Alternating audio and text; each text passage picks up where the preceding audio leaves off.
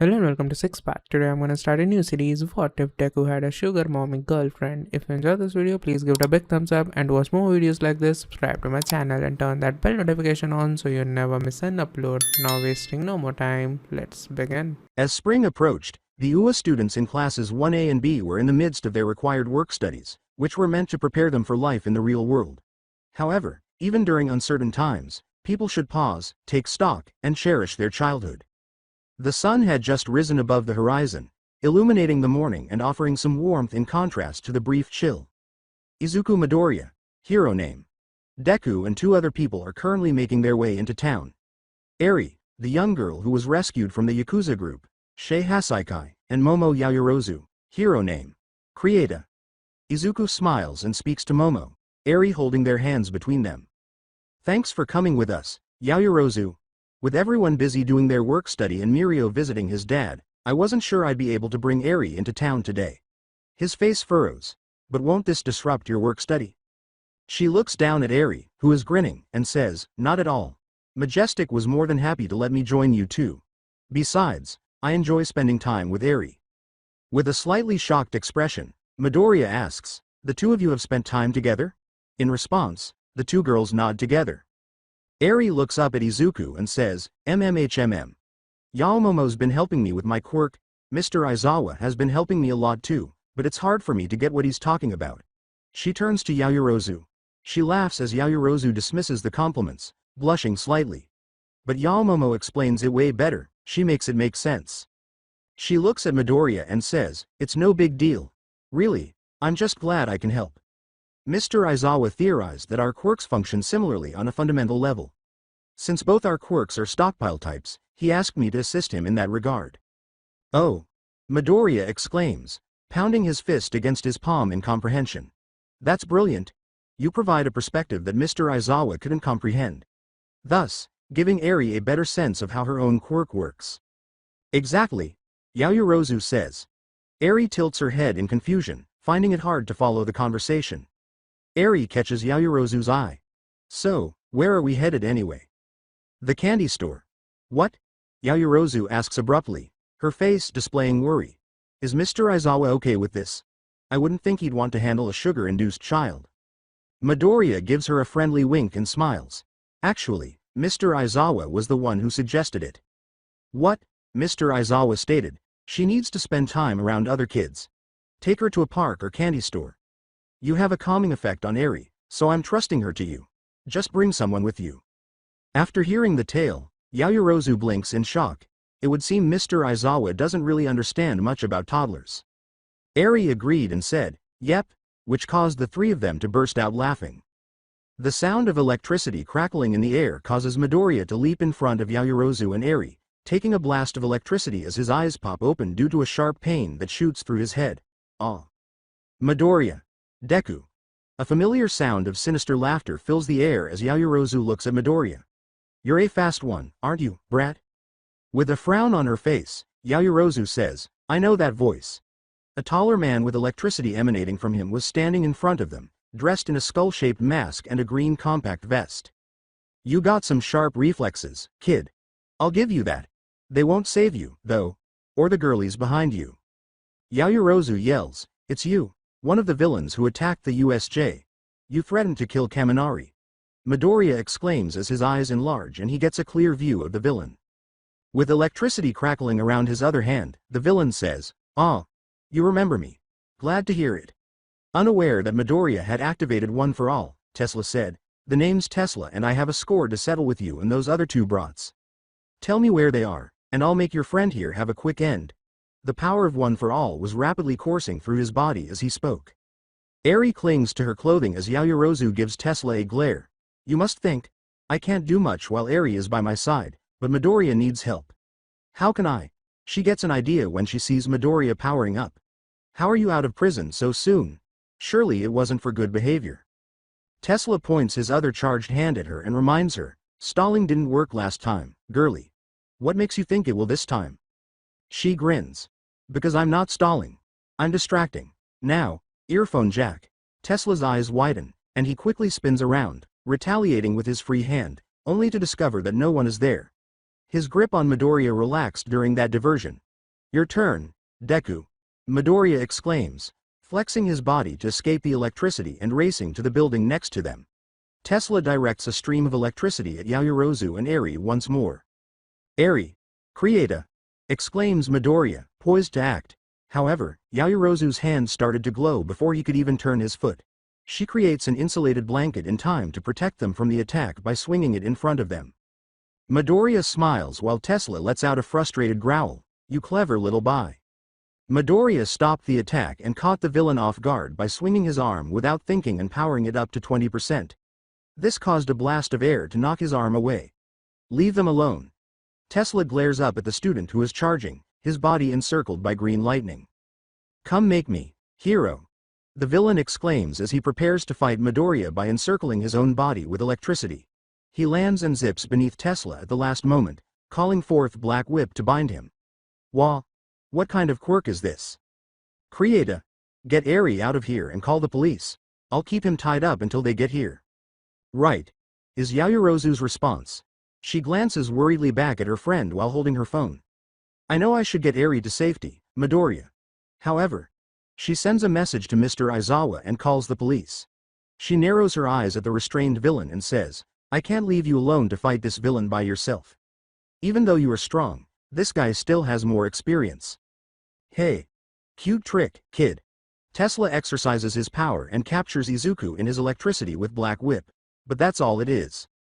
Izuku lets out a scream as his body begins to seize, the voltage much higher this time. Deku! Exclaims Yaoyorozu. With a grieving expression on her face, Eri holds on to her even more tightly. Yaoyorozu looks at her, and the young girl's fear gives her the confidence to take action. I must assist him. She puts her phone in Eri's hand after grabbing it.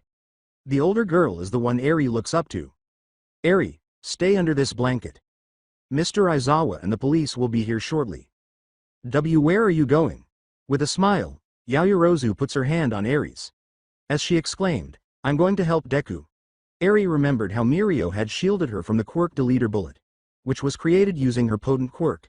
How, in spite of losing his quirk, he grinned at her. After battling Black Whip until he manages to escape, Tesla turns on Midoriya, who is stunned, and raises his electrically charged hand in preparation to strike him with additional voltages. This is where you die, kid. No. This can't be how it ends. Midoriya manages to make a fist while giving Tesla a defiant glare. I must save them. The villain is suddenly released from the electricity when a blob of rubber strikes his charged hand, coating it with the material. After giving the coated hand a startled glance, Tesla and Midoriya turn to face Yaoyorozu, who is standing in front of the insulated blanket. She needed to rip off the portion of her clothing that covered her mid-drift, and she was holding a launcher that she had made herself. Help's on the way, Deku. I'll support you until they arrive. What about Eri? I won't let this villain hurt her, or you, I swear it. Yaoyorozu, softly, Midoriya said. Midoriya and Yaoyorozu take defensive stances as Tesla raises his hands once more, saying, Hey. I hate to admit it, but I've underestimated the two of you. He turns his body slowly and points his charged hands at the two heroes in training, saying, Seeing you both trying to play as heroes distracted me. I won't repeat that mistake. Izuku, think. Before he can harm any of us, I must render him unconscious. Without my gloves, the Air Force is too unstable. Black Whip is also ineffective. That leaves. He successfully captures Yaoyorozu's attention, and the two of them agree in that instant. Tesla attacks, hurling bolts at the two pupils at the same time. The one intended for him is easily avoided by Midoriya. Just before the electrical bolt strikes her arm, Yaoyorozu swiftly makes a lightning rod that pierces the sidewalk and shoots a blob of rubber over it, safely grounding herself and rerouting the bolt to the ground. Midoriya charges Tesla in the process. Shoot style, one for all. Tesla fires several bolts at him while aiming both hands at him. Midoriya rapidly rushes beneath the web of electricity to support the villain, increasing the percentage of his legs to 40%. A few rubber blobs struck Tesla in the back as he was doing so, forming a layer of rubber. Midoriya kicks the layer hard enough to send the villain flying a few feet before landing with a grunt, bringing the percentage back to 20%. As the sound of sirens fills the air, he gets up on his hands and knees and glares over his shoulder. Yaoyorozu yells, Stand down, Tesla. The pros and police will be here any second, while aiming her rubber launcher at the defeated villain. Tesla's eyes squint and then open wide, Then I'll make this quick. Tesla fires a high-voltage bolt while moving quickly. The bolt flies past Midoriya and Yaoyorozu, who refuse to back down. Eri, he exclaims, and the two of them turn to see that Eri's blanket will be missed by the bolt. When they see Tesla's real targets, two bystanders who had emerged from an alley, their eyes enlarge. Yaoyorozu made a quick move to stop the bolt with her grounded rod as Midoriya yelled, "Look out!" Despite their efforts to halt it, the two of them were aware that it would be too late to prevent the attack from striking the onlookers. Eri knelt behind Yaoyorozu, shielded by the insulated blanket, and watched the two student heroes battle Tesla.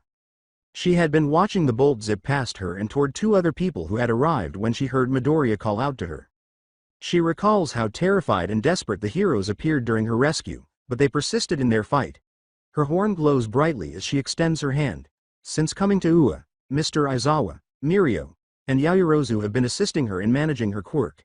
She still recalls Mr. Aizawa cautioning her not to use her rewind on any living thing without permission, under any circumstances.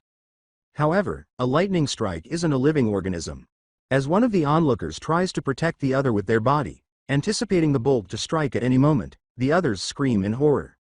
However, as the seconds passed with no bolt striking them, they both took a chance and were shocked to see that the electrical bolt had miraculously stopped in midair just before it struck them.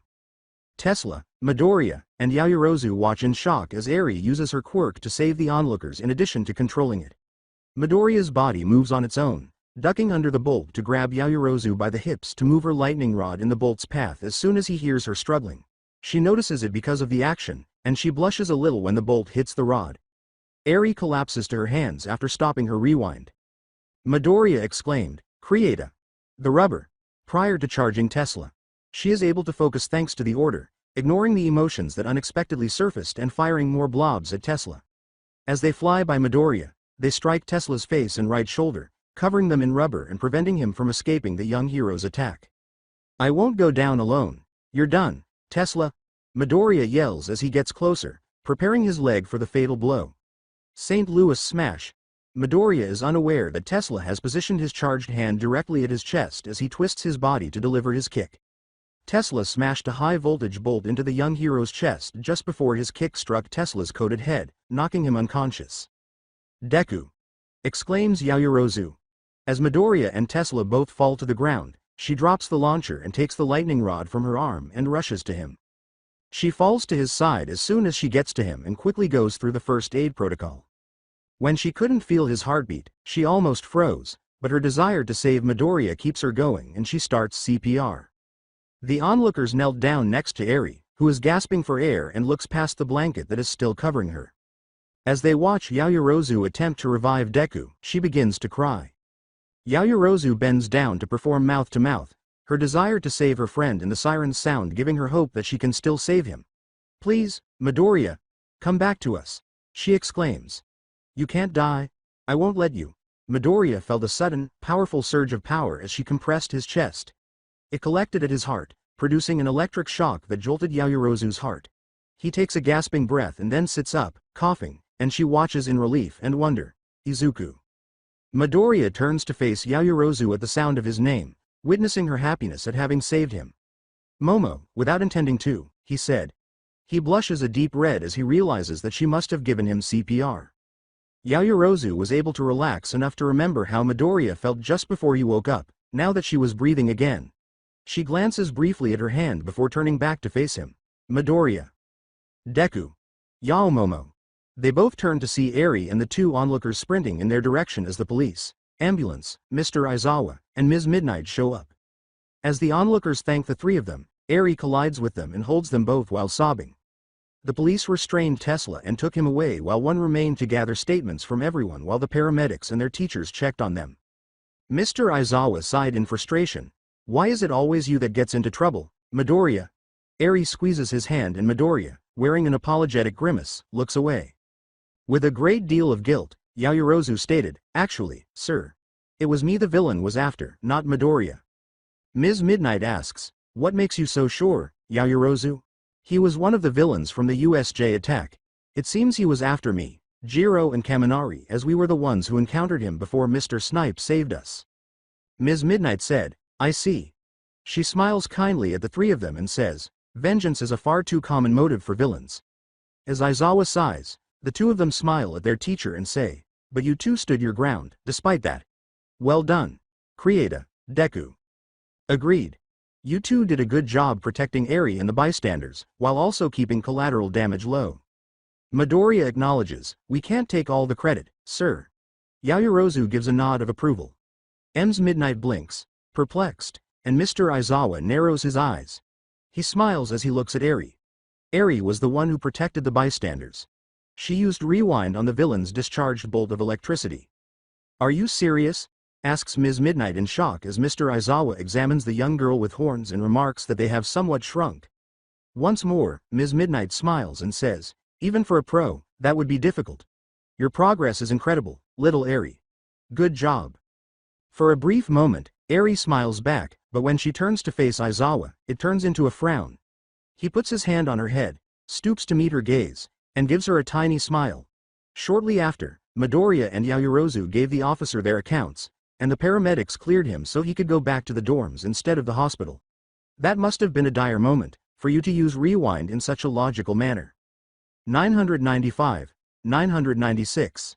Midoriya lowers his foot to catch his breath. Even though he had recovered rapidly, he still needed to take more breaks because his insides were still stiff.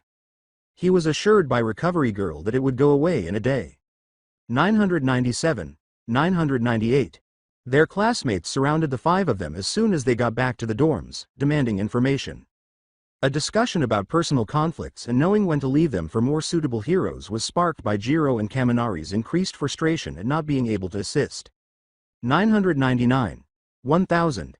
He exclaims, his legs aching and burning from the exercise. After everyone had calmed down, Mr. Aizawa and Ms. Midnight instructed the two of them to rest and recuperate while they notified the Big Three and the other educators. They then departed with Eri, who gave them a wave as she went. Yaoyorozu gave him a quick glance before the other girls practically pulled her away, claiming that everything would be resolved with tea and a hot bath. Ida and Todoroki recommended the same to him, and he followed their advice. However, the young hero student felt that he could not neglect his training in spite of what had happened. Looking around, Midoriya notices Yaoyorozu coming toward him and says, "You shouldn't be pushing yourself." He blushes as he recalls that she had to perform cardiopulmonary resuscitation to bring him back to life. Especially after your near-death experience. In other words, she needed to kiss him. He still remembers the death glares he received from Zero, Kaminari, and Mineta. Before becoming calm, Midoriya responds, "I know I shouldn't." He sees a dejected expression on her face and says, "But I have to keep up my progress. No matter what. You don't have to worry. I'm adjusting it to compensate for my injuries. I'm not about to overdo it and cause more strain." He laughs lightly. After a moment of silence between the two, Yaoyorozu spoke before he could say anything more. Midoriya looks at her in shock and says, "I'm so sorry, Izuku. Tesla was after me. If I wasn't there, you never would have nearly died. Momo, seeing you lying there, your heart stopped beating, all because I was there. You saved me, Momo," he said, breaking her reverie. She looks up at him and says, "More than once during that fight. And don't forget what Midnight said about villains and vengeance. You can't blame yourself for what he chooses to do." He considers all of the previous battles he has engaged in while staring at his wounded hand. Except for his run-in with Shigaraki at the mall, Stain and Overhaul are the ones who stay the longest. He turns to face her and smiles, saying, "Even if those choices lead to tragedy, all we can do is get stronger, so that next time, we can stop any kind of tragedy from happening." After exchanging glances for a moment, Yaoyorozu begins to laugh briefly and smile melancholy. "Izuku, how do you do it? How do you maintain your certainty after almost passing away? Izuku, why do you want to be a hero so badly?" He begins making gestures as his nerves get the better of him, saying, "Oh, well, I admire heroes. I've watched All Might save people since I was a kid and, seeing everyone smiling and happy make me happy. Yes, he saves people. Nearly like." She recalled Bakugo's determined appearance outside the hospital when he was taken. How determined he was to keep his friend alive. Abruptly, she remembers his hand around her hips earlier today. She knew it was natural and the safest way to move her in order to get the rod to catch the shock. However, she could still remember how his hand felt against her, causing her to blush slightly. With an anxious expression on her face, Midoriya blinks and asks, "Is that all it is?" Just to make people smile. You put yourself in harm's way, even before you could control your quirk. The lengths you go to are far more than any in our class. And, even though that's expected for heroes, Yaoyorozu had been reflecting on Midoriya's behavior from the start of the school year to the present ever since he was brought back to life. The respect for each student and their quirks, how anxious he looked when he was chosen to be the class representative, and how he defeated her and Ida even though he was obviously unfit for the role. Everything was highlighted, including his consistent improvement and his desire to excel. The strange element she was unable to relate to was. She puts a hand to her chest and narrows her eyes. Izuku, what is your quirk? Whoa. This was what scared me. Naturally, Yaoyorozu, who is the smartest person in our class, would have figured it out. However, why now? How could I have raised her suspicions? His eyes enlarged with insight. When I passed away, I was revived by her. One for all must have activated while she was doing CPR. So, did she or the previous one for all wielders save me? Yaoyorozu replied, I see. In response, Midoriya grunts and retreats a little, realizing that she must end this line of inquiry and seek assistance from All Might. He nods and blinks, attempting to maintain composure. Izuku. Do you remember when we were at the hospital right before Kamino happened? Todoroki and Kirishima asked me to help them find Bakugo while you were unconscious. I had asked for time to think on it. He tried to think of a reason for his quirk and where she was taking this. They mentioned it when I woke up.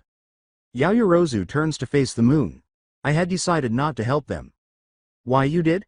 This caught him off guard. Then why did you anyway? She gives him a little smile. When he hears that, his shoulders slump. Because of you. Standing on opposite sides of the room, they both remember that moment. I had just finished getting dressed to go meet Todoroki and Kirishima, thinking of ways to convince them not to go, when you came to my room. Midoriya looks away, regretting her influence. As soon as I saw your face, I knew you were going, whether I helped or not. I was certain those two would follow you, so I changed my mind. I would go, in order to keep you three safe. They both shiver for a few seconds after All for One appeared, suddenly remembering the sensation of death that swept over them. His eyes dilate and he turns his face away to conceal it, but it's too late. Izuku, you weren't born with your quirk, were you? He asks. Yaoyorozu approaches him and puts her arms around his neck, shocking him and making him blush.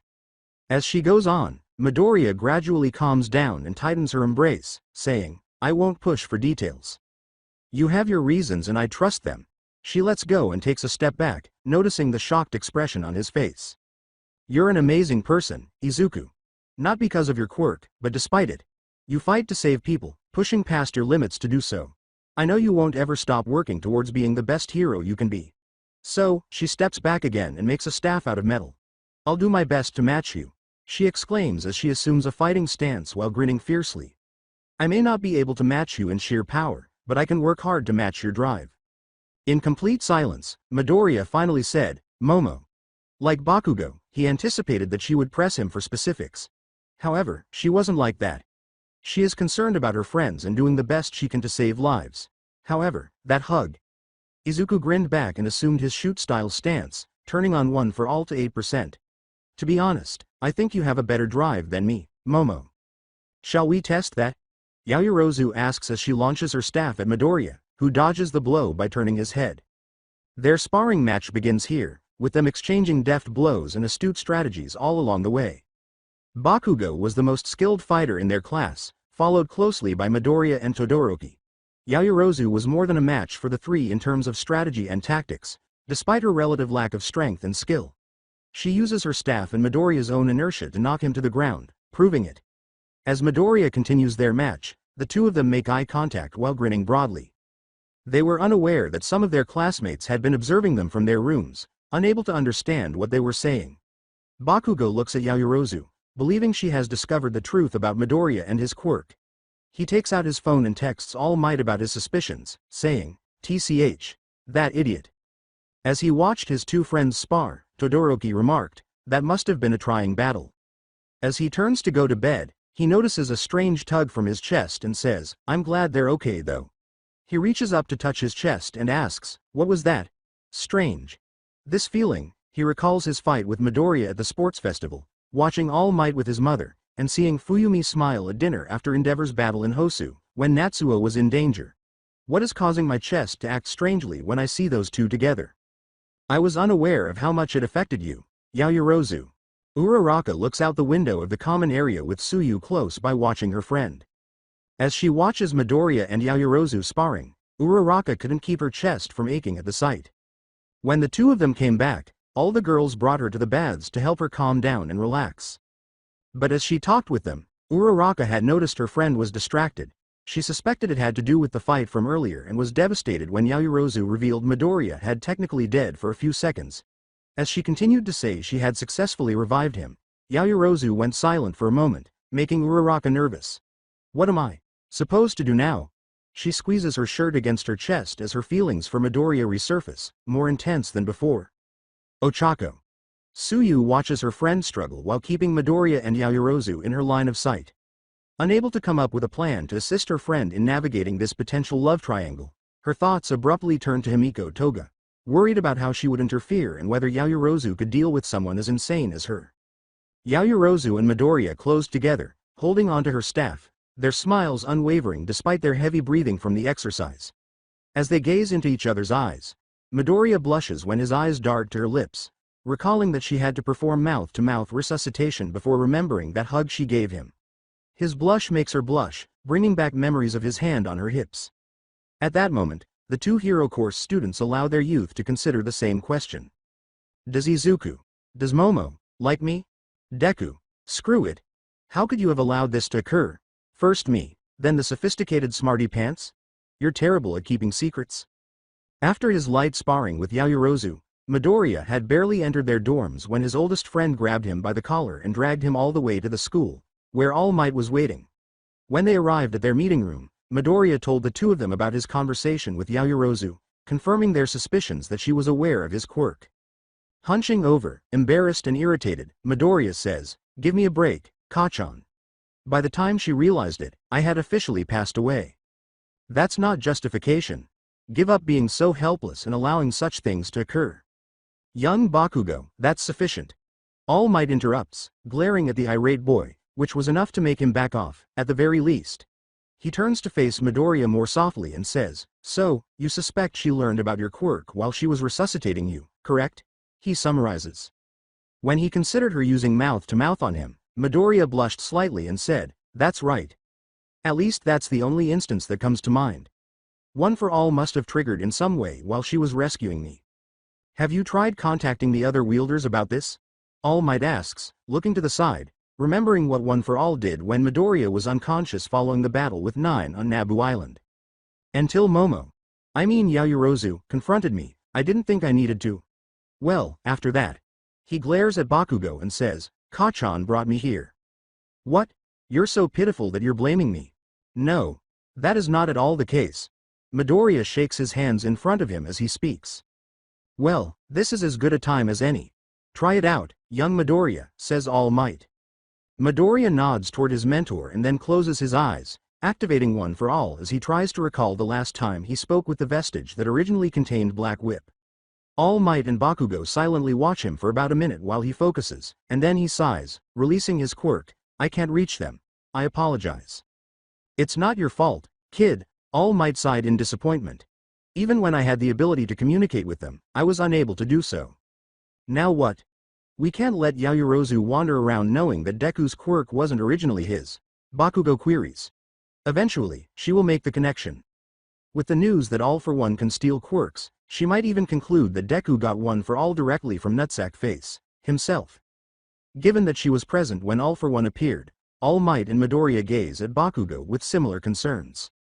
That's an unpleasant image. Deku blushes again as he considers what she had said to him during the hug. I don't think so.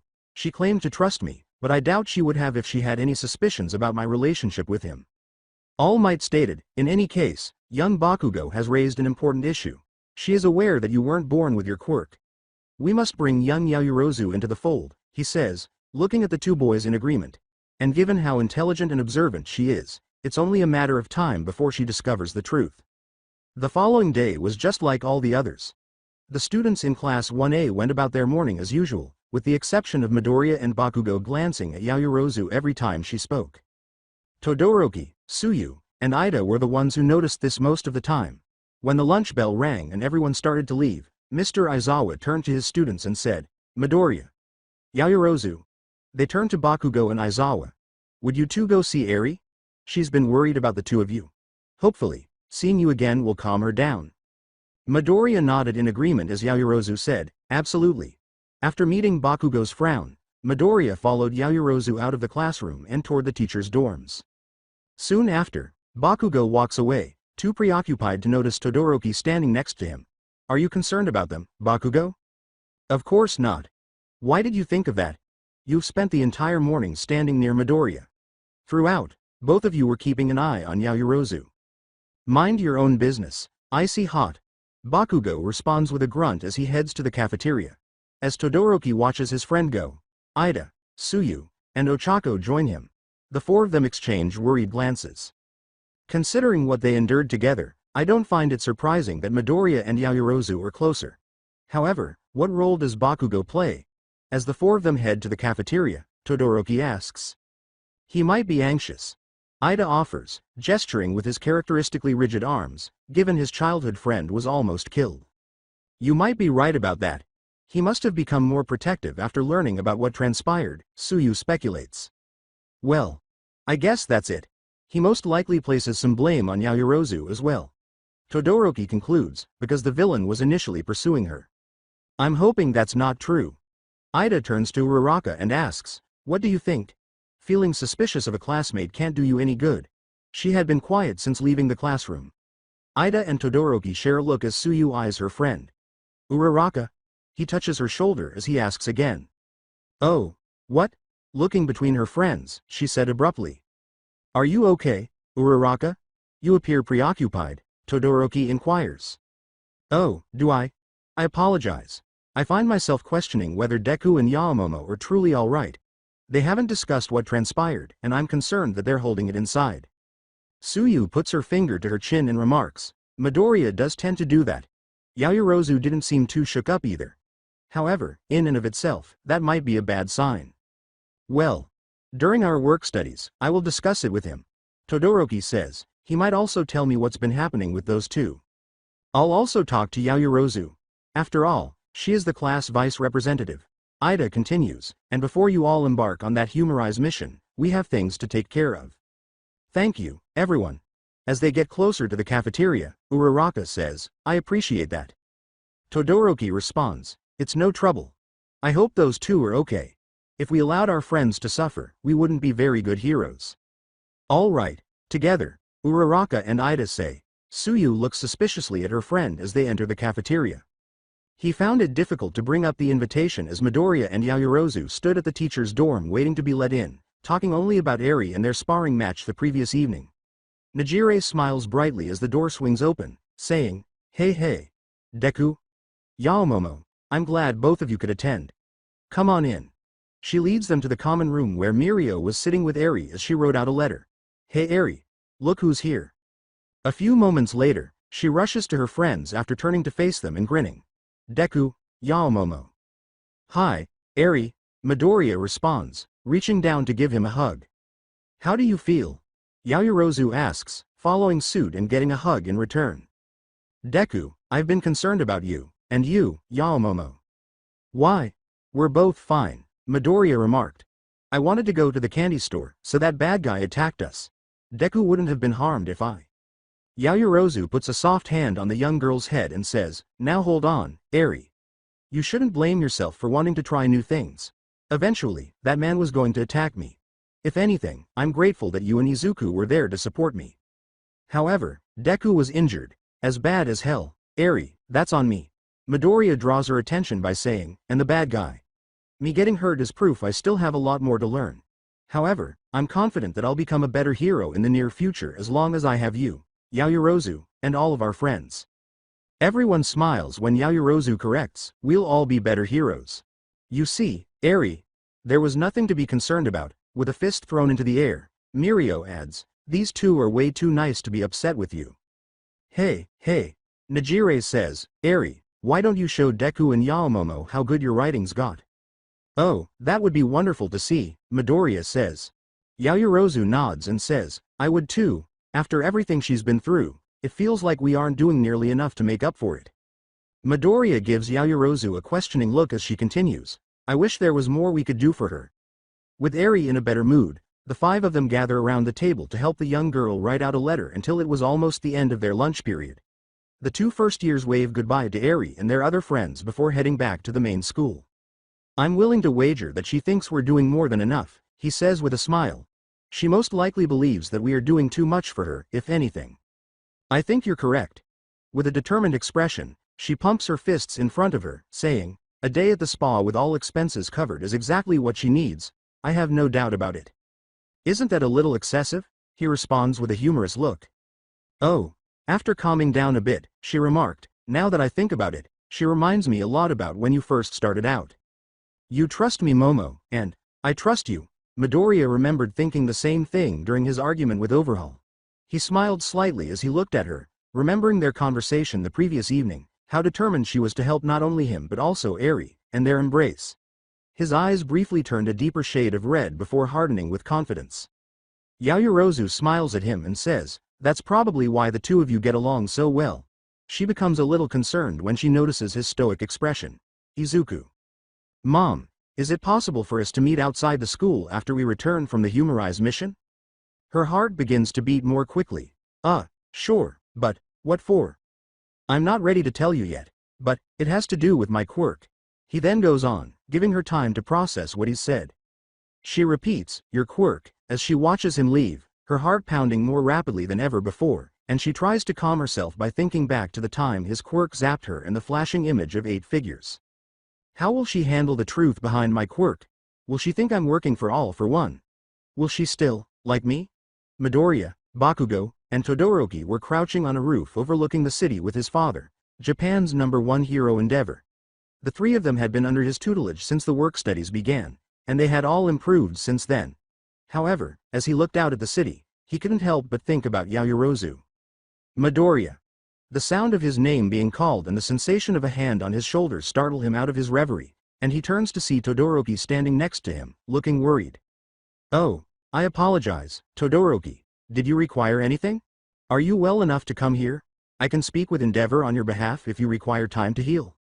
Shoto. What are you talking about? The pro hero asks, keeping his gaze fixed on those beneath them. Deku got himself killed the other day by a villain. Bakugo responds, one of our classmates kept him from staying dead. What? Endeavor then turns to face Midoriya in a worried and irate manner, asking, what are you doing here? You ought to be getting better. I'm all right, honestly. With a nervous, humorous wave of his arms, Midoriya responds, I didn't tell you because Recovery Girl gave me the go-ahead to continue my work studies. It's just, he is unable to stop Yaoyorozu from thinking, which causes a slight flush to appear. Endeavor catches it and then resumes his observation. Midoriya begins to calm down as Todoroki is about to continue, but the pro hero abruptly takes off from the building with Bakugo right behind him. The other two boys follow suit, with Todoroki giving his friend a worried look. As she floats over the streets, kneeling on the floating platform, her mentor, the pro hero Majestic, provided for her, Yaoyorozu is lost in thought. Before she left for their work study, she and Ida had to talk about a few things with Tokage of Class 1B. After they were done, Ida mentioned that he and their friends were worried about her and Midoriya and that neither of them had discussed the incident with anyone yet. She told him that their sparring session the night they returned had given them some closure, and she apologized for making everyone anxious. In reality, she was still shaken by the whole thing, but it was because of her developing feelings for Izuku and her worries about his quirk. Hey Creata. Yaoyorozu jolts out of her thoughts when Tokage's detached head appears before her, causing the girl to scream. Her schoolmate and Majestic start laughing in response. Wow, Yaomomo, I never imagined that I would catch you slipping like that. What is going on? She tells Tesla and Midoriya what happened after catching her breath, and Tokage gives her a sympathetic, pained look while Majestic listens and concentrates on the patrol. Man, I heard it was bad but I had no idea it was that dire, she says. Majestic smiles at the girls and says, but you saved him.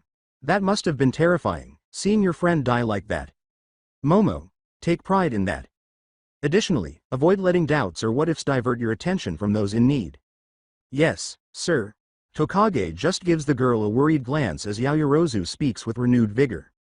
Let's complete our patrol now. We have to return soon and get ready for our flight to Singapore. All right. As Majestic leads them into the city center, Both girls say this in unison. A sudden scream alerts them, and Majestic quickly changes their course in that direction just in time to see a villain zoom past with a rocket-powered hoverboard and then explode. Remain here and assist with the evacuation, you two, I'll deal with the bad guy. I get it. As he drops her on the street and chases after the escaping criminal, Yaoyorozu says, Tokage, go check the explosion area and direct everyone away. The girl reassembles next to her and looks at Tokage. Here, I'll follow suit. On it, she says, shattering once more before making her way to the now increasing fire.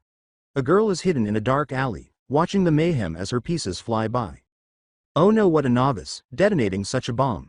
So much for my night out on the town, she says, casting a contemptuous glance at the flames caused by the bomb. If he were a real thief, he wouldn't have needed to use a bomb. With a crazy laugh, she adds, and I really wanted to paint the town red today. At that moment, Yaoyorozu rushes past the alley to help an injured man, and the girl looks at her and says, I recognize you. From the sports festival. The girl's eyes enlarge with delight as a gust of wind carries Yaoyorozu's scent in its direction. You're friends with, she watches as Yaoyorozu finishes tending to the man before rushing off again. Grinning with a crazed pleasure, Himiko Toga pulls out a knife, her gaze looking from the hero student to the wounded man. Maybe I'll get that girl talk after all. Before erecting barriers to block off the hazardous area, Yaoyorozu rushes to a crossing and directs people away and toward a makeshift triage that she and other first responders had set up. This way, everyone. I assure you that you will be secure, she yells, and as she passes, people thank her and give her praise, which makes the young hero smile a little with pride. Young lady, thank you so much, I'm not sure how I'll ever pay you back. Thank you is not necessary, sir. I'm glad to. She stops suddenly, recognizing the voice. She looks to her side to see the same man she had helped earlier, giving her an odd look. Wait. Who are you? Suddenly, the man pulls a knife, thrusting it at Yaoyorozu. Her reflex kicks in, creating a shield to deflect the attack, slamming it into the man enough to pushing him back a few steps. She stands her ground as the people around them quickly back away while the attacker recovers. Are you involved with this crime? She yells. Are you serious? I'd never be so ostentatious. He smiles broadly as he backs towards a nearby alley, Yaoyorozu following him steadily. I was just having fun when I smelled something amazing. I'm more of a silent and deadly person. He holds the blade in reverse grip and flips it. Everyone, keep moving toward the end of the block. There, you'll be secure, she orders, standing her ground, her eyes never straying away from the attacker. This man, I've never seen him before today. Could he be friends with Tesla? She thought while slowly entering the alley after him. And what is it that you smell? His eyes go crazy as he smiles broadly. 3 of my favorite people. Yaoyorozu tucks her leg in faster than he anticipated, avoiding his knife as the man lunges forward, slashes against her shield, and then swiftly sidesteps past it, ready to stab her. Before she slams the shield into his face, he notices a metal rod she made to balance herself. Yaoyorozu makes the mistake of obstructing her view, which lets the assailant get away as he staggers past her and throws the knife at her face, forcing her to raise her shield to deflect it. Where did? Whoa! You're far superior to Ochako, suddenly, the man said. How are you acquainted with Ochako? Are you following her around? Who are you? Yaoyorozu yells, using her shield and the metal pole as weapons. I adore Ochako. Sue as well. My favorite girls are these ones. Izuku, though, is my favorite. Wait. Izuku and Asui too. Tell me, what did you do to that poor man? Yaoyorozu grits her teeth in rage as her mind races to remember what those 3 have said each time they have met. Toga Himiko. Is it important? In order for my girl to speak with you, I needed his blood. I must ask. Is Ochako aware that you also adore Izuku? Her words take Yaoyorozu by surprise, causing her face to blush slightly. Krieta. As Tokage shows up at the alley entrance, she blinks and says, people said you were being attacked. Are you okay? I'm all right. Keep an eye out and dial 911. The League of Villains Himiko Toga has arrived. The 2 of them stand back to back until the police and Majestic arrive. The police, along with a few local heroes, swiftly search the area for any sign of the villain, only to find the man she had taken on the appearance of barely alive. Yaoyorozu and Tokage offered to help, but Majestic and the police chief declined, stating that they didn't want UA students to be involved with the League any longer and reminding them of their humorized mission. The 2 girls grunt in frustration and refrain from arguing, as the 3 of them head back to Majestic's agency. The Humorize mission was successful. All of the trigger bombs were found, Fleck turned and those who supported him were imprisoned worldwide, and the Japanese heroes returned home to celebrate with their friends and classmates. Class 1A spent the majority of the day exchanging tales and discussing the mission, with Midoriya spending some quiet time with All Might. When he returns, Yaoyorozu, Asui, and Uraraka pull him aside. "What?" the three of them shout after hearing about her encounter with Himiko Toga. "Are you hurt?" Midoriya inquires. "Did she cut you?" Uraraka continues. "What kept you from telling us sooner?" Asui asks. "Yes, I'm all right. No need to worry." Yaoyorozu tells them. "She didn't manage to cut me, thank goodness." Uraraka flinches at hearing that, embarrassed she wasn't able to avoid getting cut. "And I didn't tell you all this sooner because I didn't want you distracted during the mission. The stakes were too high." "What was it she desired?" Midoriya asks. "And why, of all people, did she target you? She should be hiding with the rest of the league, right?" Asui continues. "It sounded like a total accident based on what she said. It's likely that she was unaware of my presence in the city until I happened to pass by and she smelled all three of you leaving me." Ochako adds, clenching her fist. "I didn't take her seriously when she said we smelled the same. I figured she was just nuts." Could it be related to the way her quirk functions? Maybe having such a close relationship with blood has somehow given her senses a boost, Midoriya offers, placing his hand to his chin. This meant that she had such a keen sense of smell that she could distinguish between individuals just by their scent. The three girls watch with nervous smiles as he continues his muttering, forgetting how meticulous he can be. Ochako's smile turns into a frown before she looks at Yaoyorozu with a hint of embarrassment in her eyes. Asui notices it and says, "We get it, Midoriya." Asui continues, "In any case, I'm glad you weren't hurt, Yaomomo." The other girl nods and smiles before Asui turns back to Midoriya and says, "And speaking of getting hurt, you look like you've been through a lot again." The boy stops abruptly, finally realizing he had gone off topic once more. He laughs nervously. "You ought to go rest." "Deku, she's right. You always push yourself too far," Ochako said while pumping her arms. "I concur. You need to recuperate well after going through so many hardships in such a short period of time in order to avoid long-term harm," Yaoyorozu continues. "Thank you, girls, for your concern, but he begins to speak, but stops himself when he notices that all three of the girls are giving him stern looks. "Leave. 2. Go to bed," they said simultaneously. Yaoyorozu said, "Izuku." Ochako said, "Deku." Asui said, "Midoriya." "Oh, all right." After responding, he leaves the three of them to unwind before hurriedly heading to his room. "I'm going to bed too," Asui said, heading for the elevator. She looks over her shoulder to say more. "Ochako, didn't you have something you wanted to ask Yaomomo?" "What? I mean," she falters as Asui ignores her friend's anxious plight and leaves. "Ochako, what did you want to know?" Yaoyorozu asks as her own anxiety begins to rise. "Well, given how hectic things have been, I was concerned that you and Deku were suppressing your feelings. After all, he died and you saw it happen. I wasn't sure if the two of you took the time to probably get over it." A warm smile spreads across Yaoyorozu's face as she looks at her friend in wonder. "Thank you, Ochako." When Yaoyorozu said his name, Ochako flinched. "I'm sorry for making you worry, but I'm sure Izuku would as well. But don't worry, we've both taken the required actions to get over that experience." "All right, good. That's good to hear," Ochako says with a sincere smile. "Ochako." Yaoyorozu's nerves grew until a light blush crosses her cheeks, which causes the other girl to blush as well.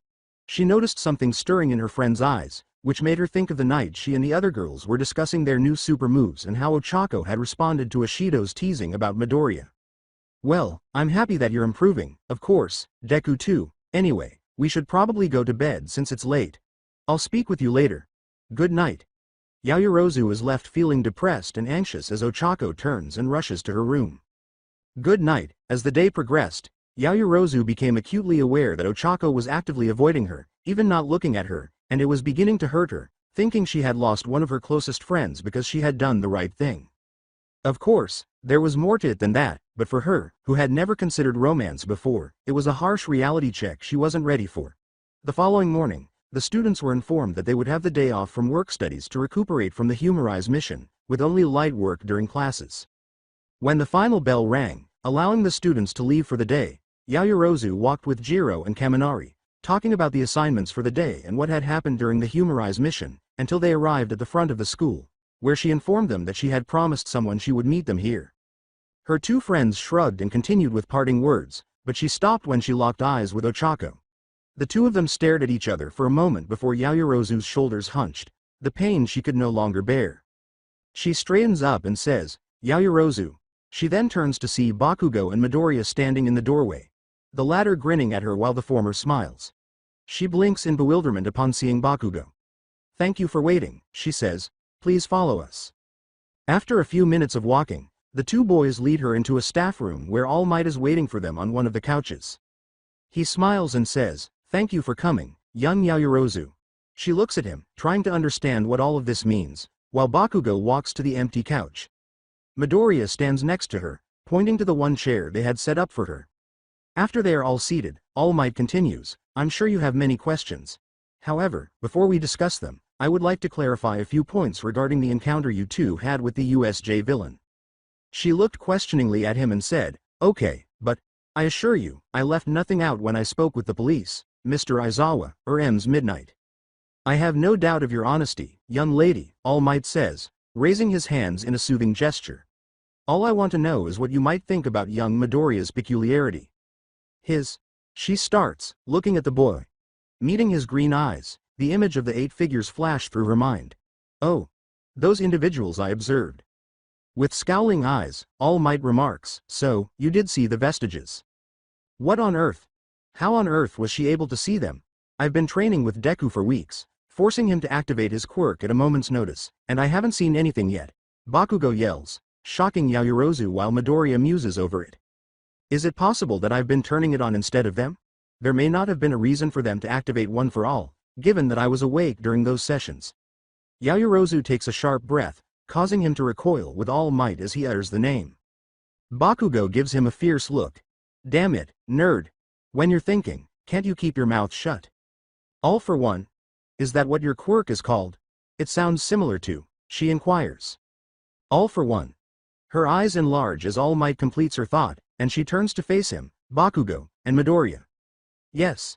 For this reason, I have requested that young Bakugo and young Midoriya keep it a secret." "You inquired?" she said, looking downward as she thinks about it. All Might couldn't help but smile as he watches her putting things together herself. Midoriya giving her a kind look while Bakugo grunts with reluctant respect. Her eyes finally widen. "It was yours. You gave Izuku his quirk. You, young Yaoyorozu, are as intelligent as Aizawa claims. Perhaps even more so. Now that you know that, I'll tell you everything," she says, smiling modestly at him. The explanation took a few minutes, during which Bakugo and Midoriya added their thoughts and clarifications. At the conclusion of the explanation, Yaoyorozu looks at Midoriya sympathetically and says, "Izuku, I can only imagine what it must have felt for you to have gone through all that."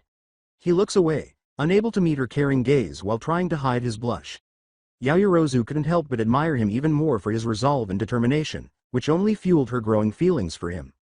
"You understand why we are telling you all of this, don't you? Because we didn't want to risk this stuff getting out," Bakugo says, startling her out of her reverie. Hearing that helped her see the reasoning behind everything. "Oh, of course." He and Bakugo are aware of the action, and she clenches her fist, mentally chastising herself for thinking Midoriya would involve her in this for any other reason. News like this will undoubtedly cause a panic. "And now that you are in the know, I hope you will continue to aid young Midoriya in improving, as well as keeping the secret of One for All," All Might says with an understanding grin. "Certainly," she responds promptly, which makes Midoriya smile broadly. The four of them talked about the previous wielders and training options to help him manifest Float, All Might's mentor, and the 7th wielder Nanashimura's quirk for almost an hour.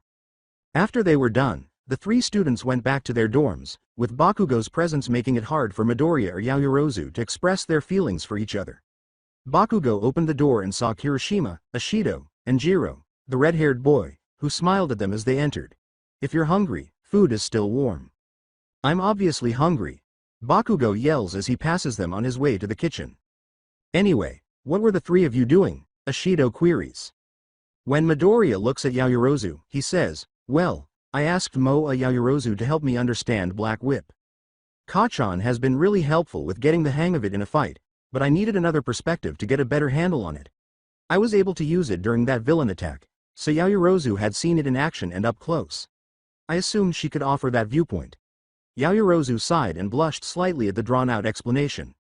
Midoriya could sense Mineta and Kaminari's death glares from the couch, their jealousy of the time he was spending with her radiating from them. Ashido tosses her hands behind her head and says, I guess that makes senses.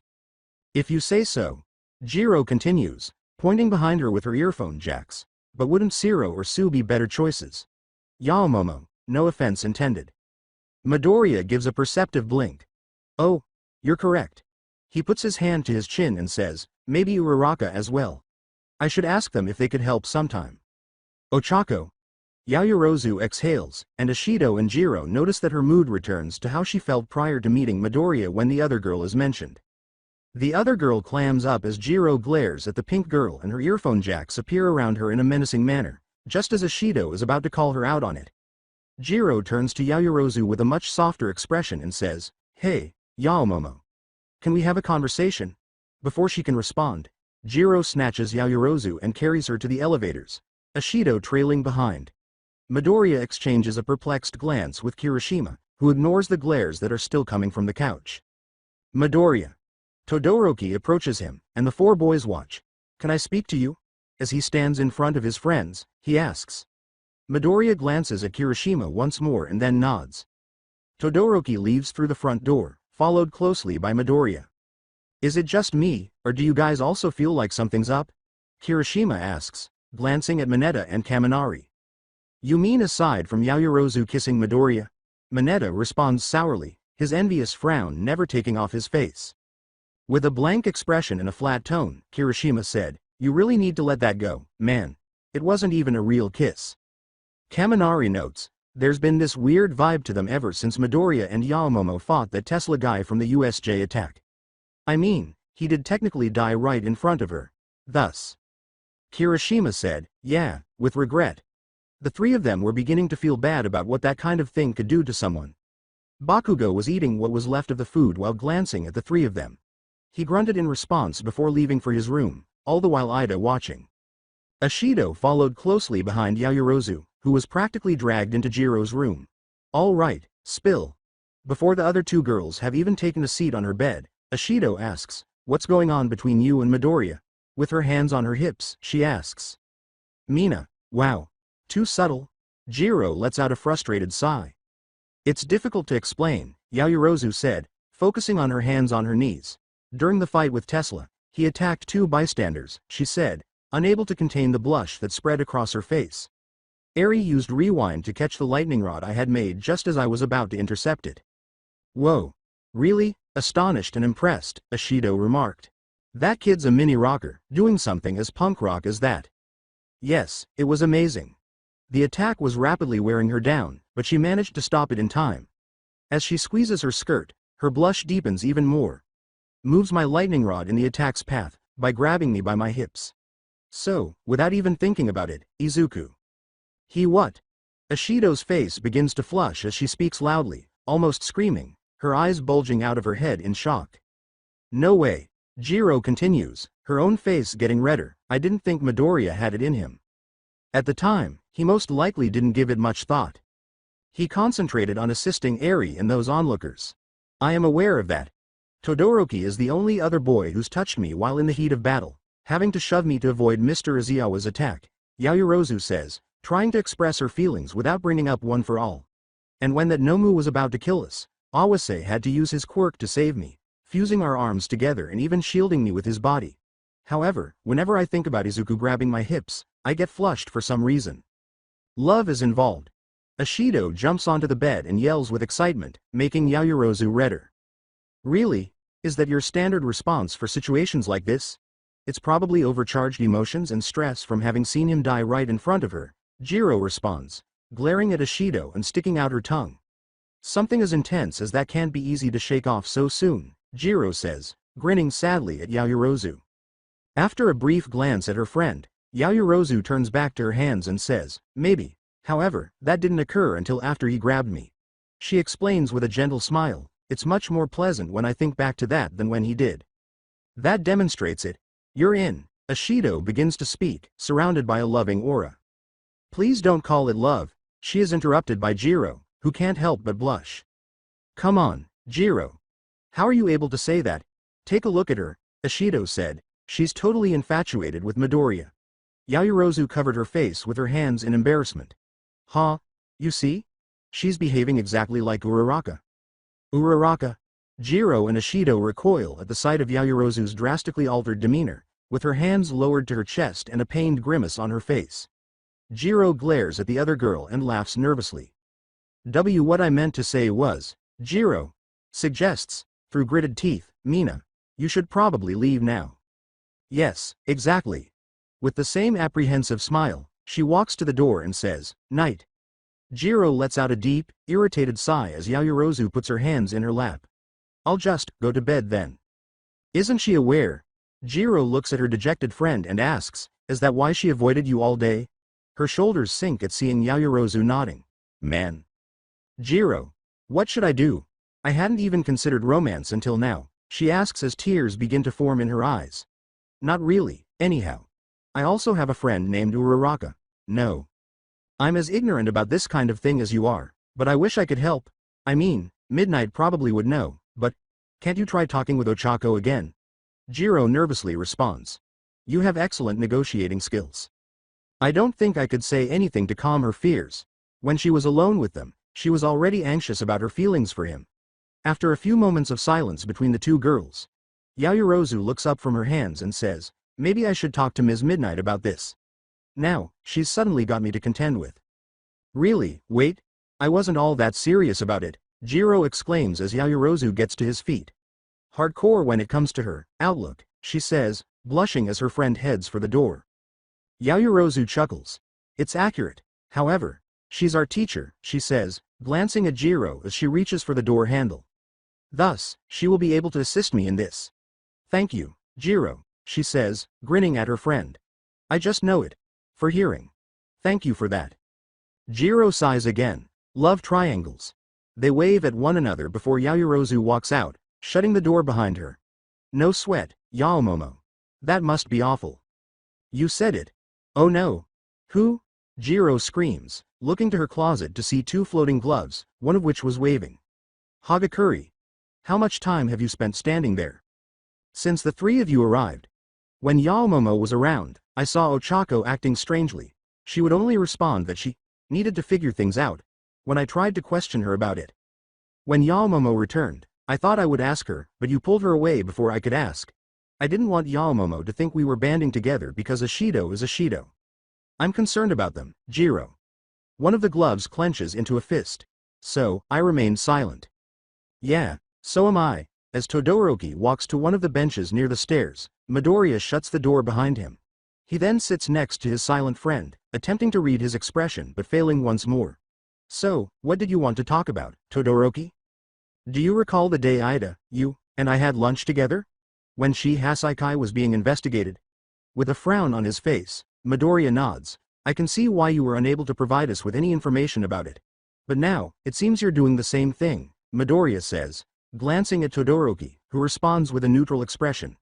Not about a top-secret mission, but your feelings and concerns. Todoroki, what are you talking about? Midoriya asks, throwing up his arms in a comical fashion while his face gets red. I'm not. The other boy gives Midoriya a gentle smile and says, it's okay if you don't want to talk about it. It's just that, I recall how better you looked after we reminded you were friends, Midoriya says, calming down. He glances back toward the school as Midoriya lowers his arms in a similar manner, a smile gradually returning as they sit in silence for a few minutes. I thought you needed a reminder, is all, he says. At last, Midoriya sighs and says, thank you, Todoroki.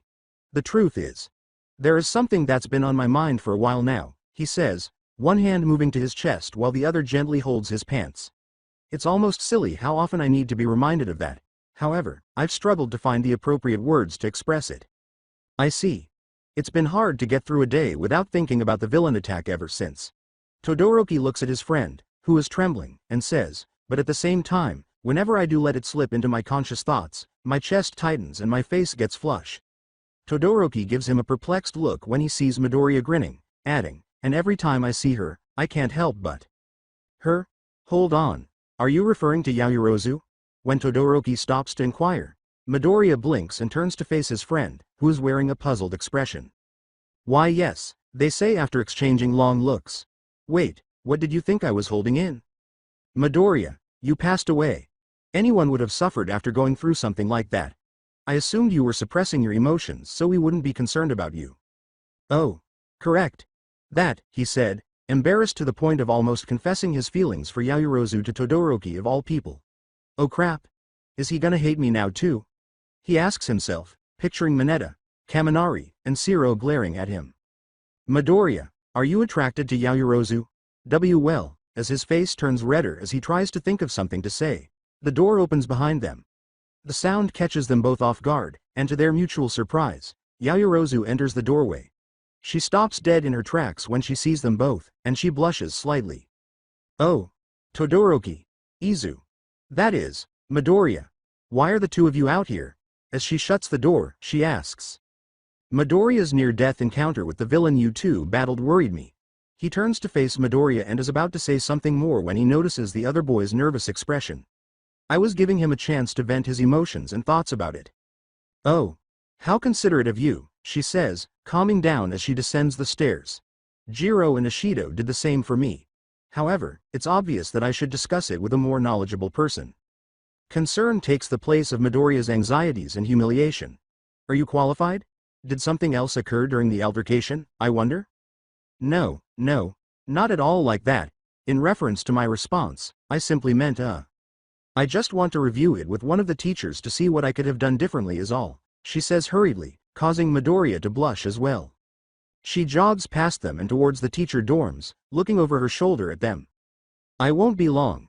With that, she leaves Todoroki with a somewhat stunned expression as Midoriya's blush fades and a small smile appears. Todoroki looks over and sees the same expression in his friend's eyes that he had the night they sparred together. A slight ping in his chest makes him think about his own opinions of Yaoyorozu and what he should do, but those thoughts were short-lived in the face of Midoriya and his sincere love for the girl. He draws Midoriya's attention by saying, it would seem. I misinterpreted the situation. After taking a deep breath to gather his thoughts, he says, regardless. If you need someone to talk to about anything that's troubling you, I'll do what I can to help. Really? You're not angry? Midoriya asks, genuinely taken aback. Todoroki blinks. Why am I upset? Well, the problem is that the amount of time I've been spending with her has upset Mineta, Kaminari, and Shiro. I reasoned that they couldn't be the only ones who view her as more than just a friend. I see. Todoroki, who can hardly see their friend, turns to face the teacher's dorms. Yaoyorozu is a good friend and I respect her as a classmate and a hero, Todoroki says. But, as far as romance is concerned, he says, bringing his right hand to his chest while his left hand automatically reaches for his burn scar. I don't know enough about that sort of thing to consider it as a possibility or not. You don't have to worry about me pursuing Yaoyorozu, Midoriya. Todoroki says, lowering his hands as Midoriya's eyes widen, I can see how much she means to you.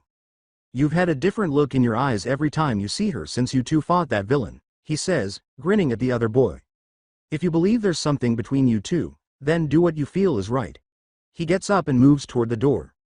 That course of action hasn't steered you wrong yet. Midoriya watches his friend head back inside, amazed by his response. He couldn't help but smile brightly at him before turning towards the path Yaoyorozu ran, feeling lighter.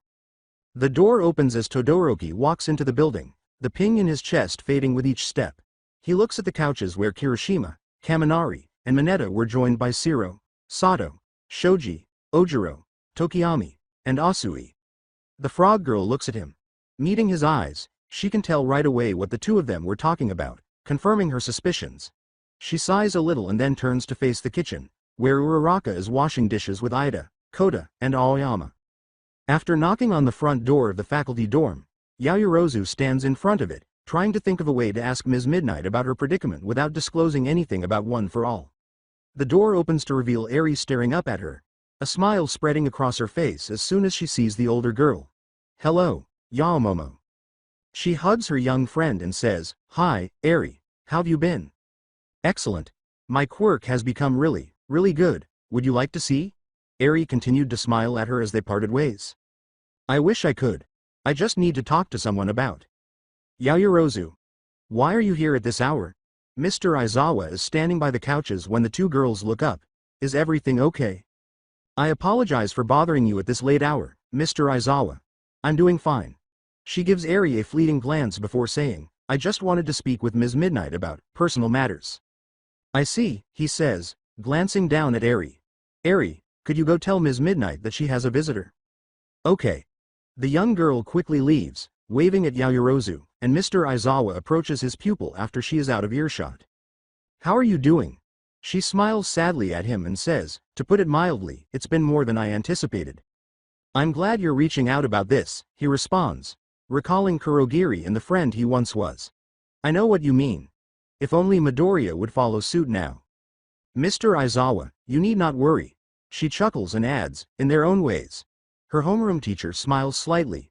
Todoroki and Bakugo are supporting him. Good evening, Yayorozu. They turn to see Eri and Midnight standing at the foot of the stairs. My, what a surprise. I own the visit to what? Hi, Ms. Midnight. I wanted to talk to you about something. That is, if you have a moment. Obviously, my sweetheart. I have time for my students all the time. So, should we bring this to my room? With a nod, Yayorozu gives a short bow to Mr. Aizawa before following Ms. Midnight, giving Eri a pat on her head as she passes. After the short climb, the two of them reach her room. The rated R hero lets her student enter first, closing the door before walking past the stunned girl to sit on her desk chair.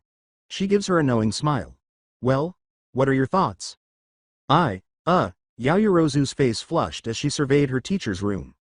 All of the walls were covered in alternative equipment that leaned into the realm of BDSM, with posters of herself and other men and women wearing similar themed gear. She was certain that this was completely inappropriate for her to be seeing, figuring that one's own room is one's own business. But inviting a student of 16 into a place decorated like this? Yayorozu thought, focusing on Midnight, who was wearing a simple shirt and shorts. I have no words. Oh no, has Eri been in here yet? It's quite a statement, isn't it? She winks at her and says, it doesn't hurt to have a double take, wouldn't you agree? I do so enjoy making people stop and think about what they see. As she considers her developing feelings for Midoriya, she weakly responds, I suppose so. All right, my love. How may I help you? Midnight's shirt barely covers her breasts as she leans closer to Yayorozu. Her face flushes. Well, this might sound out of nowhere, but, she says, I need some advice with regards to romance. Oh, Yayorozu, my dear, Midnight says with excitement, leaning back into her seat while clasping her hands together. That is unexpected. I would have assumed that Jiro would have visited me regarding this before anyone else in your class. The young girl gives a blink. Back at the dorm, Jiro sits in the common room with the other girls and sneezes. Tell me, does this have anything to do with Midoriya and what you had to do in order to save him? Asks Midnight, casting a gentle, worried glance at Yayorozu. Yayorozu nods, blushing slightly but not completely. You don't have to feel ashamed, Yayorozu. Developing closer relationships with the people you save is quite normal. Even more so if you're friends with that person. Yayorozu explains, that's not the problem I need advice on. Midnight looks up at her teacher and blinks at the young girl, then goes on, you see, I'm not the only one with strong feelings for Izuku. Oh, I see. I take it that Uraraka is the other girl? I picked up on them after her team won against Class 1B. How Ishido's teasing made her react. Midnight frowns and says, I also see your concerns. Yayorozu looks at her in surprise and nods. Pining for the same boy, the two of you. You both don't want to destroy your friendship, though. This is a delicate dilemma, she says, crossing her arms beneath her breasts. Have you discussed this with her? I made an effort. I tried to discuss it with her after it finally occurred to me. She fled before I could, though. She's been avoiding me ever since, she concludes, her eyes becoming wet and her blush gone. With a dejected expression on her face, Midnight remarks, the girl's probably never experienced competition of the heart before. She may even give up her pursuit if she feels inadequate. What made her believe that? With Midnight caught off guard, Yayorozu asks honestly, what could she possibly feel inadequate about? She is equally as likely as I am to be with Izuku.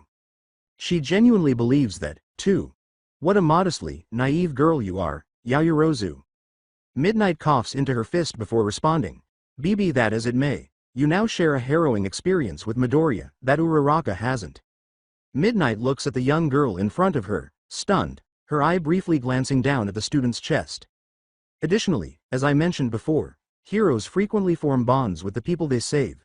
And that means something, she says, placing a gentle hand over Yaoyorozu's and grinning sadly. You not only saved his life, you also brought him back to life. Even though he doesn't express it. Yaoyorozu meets her teacher's gaze and recalls how much happier Midoriya appeared during their recent time together, not to mention learning the One for All secret. She couldn't deny that they had become closer in such a short period of time, but then an image of Ochako flashes through her mind, causing her to sigh sorrowfully. So, what should I do? What I have for Izuku is something I don't want to part with. On the other hand, I also don't want to lose Ochako as a friend. Then you need to go above and beyond plus ultra and defend your friendship with Uraraka as well as your developing feelings for Midoriya. Take heart of what I said at the start, it's always good to have a double take, no matter what it is.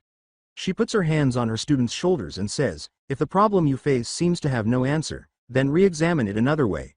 She winks at her, and her enthusiasm startles Yaoyorozu, who is standing in front of her, in a manner beneficial to all three of you. Thank you, Ms. Midnight, the young hero in training says as she stands and gives her teacher a hug, her tears flowing with happiness rather than sorrow. I'll try my hardest. Anytime, Yaoyorozu, Midnight says, returning the hug with a grin that reveals her perverse side as their breasts press against one another.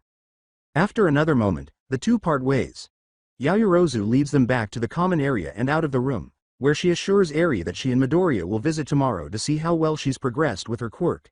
She gives her a hug and bids the three of them good night as she departs, with Midnight and Aizawa exchanging a worried glance because a picture of Jaku Hospital is in the center of Aizawa's laptop.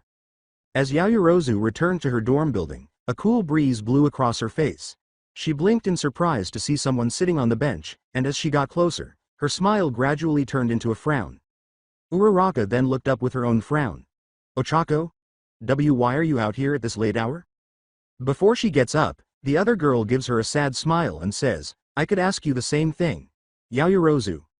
Her smile turns into a frown, and she apologizes for avoiding her since our last conversation. I've been giving my desires a lot of thought, and what you and Deku possess, as well as whether I ought to give up what I have for him. You don't have to. Ochako. Yaoyorozu begins to speak, but is interrupted by the other girl's determined gaze, which is similar to Midoriya's.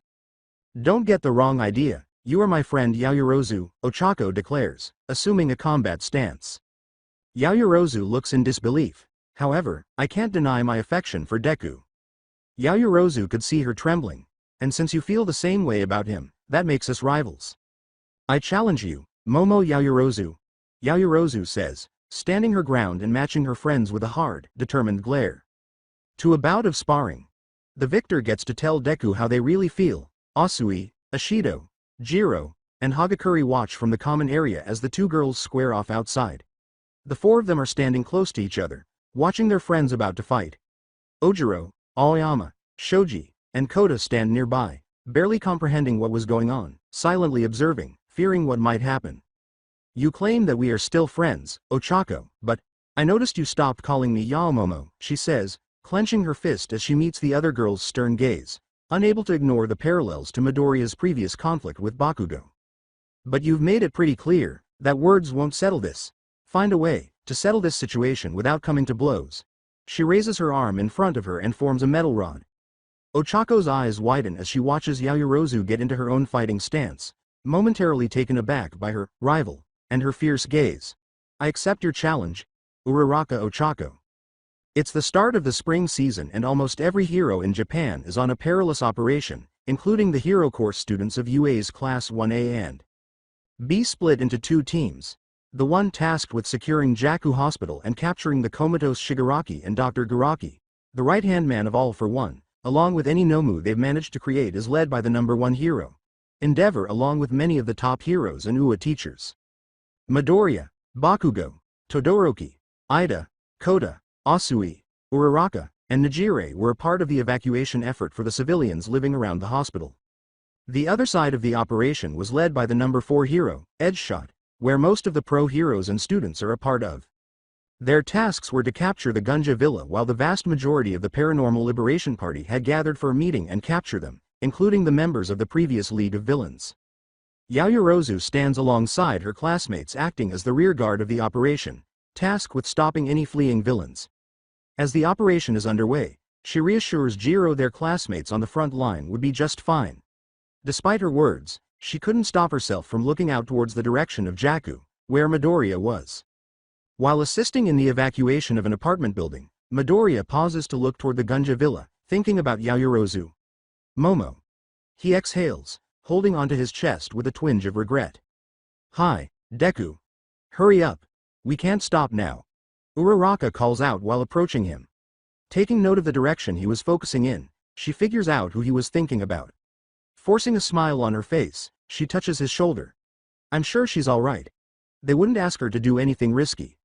Furthermore, Yao Momo would prefer that you not worry about her while others are in need of assistance. You're right, Midoriya says, exhaling firmly before turning to smile at her. After saying, I need to concentrate on what I can do right now, he dashes to the next building, leaving his friend to frown and look in the same direction. Whoever prevailed, Yaoyorozu.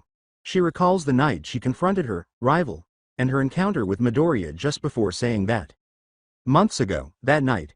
After speaking with Todoroki and receiving his support, Midoriya felt he had the opportunity to express to Yaoyorozu his true feelings for her, which went beyond admiration and respect. Although he had never had a crush on her before, he was certain that his feelings were sincere and real, and the closest he could compare them to was. Glancing back over his shoulder, he sees Uraraka approaching him from the stairs. There you are, Deku. Have you eaten yet? You will go to bed hungry if you don't hurry. With a charming smile, she issues a warning. He chuckles nervously as she giggles, and just as he begins to speak, his stomach rumbles loudly enough for both of them to hear. I suppose you have a point, he says. There's something I want to say to Momo first, he says, turning to face the path leading to the teacher's dorm. A shadow appears over Uraraka's eyes as she bends her head downward, her fist turning white from her tight grip, and she grimaces as a sharp pain shoots through her chest at the mention of Yaoyorozu, even more so when he uses her first name. Hey Deku. Could I first speak with Yaoyorozu? He glances back at her, observing her peculiar stance. I suppose. What was it you wanted to discuss with her? He gets up and asks. She smiles and suddenly returns to her normal, sweet self. Just some girl stuff we need to settle on. Midoriya, who still finds it hard to understand girls, blinks at her uncertainly. Weakly, he says, oh. Okay. Midoriya stands in front of the bench and looks over his shoulder as he grabs the handle, saying, will you let me know when you two have, settled things? You can rely on it. As soon as the door closes, Uraraka turns and sits on the bench, her smile turning into a frown at the sight of Yaoyorozu's silhouette in the distance. Behind her, their friends begin to congregate by the window while Ida begs Midoriya to eat. He gives her a small smile, looks out towards the teacher's dorm, and heads inside. I'll let him know. Yes, I will. Uraraka declares, then turns to assist with the evacuation effort. In the meantime, both operations were on the verge of success. Mirko damages the holding unit Shigaraki was in, and Present Mike shatters it completely and captures Garaki. On the Gunja Villa front, Kaminari, Tokiyami, Komori, and Honanuki were returning with Fat Gum as the pros flooded the villa, sealing off the escape routes and trapping the members of the Liberation Party, including Mr. Compress and Himiko Toga. Shigaraki awakens after Hawks kills twice. Unbeknownst to him, Yaoyorozu felt a sharp ping from her hand in the same spot where One for All had shocked her, and she looked at her hand before turning to face Jaku in fear as the first wielder of One for All warned him of Shigaraki's awakening, causing Midoriya to freeze in the middle of the street. Izuku, she said. Now that it was her turn to console her friend, Jiro said, he's gonna be fine, Yao Momo, they all will be. Jiro, I wish I could accept that. However, the two girls and their classmates are still waiting to hear anything. I can't shake this feeling, they say. Oh no. Stay here, kids. We're moving to support you, pro heroes. One of the pros gives an order that negatively grabs the students' attention. Why are the professionals going? I thought we had everything under control, Mineta asks anxiously. Something is approaching from the villa. With one of his duplicates stretched above them to peer over the trees, Shoji declares. And Jiro gasps as she bends down and inserts one of her earphone jacks into the ground. He's correct, it's big, whatever it is, very, very large. Yaoyorozu struggles to think clearly as he looks from the villa to the direction of the hospital as the students begin to worry about what to do in light of this news. Krieta. Do you hear me? Yaoyorozu recognizes the voice and blinks. Miss, it's midnight. With her hand on her communicator, she responds. Don't you know what's coming? Yes, Shoji and Jiro are tracking it now. Pay close attention. We have no one in our ranks who can stop that. Therefore, we must drug it, despite the agony of her wounds, Midnight says with confidence. What? Are you certain that's the best option? Creata, we have no other option. Give it to the professionals and create a tranquilizer potent enough to put that creature to sleep. However, Ms. Midnight, the pros have already departed. So, students, it's up to you. As she struggles to stand, a horde of villains draws nearer. Midnight smiles and exhorts. You're a bright girl, Yaoyorozu. Do whatever it takes to stop more people getting hurt. I have no doubt that you will solve this. And assist everyone. She sharply turns to face the approaching enemy. Be strong, every one of you. Ms. It is Midnight. Yaoyorozu shouts. The other hero students talking about Midnight's order and how they'll tranquilize it, looking to her for answers. She presses her hands to her head, struggling to think of what to do. Oh, Ms. Midnight, she sounded injured. Why else would she turn to us? Her teacher's last words brought her back to the last time they spoke with each other and how confident in her she was. She drops her hands and glares at the ground. Earphone jack. Tentacle watch the villain's every move. Additionally, please provide me with your best estimate of its weight and size. Yaoyorozu turns to the other students, making jars of tranquilizer, and Shoji responds, you got it. Both students nod at her. Everyone else, get ready, she says. We are going to defeat this villain. Fortunately, Kaminari and the others had returned and informed them about Tokiyami. In the meantime, Honanuki softens the ground enough to catch the giant, while Mineta throws his purple balls into it along with long, durable rope. Yaoyorozu makes explosives and plants them inside the trap, saying, if what Shoji says is true, then the league is with the giant. That means, she grits her teeth at the idea of fighting Toga. Everyone, here it is, Tokage warns. Her torso and lower face floats close to Yaoyorozu as the top part of her head floats above the trees, watching Gigantomachia head towards them. Be ready. I'm directly in front of him. As she spoke, Yaoyorozu and the rest of the students quickly back away from the softened ground, the parts that were solid shaking with every step the giant makes. Suddenly, he appears right over the tree line, roaring at them. He's on course. We're almost there. Just before Gigantomachia enters the trap, Jiro yells, causing him to fall forward and lift Mr. Compress and Toga briefly into the air before they fall back on the giant villain as he crashes into the ground directly in front of Yaoyorozu. Acquire them. She yells. Suddenly, Sato, Kendo, and Shishida grab hold of the sturdy rope and pull. Lifting Gigantomachia's head to reveal the ropes were stuck to his chin because of Mineta's balls. Ibara and Siro try to restrain him with their tape and vines as the three of them struggle to pry open his mouth, but they break almost instantly as the giant keeps rising. It's an entire group of UA students. From behind Gigantomachia, Mr. Compress makes the announcement. Toga glances quickly around the student body, her eyes widening when she notices Yaoyorozu staring up at her. She's here. The sound of Shoji, Aoyama, and Ojiro running up the giant's back towards them causes her to turn around. Aoyama, who was being carried by Shoji, fires upon them using his lasers, forcing the two villains to duck for cover. Jiro tries to use one of her earphone jacks to paralyze them with her sonic attacks, but Dabi stops her by blasting his flames at the appendage. Suddenly, several orange discs scatter around the villains as Yanagi floats Kaminari into the air, giving him an opportunity to electrocute them all before Mr. Compress releases all of the marble. Sato and the others eventually succeeded in making Gigantomachia's jaw move during this time. Open his mouth. He yells and succeeds in forcing it open enough to allow them to place their jars inside the giant. That's it. Yaoyorozu shouts, pulling her arm back to throw her jar. Ada.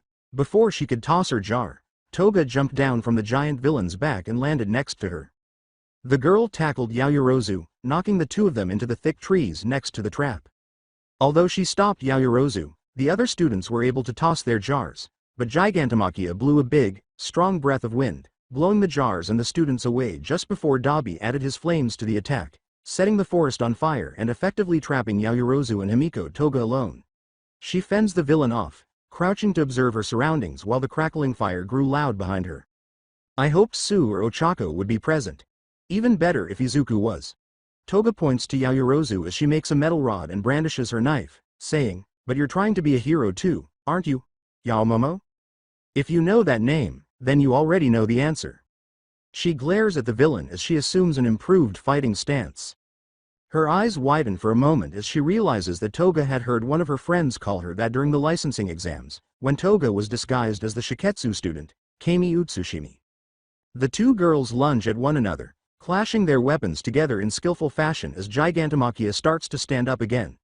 Toga ducks down to cut at Yaoyorozu's stomach, only for her to bend at the waist, moving out of reach of the blade while bringing the end of her rod down towards Toga, who leaps back, giving the two some distance from each other. "Stop this, Toga. Enough suffering has been inflicted. Why do you wish to exacerbate the situation? For whom is it worse?"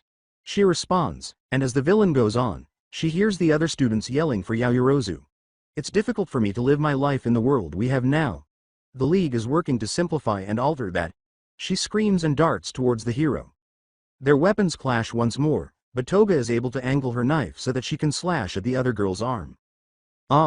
Behind her, Yaoyorozu can see Gigantomachia towering over the burning forest, tearing off the ropes with ease.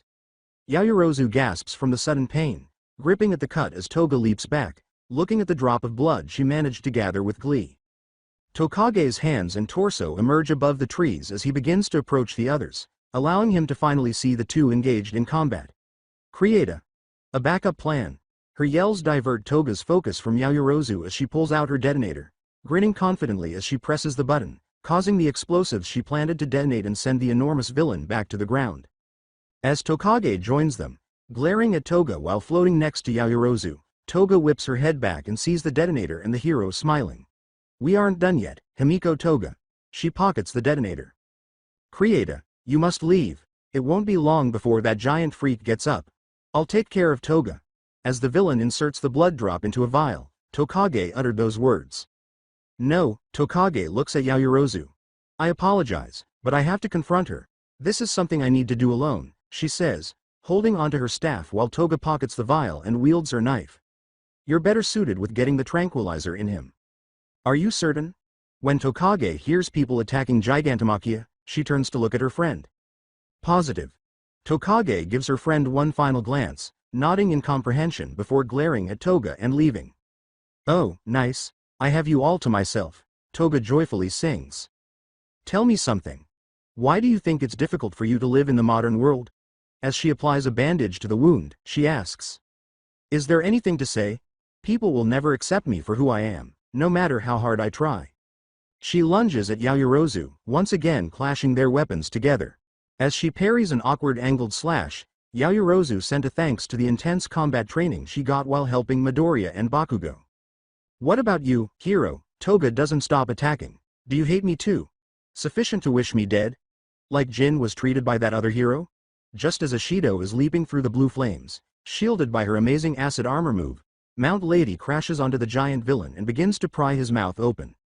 The sound of people approaching grew louder as the two of them fought, indicating that the pros had caught up and had started to swarm Gigantomachia. With Yaoyorozu staring at Toga in disbelief, the two girls cross their weapons and engage in combat. "What hero would do that? Toga, who was it?" she asks, flashing back to her mother's sobbing. "That guy with the number 2 bird. Jin was killed by him. Twice. My pal." As she shouts, Toga pushes against the hero enough to position herself to sweep her legs, tripping them. Before Yaoyorozu had a chance to recover or counterattack, Toga grabs her wrist, forcing her grip to loosen enough to knock the staff out of her hand, landing on top of the hero's student. Suddenly, Yaoyorozu felt the touch of the blade against her throat. "You haven't answered any of my questions, hero," Toga said with a sinister hatred, her eyes glaring down at Yaoyorozu with a sharpness that rivals the blade to her throat. "So I'll ask you again, Yaomomo, what have you done to me? Do you also wish to murder me?"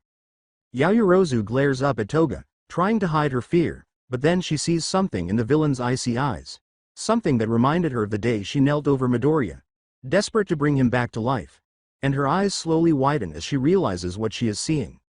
Unintentionally, her body relaxes, even though the knife is still pressed against her throat, which makes Toga less hostile. "I don't want to kill you, Toga," she says. "I have no desire to murder anyone." Seeing the sincerity in the young hero's eyes, Toga relaxes a little more. "I'm sorry your friend died," he says, "and I don't want anyone else to die. Really. I know what it's like to lose a friend to death, Toga." She sobbed, the image of Midoriya's lifeless body etched in her mind. Not too long ago, I almost lost a friend who was very dear to me. As the villain was taken aback by her sincere reply, she grabbed Toga by the wrist and removed the knife from her throat. And I refuse to let that happen ever again. As they go, Toga pushes away from Yaoyorozu, and the two roll to a crouch, stopping a few meters away from each other. They stare at each other, a shadow of an understanding passing between them just as Ashido crashes close to her friend. Then, Mount Lady suddenly crashes to the ground next to them, the impact being strong enough to send the two girls tumbling towards the fire. She screams, turning to Yaoyorozu as Tetsu reaches the pink girl. Yaomomo, Kirishima requires assistance. All right. She turns to say, turning back to find Toga gone. She grunts with disappointment before rushing towards her friends. We need fire support, she yells. Tetsu nods before running past the stunned Ashido to relay the order. Pinky, come on. She grabs her friend and sprints to the designated backup location. After returning to Gigantomachia, Toga watched her new friend dash off toward the nearby cliffs while being raised by his rising hand. Where were you, Toga? As they reached Gigantomachia's chest level, she heard Spinner remark, I thought one of the heroes got you. She started to say, but the sound of rock-piercing rock interrupted her. The villains glance down at the giant's legs and see someone rapidly scaling one of them.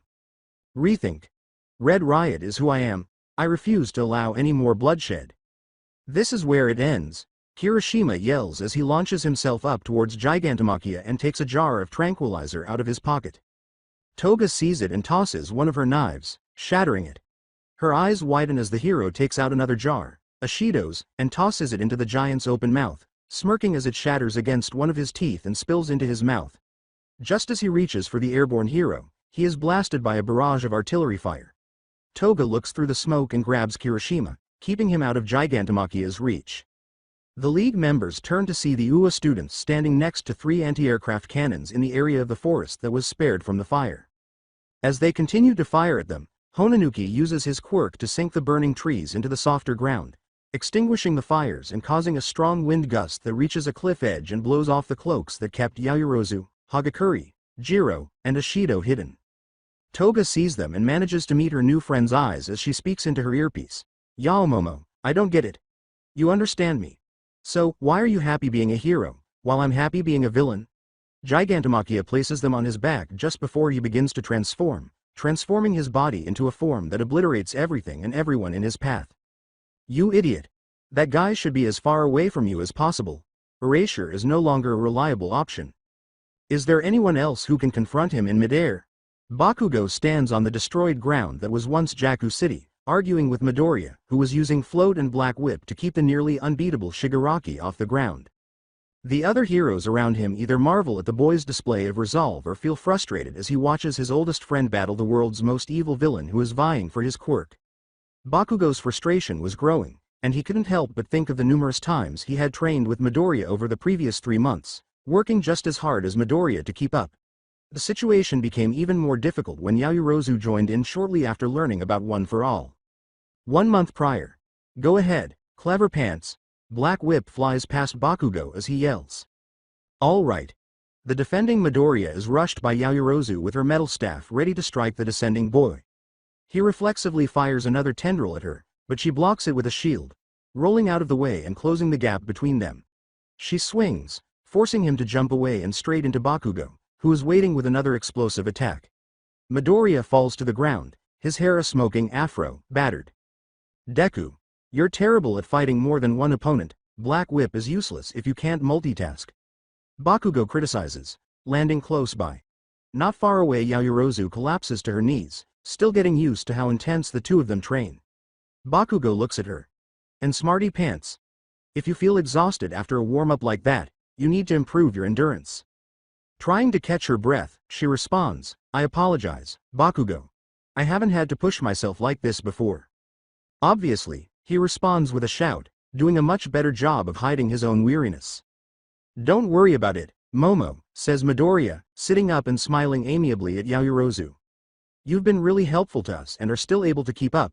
She smiles broadly in return for the compliment. Don't justify your weakness. All right, take 5, you 3. Get some rest because your classmates will be here shortly.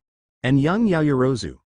Bakugo grunts before moving toward the cement seating by the wall where his water bottle and Yaoyorozu's school uniform rest.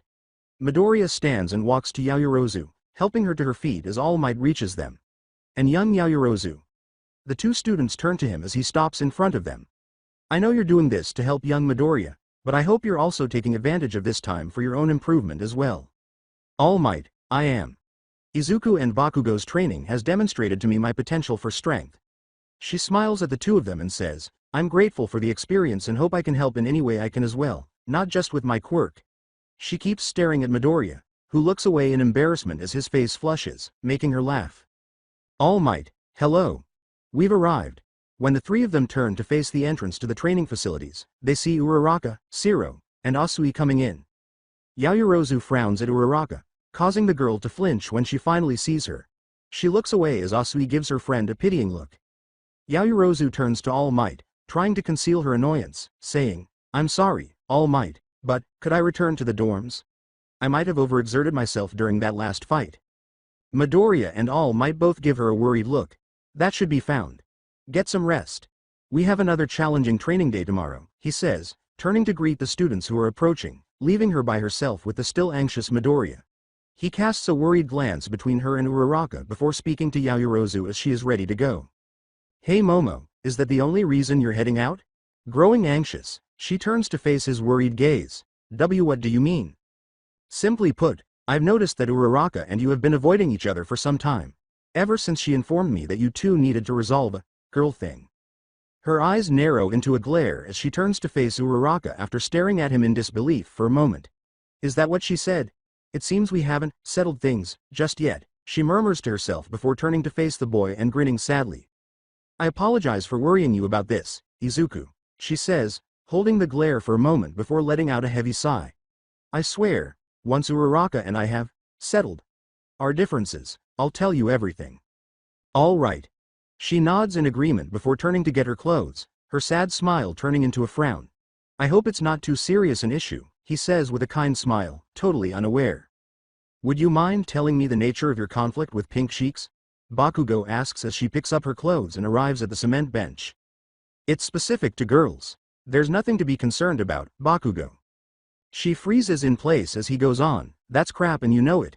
You two are fighting over Deku, aren't you? I'm not dumb, Yaoyorozu, she says, giving him a stern look that he returns. Nor is he. You must be aware that it's affecting him. Standing in front of the cement bench and holding her clothes to her chest, she examines them slowly. You detest Izuku's growing power, don't you? In her case, she hates how close I've gotten to him. Her face softens, making him relax as well. She won't give up on trying to win his heart.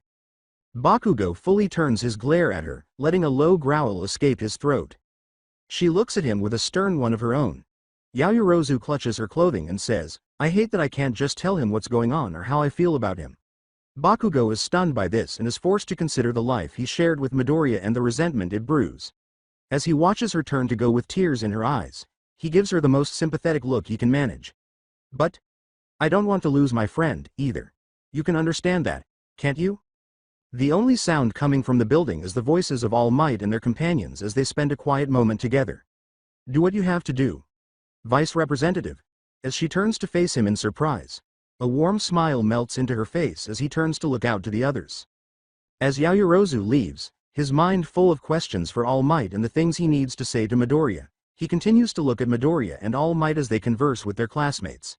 Thank you, Bakugo. Damn it, Deku. If you die here, then, Bakugo's mind flashes back to the conversation he had with All Might about the fourth wielder and why he had scratched out the part about his death, his worries about Midoriya not thinking about his own well-being, and what he desperately needs to say to his childhood friend. Suddenly, moments of their lives flash through his mind, ending with the one where we watch Midoriya and Yaoyorozu sparring together outside the dorms, the worried expression on Midoriya's face, and the smile she had when she thanked him. Not against a regenerating person. He yells, outlining the true situation before assuming command and giving Todoroki instructions to keep his father calm while he lifts the three of them into the air so Endeavor can finally kill Shigaraki. Yaoyorozu groans in exhaustion and blinks her heavy eyes. Ah. Yaoyorozu. You're finally awake. She hears, slowly rising up from the hospital's waiting room seats. Once she's vertical, Yaoyorozu forces her eyes open to see Ida and Shiro offering her sad smiles while Mineta and Aoyama sat beside the floating gloves of Hagakure. Ida steps forward, offering a hand. I hope you're feeling rested. There's still so much to do, she says, accepting the offered hand and allowing him to assist her in standing, followed by Mineta, Aoyama, and Hagakure. I feel terrible for resting at all. Unfortunately, you tell the truth. Ida gives her a comforting smile and says, but even heroes have their limits. There is no shame in reaching yours. Yes, Yaomomo. And more than any of us, you needed a nap. The other three heroes nod in agreement as Hagakure continues, grinning reluctantly at them. If you're able, I can fill you in on what you missed on the way to the others, Ida replied. All right. The Class 1A representative and the rest of their class followed her response, lead the way. After Gigantomachia transformed, he went on a rampage, decimating the pros while making a straight line for Shigaraki. She and the other students managing to avoid the brunt of the attack thanks to Majestic sending them out of harm's way. She places her hand over the wound she got while fighting Toga as a tear falls down her cheek, recalling their efforts to finding the pros and helping them. The sight of Ms. Midnight and Majestic, along with the others that didn't survive the assault, were burned into her mind. She struggles to refrain from berating herself for failing to uphold the words she said to Toga. As the group of students enter an elevator that would take them to the floor housing their injured classmates, Ida explains what happened at Jakku. He had arrived not long after Todoroki along with Najire. Shigaraki was gravely wounded and Gigantomachia was closing in, so Todoroki and Najire made a desperate attack to finish him only for the giant villain to arrive. He told them about Dabi being Todoroki's eldest brother, Genist's return, Lemillion's arrival and even the pack of Nomu. Endeavor's heroic assault against Gigantomachia, the success of their efforts with the tranquilizer, and the unfortunate villain's escape and immediate attack on the Quirk prison, Tartarus. He made sure to pay special attention to Midoriya, Todoroki, and Bakugo's contributions as well. The elevator doors open, and the 6 hero course students emerge, making their way to the room where Jiro, Tokiyami, and Kaminari were sleeping. After checking in with them to make sure they were okay, Shiro and Mineta went to Bakugo's room while the others went to see Todoroki, who was accompanied by Shoji, Ashido, and Kirishima. Shortly after, Ida is about to leave to check with Midoriya, offering Yaoyorozu to join him, but she declines, fearing that Uraraka will be there. Pardon me, please. She nods briefly and walks away, avoiding her friend's continued tears.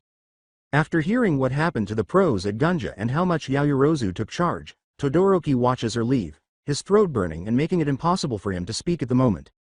Man. And with the prison breaks going on, it's hard to find a bright spot in all this crap, he says, turning to Kirishima as he watches his red-haired friend clench his fists in frustration. After everything we did, and we still failed. Kirishima, we are still alive. That's a bright spot if there ever was one, Shoji declared with assurance. We're heroes, though, everyone should have been saved by us. As his friends vent, Todoroki shares a look with Ida, their shared concern for Midoriya clear as day prompts the class rep to excuse himself to see to their friend. Todoroki looks out his window at the gathered mob, understanding his friend's frustrations and worrying about his father, brother, his injured friends and his classmates. Yaoyorozu oddly being the more prominent, Yaoyorozu. His chest acting up at the mention of her just as much as when he thinks about Endeavor or Toya. Fighting against Toya forced me to see my family for what it is. A broken mess that barely qualifies as a family. His thoughts spring to the time he spent with his friends, with the ones with Yaoyorozu appearing the most often. There was a moment, I wanted to give up on ever saving it. He grips his sheets for a moment before loosening them again, letting a small smile grow. But, what you did at the Gunja Villa, rallying everyone together in the face of a hopeless situation, I will save my family. That includes Toya.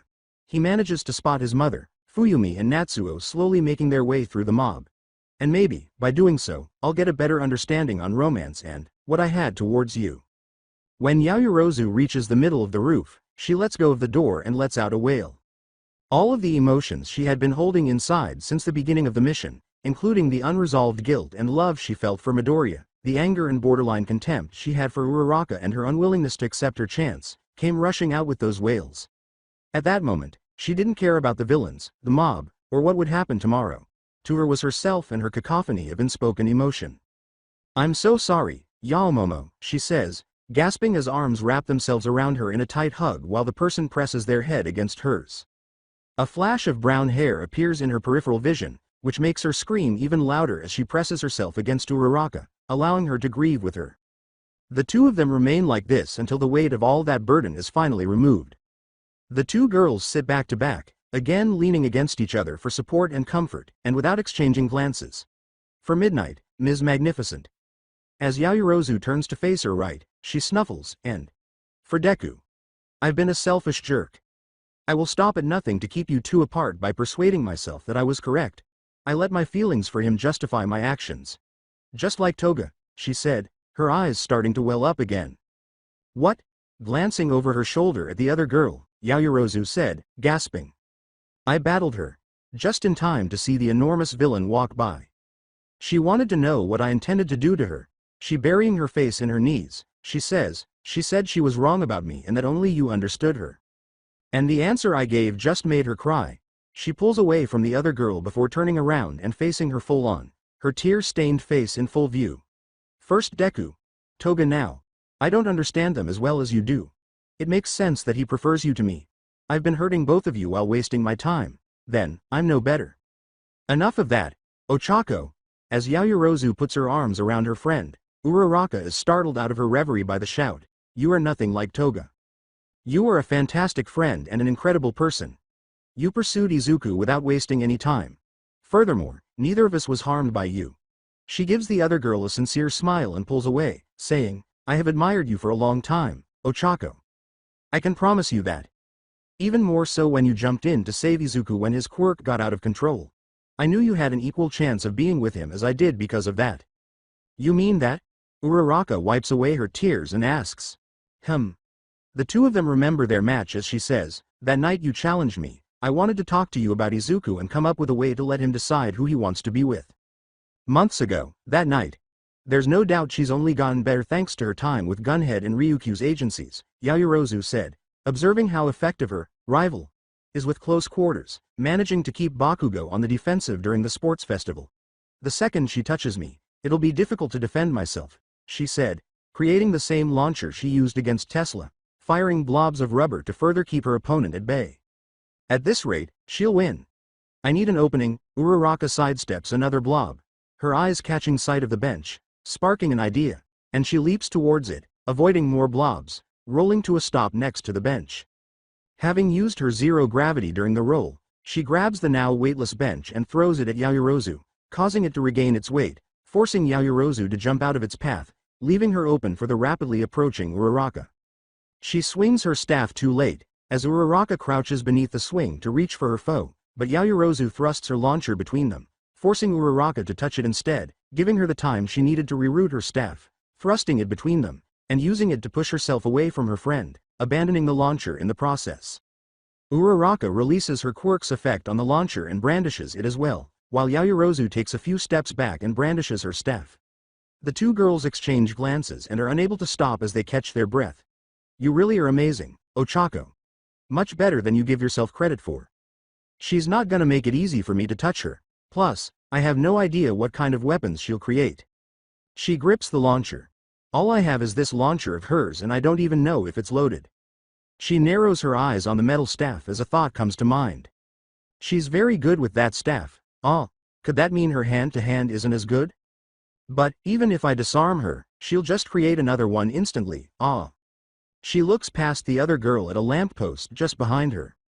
A memory of her team battle against Class B flashes through her mind. That's it. She suddenly rushes the other girl, brandishing the launcher like a club. Yaoyorozu holds her ground as her arms glow, creating a net, throwing it in hopes of catching the charging girl. Uraraka activates her quirk on herself, leaping into the air and over the thrown net. Catching her opponent off guard, Uraraka releases her quirk, plummeting right at Yaoyorozu, forcing her to leap back towards the lamp post. There, as she lands she resumes her charge, using zero gravity on the launcher and throwing it. It rockets towards Yaoyorozu, who prepares to knock it away, but as she reads its trajectory, she becomes confused.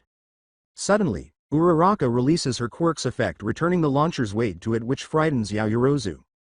She forgoes knocking it out of the way to dodging, but is stopped when the rubber-covered bench lands right in her path. The launcher knocks against her staff, the vibrations making her arm uneasy, but she maintains her hold when Uraraka appears before her, grabbing her arm and pushing it into the lamp post before stepping back and holding her hand out in front of her friend's face. "It's over, Yayorozu." The other girl gives her a perplexed look, but when she tries to move her staff arm and discovers that it is stuck on something, her eyes widen with shock. She discovers that a layer of hardened rubber has solidified around her hand and the staff, trapping her to the post. Wah! When did? She looks to the ground to find the launcher by her feet. The compartment that held the rubber had a large hole in it where it had connected to the staff. She looks back at the hand in front of her and the fierce look her rival was giving her. She lets out a sad sigh. "Very well. I yield." As Uraraka retreats, the two of them heard a few gasps from their classmates. "All right, then. That implies that until I have, you cannot express your feelings to Deku. Do you agree?" After making a solution to dissolve the hardened rubber, Yayorozu says, "Agreed." The two of them then quietly tidy up their mess and head back to their rooms with conflicting emotions. "But I knew I couldn't break our agreement after you won. I didn't bring it up again after that." The irritation of hanging out with Izuku and keeping it a secret increased until Yayorozu, who was sitting next to her friend, explains, "You saw. Are you still certain that my stalling didn't harm you too?" With a feeble smile, Uraraka shot back, half-jokingly. "Positive," Yayorozu laughs. "Because even though that was annoying, it was preferable to losing one of my best friends." The two of them leaned close to one another while the sun shone down on them, making the sound of the crowd seem like a drab white noise. "Yaomomo, didn't you hold back in our most recent match?" "No more than I would any other training match." She looks at her companion. "You were the better fighter that night, Ochako."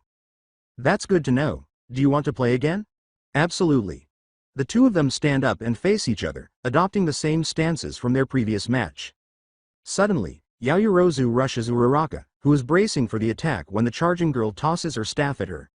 Unprepared to catch the weapon, Uraraka fumbles it long enough for Yayorozu to close the distance, grabbing her wrist and bringing her forearm against her friend's chest. Yayorozu uses both her weight and her opponent's confusion to knock her down, effectively winning their rematch in a matter of seconds. Uraraka tried to push her friend away from her but was unsuccessful. "Why you were holding back?" "Ochako, I promise. Fair and square, you prevailed in our first match. Since Izuku asked me to assist with Black Whip, I've just been practicing combat a lot." "So, Bakugo? Bakugo. Hey, numbers." "I yield," she says, and Yayorozu gently removes her before assisting her in standing up. The two friends give each other a firm shake of respect. "I hope the best for you too. I mean it." "Thank you, Ochako." They then give each other a final embrace before getting dressed and going back inside. They are on their way to Midoriya's room when Yayorozu pauses and says, "Hey, Ochako. Are you aware of the location of Bakugo's room?" "Yeah." "Why?" "It's that one," she says, gesturing to a door farther down the hall. "Would you not like to go to Deku?" "Yes. To a great extent. However, Bakugo is known to have tantrums when he awakens. I suppose I'd go try to calm him down." As Uraraka heads to Midoriya's room, Hagakure dashes out the door, spotting her friend. One of her gloves waves. "That's not a bad idea." The two girls sigh with fatigue about Bakugo and his propensity for yelling. Yayorozu continues down. "Yaomomo, Mr. Grumpy is awake. See through, who ya calling Grumpy?" "You see?" With her gloves pointing to the open door, Hagakure says, "I'm going to find a nurse." Yayorozu laughs as they walk by. "Hagakure, would you mind waiting a little while? I'd like to speak with him first," the invisible girl says, giving her an invisibly perplexed look. "All right." Yayorozu grinned and went into the boy's room, where Mineta was attempting to give him a hug while Sato and Shiro were standing next to his bed. Yayorozu. "Deku, where are you, Aizawa? Endeavor and Todoroki? Everyone?" With an unusually worried expression, Bakugo asks. Before speaking to the other boys, she gives him a melancholy smile and asks, "Will you mind letting us use the room for a little while?" The three pupils look at her, blink, and then exchange glances. "All right, but why?" Mineta inquires. "Yes. You three have been acting really strange ever since you and Midoriya fought that villain months ago," Shiro remarks, recalling the moment he assisted Midoriya in identifying Black Whip and observing Bakugo and Yayorozu conversing. "Give it away. What are the three of you doing?" At last, Sato asks out. Bakugo is about to lash out at them, but Yayorozu beats him to it, albeit more calmly. "I have very strong feelings for Izuku." The three boys slack jaw. Hagakure, who was still by the door, squeaks with excitement, and Bakugo is dumbfounded. While helping him figure out how Black Whip works, Bakugo would often criticize me for not doing more to help. The four students glare at Bakugo, who was beginning to lose his temper at being thrown under the bus like this. So, I started joining their combat training. She smiles at the bedridden boy, adding, ever since then, plus the time we spend with band practice, I've been confiding in him regarding my feelings for Izuku and, well. Yaomomo, stop talking. I read you clearly. The rooms are all yours. Hagakure adds, pushing the three boys out of the room. Go slowly. She then shuts the door behind them, leaving them alone.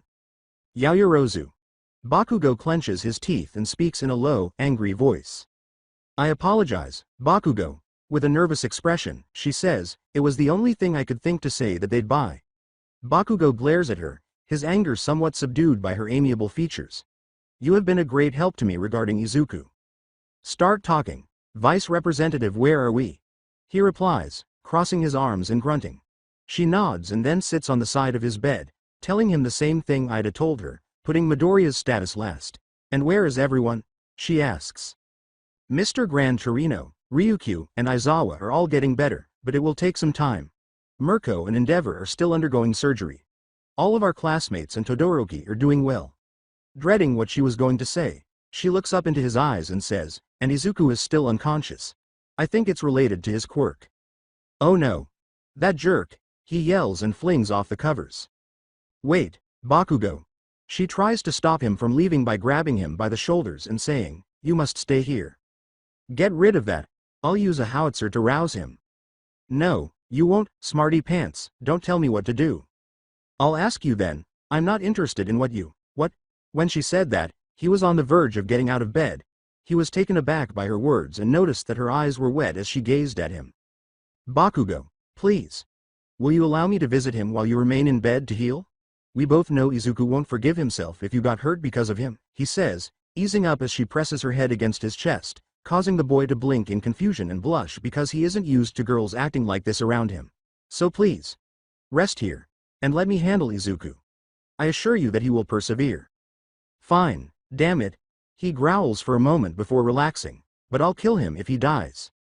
I'll be sure to let him know, Yaoyorozu says, pulling her head away from his chest and giggling before grinning at her friend. I'm grateful, Katsuki. Just get going, he says, tossing the covers back over him and averting his gaze. Vice Rep, she nods, then gets up to go to the door. Hey. Yaomomo. She turns to look at him, startled by the serious expression he cast over his shoulder. Shigaraki tried to steal his quirk, and was unsuccessful. Oh. Similar to. Yes. Which means. You need to be extra careful, she gives him a stern look in return. All for one. Might use you, to get to him. Right. Yaoyorozu is standing outside Midoriya's room when the door slowly opens, allowing her to pass through while Ida, Asui, Hagakure, and Ochako stand with a nurse behind her, grinning and giving encouraging thumbs up. She lingers on Uraraka for a moment before closing the door, and when she turns to see Midoriya unconscious on his bed with All Might sitting next to him, his hands resting on the boy's arm, the frail-looking man was silent and had his eyes closed. All Might. Is he communing with the other wielders? All Might smiles at her and says, thank you for coming, Yaoyorozu. He turns back to his protege and says, I know young Midoriya will be glad to know you're okay. The voice startles her a little. Not quite, my dear. How is he doing? She moves to his opposite side and asks. He's in perfect physical condition. Like you, I have a suspicion that he is currently in contact with the former One for All wielders. And you? She asks, looking up at All Might. Not quite, what did you mean? Are you able to understand their words? I'm not sure, but I think Midoriya is talking to the other wielders. Telling him their stories and One for All's purpose. Yaoyorozu observes a tear on the man's cheek and remarks, it's surreal to say the least. I think I can understand that, she says, glancing down at the hand that One for All was startled by while she was saving Midoriya. With a stoic expression, All Might looks at Yaoyorozu. The feelings you have for him, she says, looking up at him and meeting his stern gaze. They go beyond mere friendship, don't they? After a few moments of holding each other's gaze, Yaoyorozu looks down at Izuku, smiles, sits down beside him, and lightly places her hand on his. Yes. Her face blushes slightly. I understand. Regarding romance, I'm at a loss for words. But I must advise caution, he says, glancing from her to Midoriya as memories of his master flash through his mind. I would hate for the two of you to go through what my predecessor went through. Lifting her hand from Midoriya's, Yaoyorozu exclaims, Nana Shimura. And Tenko Shimura. She clenches her fist, her own rage beginning to flare. The poor child all for one twisted into the villain he is today. Shigaraki Tamura. All Might watches the young girl grapple with her intense emotions. But, before he could offer any words of comfort, she almost instantly relaxes, having let go of her anger. Believe me, All Might. I completely comprehend your worries. She looks up and smiles at her teacher, saying, and I already have a solution. Bakugo shared similar ones with me earlier. That solution is defeat All for One, she says, putting her hand back on Midoriya's and lightly squeezing it. Ms. Midnight. She once told me that any challenge can be overcome when you take a second look at it. Master. All Might looks at Yaoyorozu with wide eyes, exuding a confidence that reminds him of Midoriya during his training with One for All. All Might blinks his eyes until he can see clearly after a sudden glow from Midoriya's chest becomes bright enough to temporarily blind them both. What he sees makes him extremely anxious because Yaoyorozu is now also unconscious and lying on top of Midoriya with their heads next to each other. What is going on? He reaches out to shake her awake when suddenly there's a knock at the door. Oh, crap. This won't end well, he says, glancing at the two teenage students lying together in front of him. Yaoyorozu opens her eyes abruptly and discovers that she is no longer in the hospital. Instead, she is standing at the edge of a large section of a building's floor with 8 chairs arranged in a crescent row with a wall directly behind them, floating in the seemingly empty space. 2 men stood at the wall, their backs to the group, while the majority of the chairs were occupied by people she recognized from both the descriptions All Might gave and the image that flashed through her mind when One for All's naked, save for a black and green mist covering his private area. Momo? His face was as red as hers. You really think it's that simple? The new voice startles Yaoyorozu. Whipping her head around to see the most beautiful and opposing woman she had ever seen towering over her with an angry scowl. Nana Shimura places her hands on her hips as anger radiates off her in waves that rock the younger hero to her core. It very nearly rivaled the feeling of death she experienced when All for One revealed himself. Well then, why don't you show me just how you intend to defeat All for One? An injured Hawks and Best Jeanist greet All Might as the door slides open and he stands in the doorway. Using his phone and medical collar, Hawks says, "It's nice to meet you, All Might." Jeanist poses next to him. "You're Hawks, right?" He looks past the retired hero and says, "Let's skip the intros and get to the important stuff." His response prompts Jeanist to glance and raise an eyebrow, asking, "Is Midoriya going to, huh?" He looks at the retired hero and says, "Pardon me, All Might, but your students told us you didn't want to be bothered. Do you mind telling us why you allowed this student to visit?" While Yaoyorozu sat in the chair All Might was using, hunched over with her head resting on the side close to the boy's hand, Midoriya remained under his covers, having not moved since his arrival. All Might glances over his shoulder at the 2 students who are unconscious. Thankful that he was able to move the girl out of Hawks and Jeanist's line of sight, All Might lets out a little sigh. He describes their encounter with Tesla and how, if it weren't for Yaoyorozu, Midoriya would have perished. She has a very special connection with young Midoriya. Hawks looks at the 2 sleeping teenagers and says, "I see. She must have been exhausted with worry over him, finally getting rest when she knew he was okay." All Might lies, saying, "Why yes. The poor girl barely sat down before passing out." He squints at Hawks and says, "As for Midoriya, he'll pull through this. He should be conscious soon. But he's not the only reason you're here." Hawks clarifies, this is about Midoriya and One for All. When All Might hears the name of his former quirk, his eyes enlarge. As Hawks leads All Might to the hallway, he describes how the name was heard and shared with reporters. Uraraka, Ida, Asui, and Hagakure gaze inside as he does, and Ida becomes upset to see a boy and girl sleeping so close to one another. The 3 girls are all very worried about it. Hawks gives All Might a casual yet serious glance. He turns to the window and says, "I'm trying to get the full picture here. Because from now on, we're not just fighting villains. We're also battling public sentiment." All Might recalls cautioning Midoriya about the significance of keeping One for All a secret following his first combat training session. His thoughts stray to Yaoyorozu and Bakugo and how they might be involved in all of this.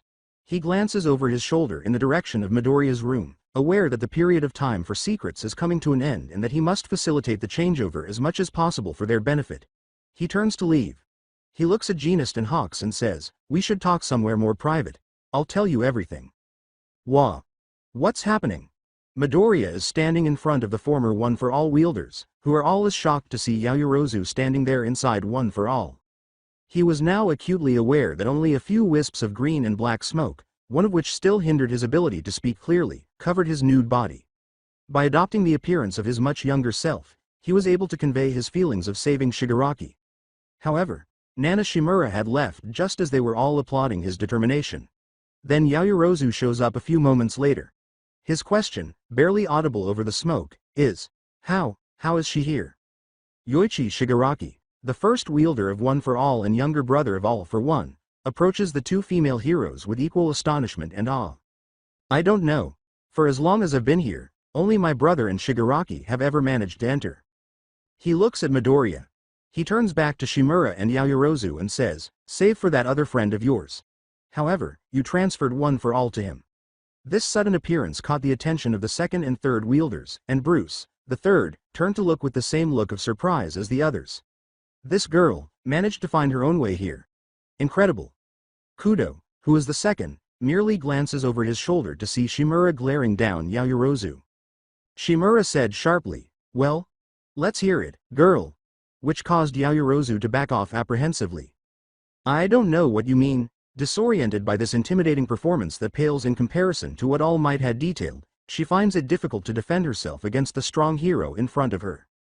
He had told her that Nana Shimura, who had given up a life with her family to stop All for One, was as compassionate and kind as she was resolute and unwavering. With a fierce expression that betrays her violent intent, the woman in front of her was anything but kind. Additionally, she was still able to utilize One for All's full power.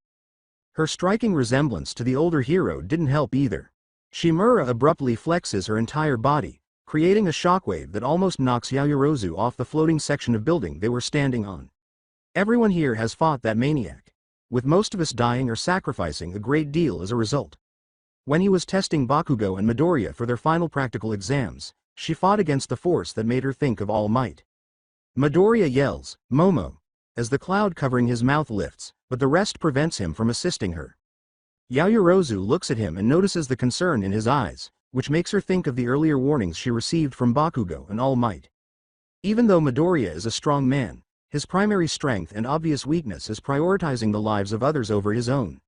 If she were to support her declaration to assist him, her gaze shifts back to Shimura and becomes a glare.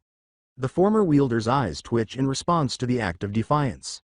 En Taiutai, the sixth wielder, remarked, "This is weird." He looks at the yellow remnant of All Might and looks at the two rival heroes, saying, "This girl is able to move freely within One for All while Midoriya cannot." He turns back to Shimura and says, "As well as enter this place while Toshinori cannot." The boy freezes in place, his eyes widening and lingering on his classmate before slowly turning to face Ed in shock at the suggestion that this can't be a matter of love she has for Midoriya, could it? He whispers, "Her love for me?" Daigoro Banjo, the fifth wielder, raises his hand to his chin while reflecting. While the fourth user, Hikage Shinomori, Bruce, Kudo, and All Might's entourage continue to watch Shimura ease off with her display of power, Yoichi, En, and Midoriya eye the large man and consider the theory. Maybe it's got something to do with her quirk? It's creating things, right? Could she have created some kind of opening without realizing it? They ask. She assumes a fighting stance that the two students know All Might has occasionally employed. All of us tried and failed to put an end to All for One, and he's only gotten stronger. So tell me, girl, she exclaims. Before she attacks Yaoyorozu, she yells, "How will you succeed where we failed?" She pulls back her fist, intending to deliver a powerful blow to the young girl, while Midoriya and the other wielders watch in horror. Yaoyorozu is sent flying backwards into the void, but is shielded from the full force of the punch as it connects by a thick layer of titanium that suddenly emerges from her arms. Midoriya is still fighting the smoke, dispelling it with each step, and Shimura is right behind him. Yaoyorozu, in the meantime, speeds through the area until she grits her teeth and creates a highly sophisticated jetpack that allows her to slow down. Because the titanium shield was becoming too heavy for her, she designed an extremely elaborate battle suit that combines elements of Midnight, Majestic, All Might, Bakugo, Uraraka, Midoriya, and her own costume themes. Her arms were inspired by All Might's previous costume and Midoriya's gloves. Her torso was inspired by her own costume. Her legs were inspired by Majestic's pants and waist cape. And the helmet is similar to Uraraka's with Bakugo's headgear while wearing Midnight's mask. She examines the battlesuit and is astounded by how effortlessly it enables her to carry the titanium shield. "Wah, when could I do this?" she asks. Her helmet abruptly illuminates, alerting her to the rapidly approaching Shimura. Surprised to see the new suit, but not revealing it, she turns to block the hero as she approaches her. The ability to make anything. When Yaoyorozu throws her open hand at her, causing an explosion that pushes Shimura away, she snatches the shield and throws it, preparing to strike again. Katsuki. Having never engaged in combat in the air before, she grasps her hand and assumes a peculiar fighting position. She exclaims, "I don't know," as Shimura floats in front of her and the explosion's smoke disappears. As she glares at Shimura, she makes her flinch visibly. "I wish I knew how to stop All for One for good, but I don't. What I do know, I won't let Izuku face him alone." Shimura's eyes enlarge as she remembers her bouts with All Might and Gran Torino prior to her last conflict with All for One. She flexes her body once more while glaring at the young hero, but Yaoyorozu remains motionless. "Sentimental promises like that aren't enough to save anyone," she exclaims as she launches herself at Yaoyorozu, whose suit makes it difficult for him to notice her movements. After barely escaping the blow to her head, she clenches her fist and drives it into Shimura's stomach, causing the older hero to lose consciousness. Momo Yaoyorozu. Hero name: the Everything Hero, Creata. Her quirk: creation. She can create any non-living thing from the lipids in her body. However, she must have an understanding of the molecular structure of the object she's creating. The present mic speaks from the void to educate the viewers. That being said, she has been through a lot and training her quirk all the while. Not only increasing the amount of creations she can make at once, but also dabbing into theorizes to expand the scope of her creation limits. Like other organisms and even forms of energy. Recovering, Shimura grabs Yaoyorozu's arm and raises her knee, pressing it against her stomach, causing the student to gasp in agony before punching her across the face, causing the helmet to crack. Activating compartments from her gloves, Yaoyorozu releases a cloud of scents that functions similarly to Midnight's somnambulist quirk after shaking off the blow. It spreads quickly and hides her from Shimura like a smokescreen, though it has little other effect. Ever since she was shocked by One for All, Yaoyorozu has been in mental and emotional turmoil, causing her stress that began to have a dramatic effect on her quirk, forcing it to grow and evolve. Add to that the current understanding of quirks she knew of and the rundown of One for All from All Might, and she was in a position to push that evolution to the next level. Unbeknownst to her, obviously. Despite having access to danger sense, Shimura was unable to identify Yaoyorozu. She blows the scent away with a quick clap of her hands and discovers that the other hero has disappeared. Wah! The danger sense activates, causing her to turn just in time to avoid Yaoyorozu's intended axe kick, which sent a shockwave comparable to the one All Might produced during his battle with the Nomu at the USJ. That cry sesh she had atop of the hospital was exactly what she needed to clear all that baggage out and getting into a state of clarity that gave her quirk that last push. Now, the scope of her creations has expanded. It's not just non-living objects she can create, but also miracles. When she laid her hand on Midoriya's arm, her love for him, understanding of who he is and that brief encounter with One for All allowed her to instinctively create a wave link, connecting their two quirks together without merging them, opening a mental path into One for All. A tiny smirk appears on Shimura's face as she observes the young student's intense resolve. Yaoyorozu, ever since One for All hit you, I've had my eye on you. I was concerned that in the upcoming conflict, your growing fondness for Izuku would be turned against him. And even though that might still occur, when Yaoyorozu tries to punch her, she easily catches her fist, throwing both of her arms out and throwing her off balance long enough for Shimura to deliver another blow to her stomach that was powerful enough to send her flying back towards the area where the other wielders were observing. I'm sure you won't make that freak's life easy. Nana Shimura caught on to the link and used it to bring Yaoyorozu into One for All in order to test her resolve and give the girl a chance to truly become the Everything Hero. While they watched the battle, Midoriya and the previous wielders continued to chip away at the cloud that was preventing him from moving. Midoriya glances over his shoulder at Bruce, who has completely turned away from the wall and is standing next to All Might's vestige. If it is her quirk, then she'll quickly draw the attention of All for One. If we're not careful, he could steal it and use this new route to circumvent One for All's method of transfer. The wielders exchange anxious glances as Midoriya gazes at All Might's vestige, which calms him and brings back memories of their various conversations during their training. The final one was their agreement to fight fate together and deal with the future. Yaoyorozu crashes directly behind him, causing the ground to tremble. Midoriya turns to see her dressed in a battlesuit that made him think of their instructors and friends. Momo, you've become so much stronger, and me. Yaoyorozu is struggling to stand when he sees Shimura flying in their direction. With desperate eyes, he activates One for All upon witnessing this. Won't allow All for One. The other wielders watch in wonder as All Might's vestige nods in agreement as the smoke dissipates and his costume materializes on him. Remove that from you. With her fist cocked back with murderous intent in her eyes, Yaoyorozu drops to her knees, her gaze fixed on the approaching Shimura, who was now within striking distance. No, not in this manner. I've come a long way, reconciled with Ochako, and gained Katsuki's respect. Izuku, too. A huge gust of wind suddenly blows past her as she smiles and closes her eyes, thinking about him and their first sparring match outside the dorms. She wonders if he liked her. When Yaoyorozu opens her eyes, she sees Midoriya standing in front of her, fully clothed, glaring at Shimura and holding back her punch with one hand. I won't let you hurt her anymore, she exclaims. Her battle suit fades away as she relaxes, revealing her regular costume. Her strength returns, enabling her to stand up and form a metal staff while assuming a fighting stance. She glares at Shimura and Midoriya, who notices her movements and knocks Shimura's hand away before jumping back to stand next to Yaoyorozu. Then he asks, "Why are you doing this?"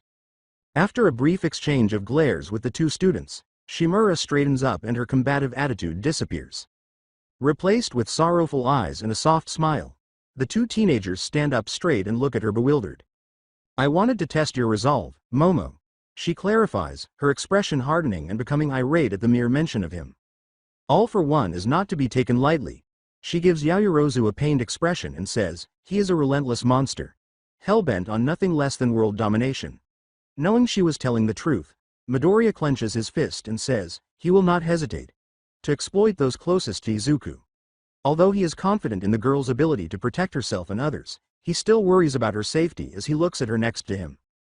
Yaoyorozu looks into his eyes and sees the internal conflict they're having over her. Even now, people are quick to point out that if she gets more involved, this is what will happen. She understands their motivations.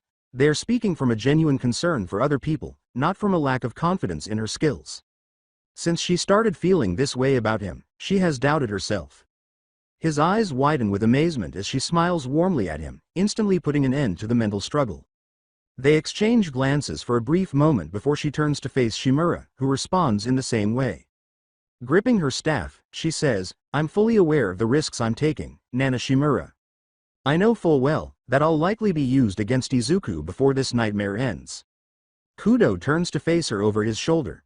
All of the heroes who have used One for All gasp in disbelief at her statement, which reduces the threat to its most fundamental reality.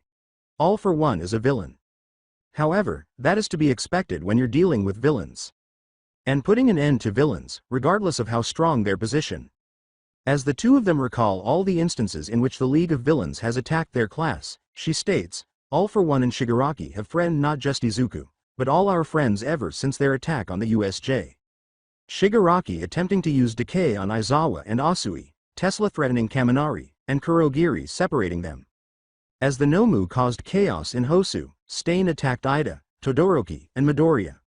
The connection between All for One and the criminal organization that kidnapped New Island.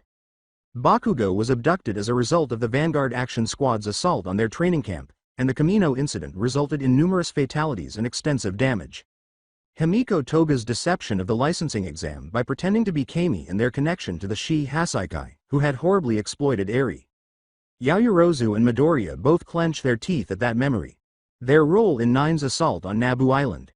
Gigantomachia destroyed numerous cities along his route, including Dika City, Jakku City, and Gunja Villa. She can't help but cry as the image of Toga and Uraraka suddenly flashes through her mind.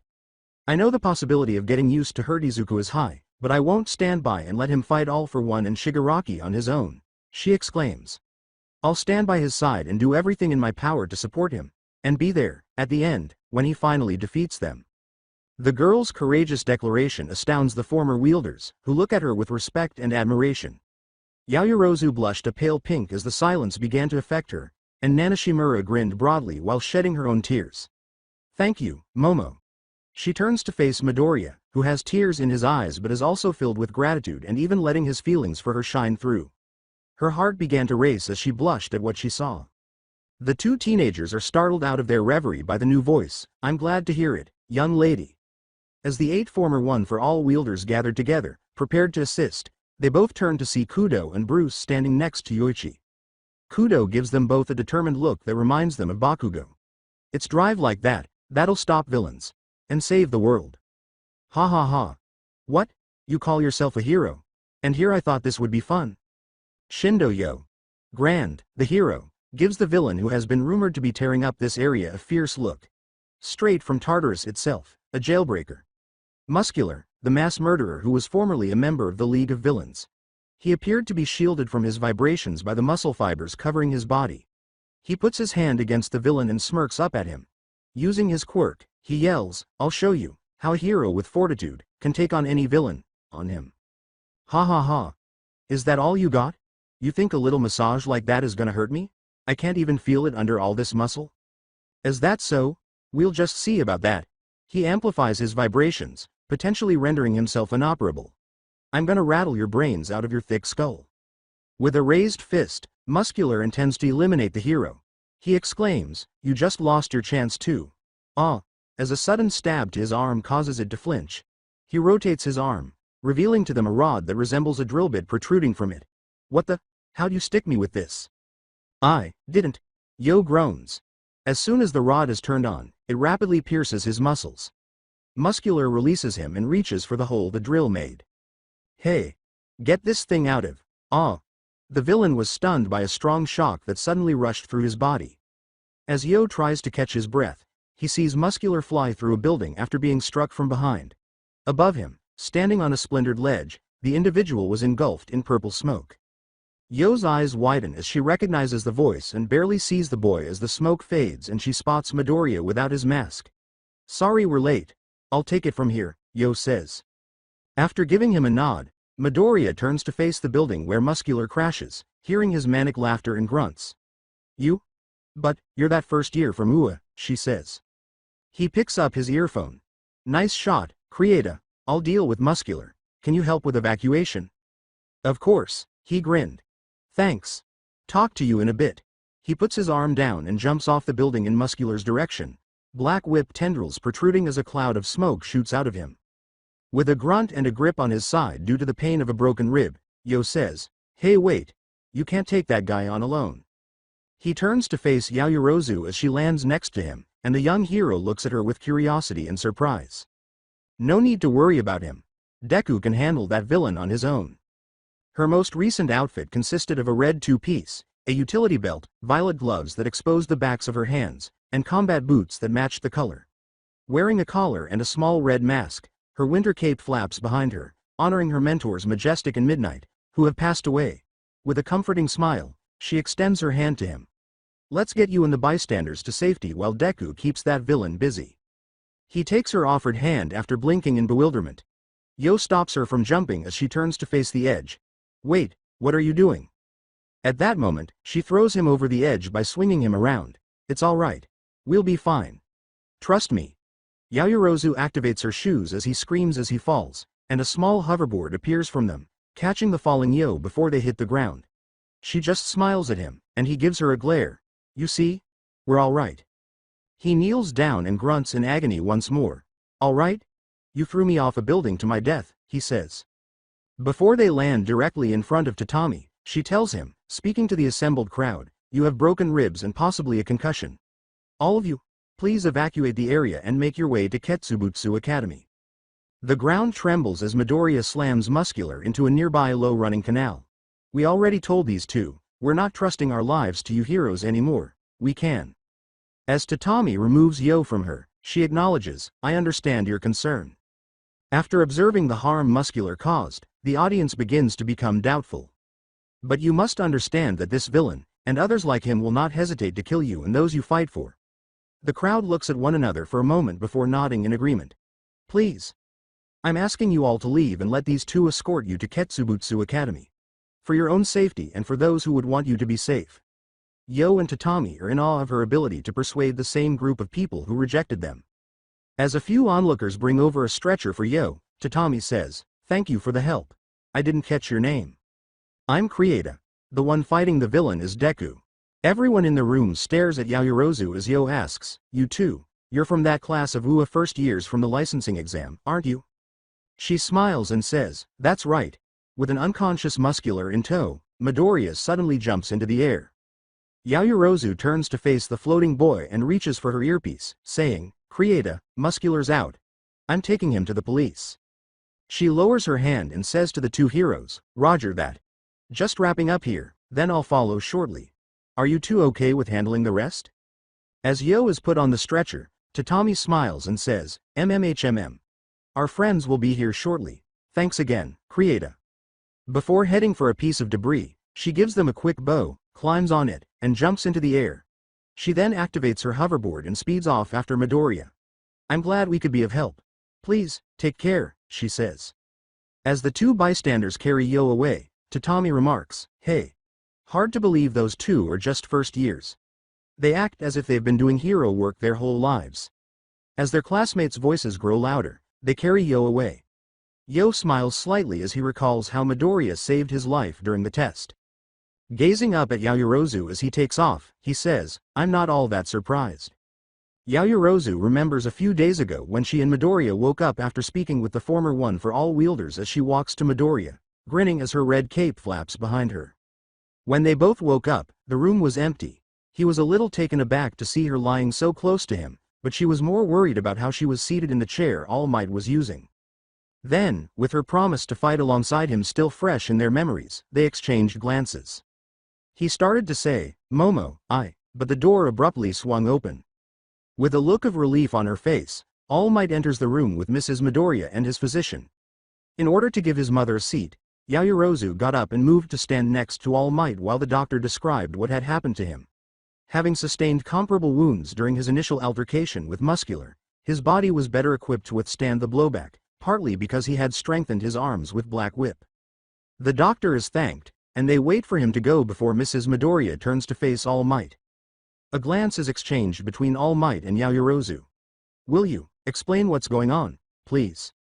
Squeezing his mother's hand, Midoriya smiled slightly and said, "Go ahead, All Might." They nod and tell her everything, saying, "She deserves to know."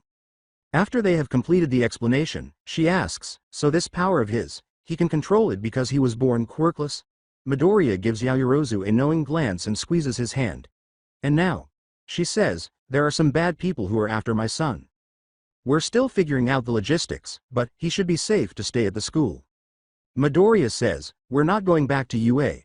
All Might gives her a knowing look. With terrified eyes, his mother grabs his hand with both of hers and asks, "What do you mean?" He turns to face Yaoyorozu and meets her resolute gaze, saying, "Oh kid, wait, we." She turns to face Mrs. Midoriya, who had turned to her with her son, and says, "That's right." When Yaoyorozu uses her son's name, Mrs. Midoriya sucks in some air, but they all assumed it was a reaction to her statement. Shigaraki has a quirk that allows him to know exactly where Izuku is, so hiding is pointless. His dejected smile fades into a frown as he continues, "He'd probably be here now if it weren't for all the damage he took during our fight. I don't want anyone else to get hurt. Especially not because of me. And if the League is able to reach their full power." Yaoyorozu, clenching her fist as she considers the devastation Gigantomachia caused, concludes, "Things will be even worse than they are now." Midoriya gives her a nod. They eventually persuade Mrs. Midoriya that their plan is the best one, with All Might telling them all that he would accompany them. "That cannot happen. We have to stop Shigaraki and all for one." Yaoyorozu escorted Mrs. Midoriya to the elevator while All Might called Best Jeanist to inform the pros of their strategy. She looks up at the teenager and asks, "You're the girl who saved my son, right?" "Yes, I am. I didn't know he told you about that." As they arrive at the elevator, Yaoyorozu gives her a smile and says, "Ever since that villain nearly killed him at the mall, he's been telling me about everything you kids have been doing. He even invited me over to the school to meet little Eri. He also told me about you, and how you make him feel happier when you're together." With a slight flush on his face, she asks, "He said that?" Mrs. Midoriya suddenly catches her hand and squeezes it, bringing the young girl's wet eyes into focus. Yaoyorozu meets the elder woman's beseeching eyes, smiles pitifully, and covers her own hand with her other. I can't tell you how happy I am about you too. Ua has changed his life in so many ways. For better or worse. But please, don't let him carry this terrible responsibility all alone. As the elevator arrives, they embrace and say, I promise, Mrs. Midoriya.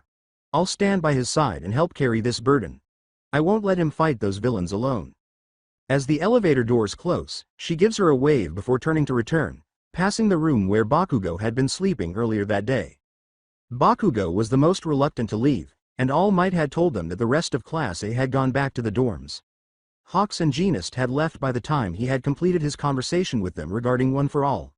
After gaining Bakugo's trust, she becomes depressed and stops keeping him informed. He's not gonna be happy about this, she spoke out loud as she proceeded to Midoriya's room. She meets him in the hallway en route, accompanying him to Gran Torino. With a weary tone, the old hero asks, You don't say? Beside him, his heart monitor beeped. He looks up at the ceiling and says, That's Shimura for you. Even in the afterlife, she's crying over our choices. Midoriya is standing next to his bed, and Yaoyorozu is standing directly behind him. I should have killed him on the battlefield when I had the chance. I apologize. Gran Torino looks at them, and she flinches, saying, Don't be too stubborn. Both of you. As pictures of Himiko Toga race through her head, Midoriya exchanges a look with her and says, Sometimes you have to kill a person, in order to save them. He looks into her troubled eyes and says, Be sure to remember that. Midoriya chuckles lightly before grabbing her hand and squeezing it as Yaoyorozu giggles, As for you, young lady. I'm sure everyone by now has warned you about this path, so I'll spare you mine. He gives a feeble smile and says, Take heart, you too. What you share with each other is as potent as it is volatile. A wild card like that could be just what you need to end this drawn-out conflict. The two teenagers give him a startled, then appreciative, look. Gradually, Gran Torino takes his cape and gives it to Midoriya. Whatever you decide to do, you make damn sure you settle the score with the League of Villains. After a short while, the two of them leave the hospital in their altered costumes, joining Endeavor, Best Jeanist, Hawks, and All Might outside the entrance.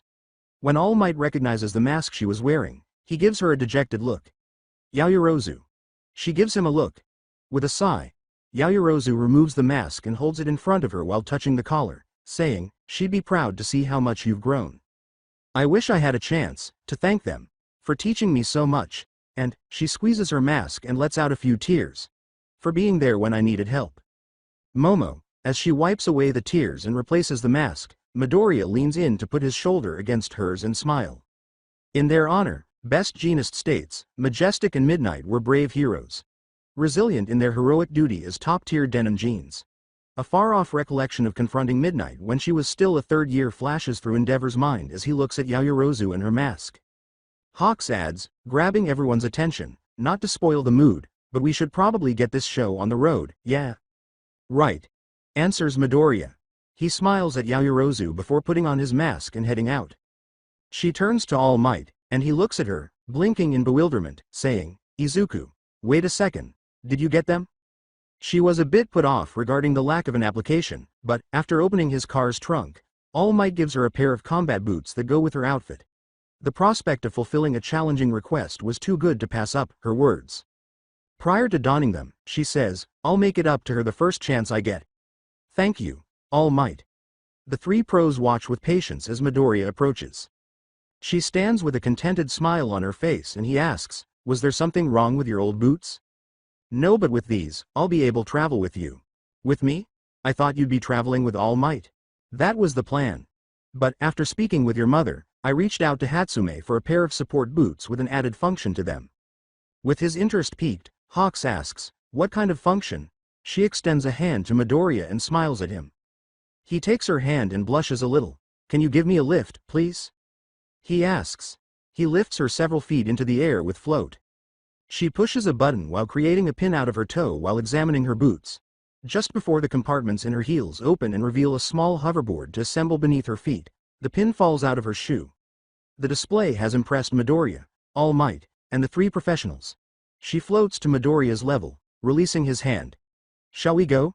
She asks, and shortly after, Midoriya follows, muttering about Hatsume's incredible work.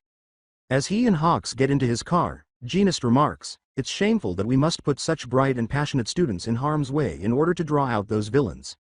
As Endeavor watches the two students take off, he remembers the flush that came to Midoriya's face when they told him about the student's near-death experience during the work studies. He has flashes of thoughts about his wife. He follows the two into Genist's car and says, "Agreed. But we have no other options." Observing All Might sprint after the two pupils, Hawks continues, "Well, at least the kids aren't gonna be on their own out there." He smiles. Genist laughs lightly, and Endeavor grunts, "The last thing I want to deal with is angry parents coming after us because we let their son and daughter wander the city without a chaperone."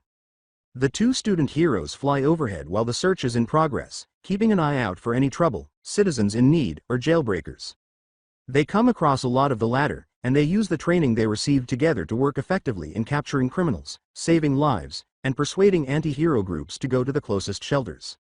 They undoubtedly encountered obstinate residents who were on the verge of becoming vigilantes, but Yaoyorozu would frequently calm them down until All Might showed up to persuade them to stop.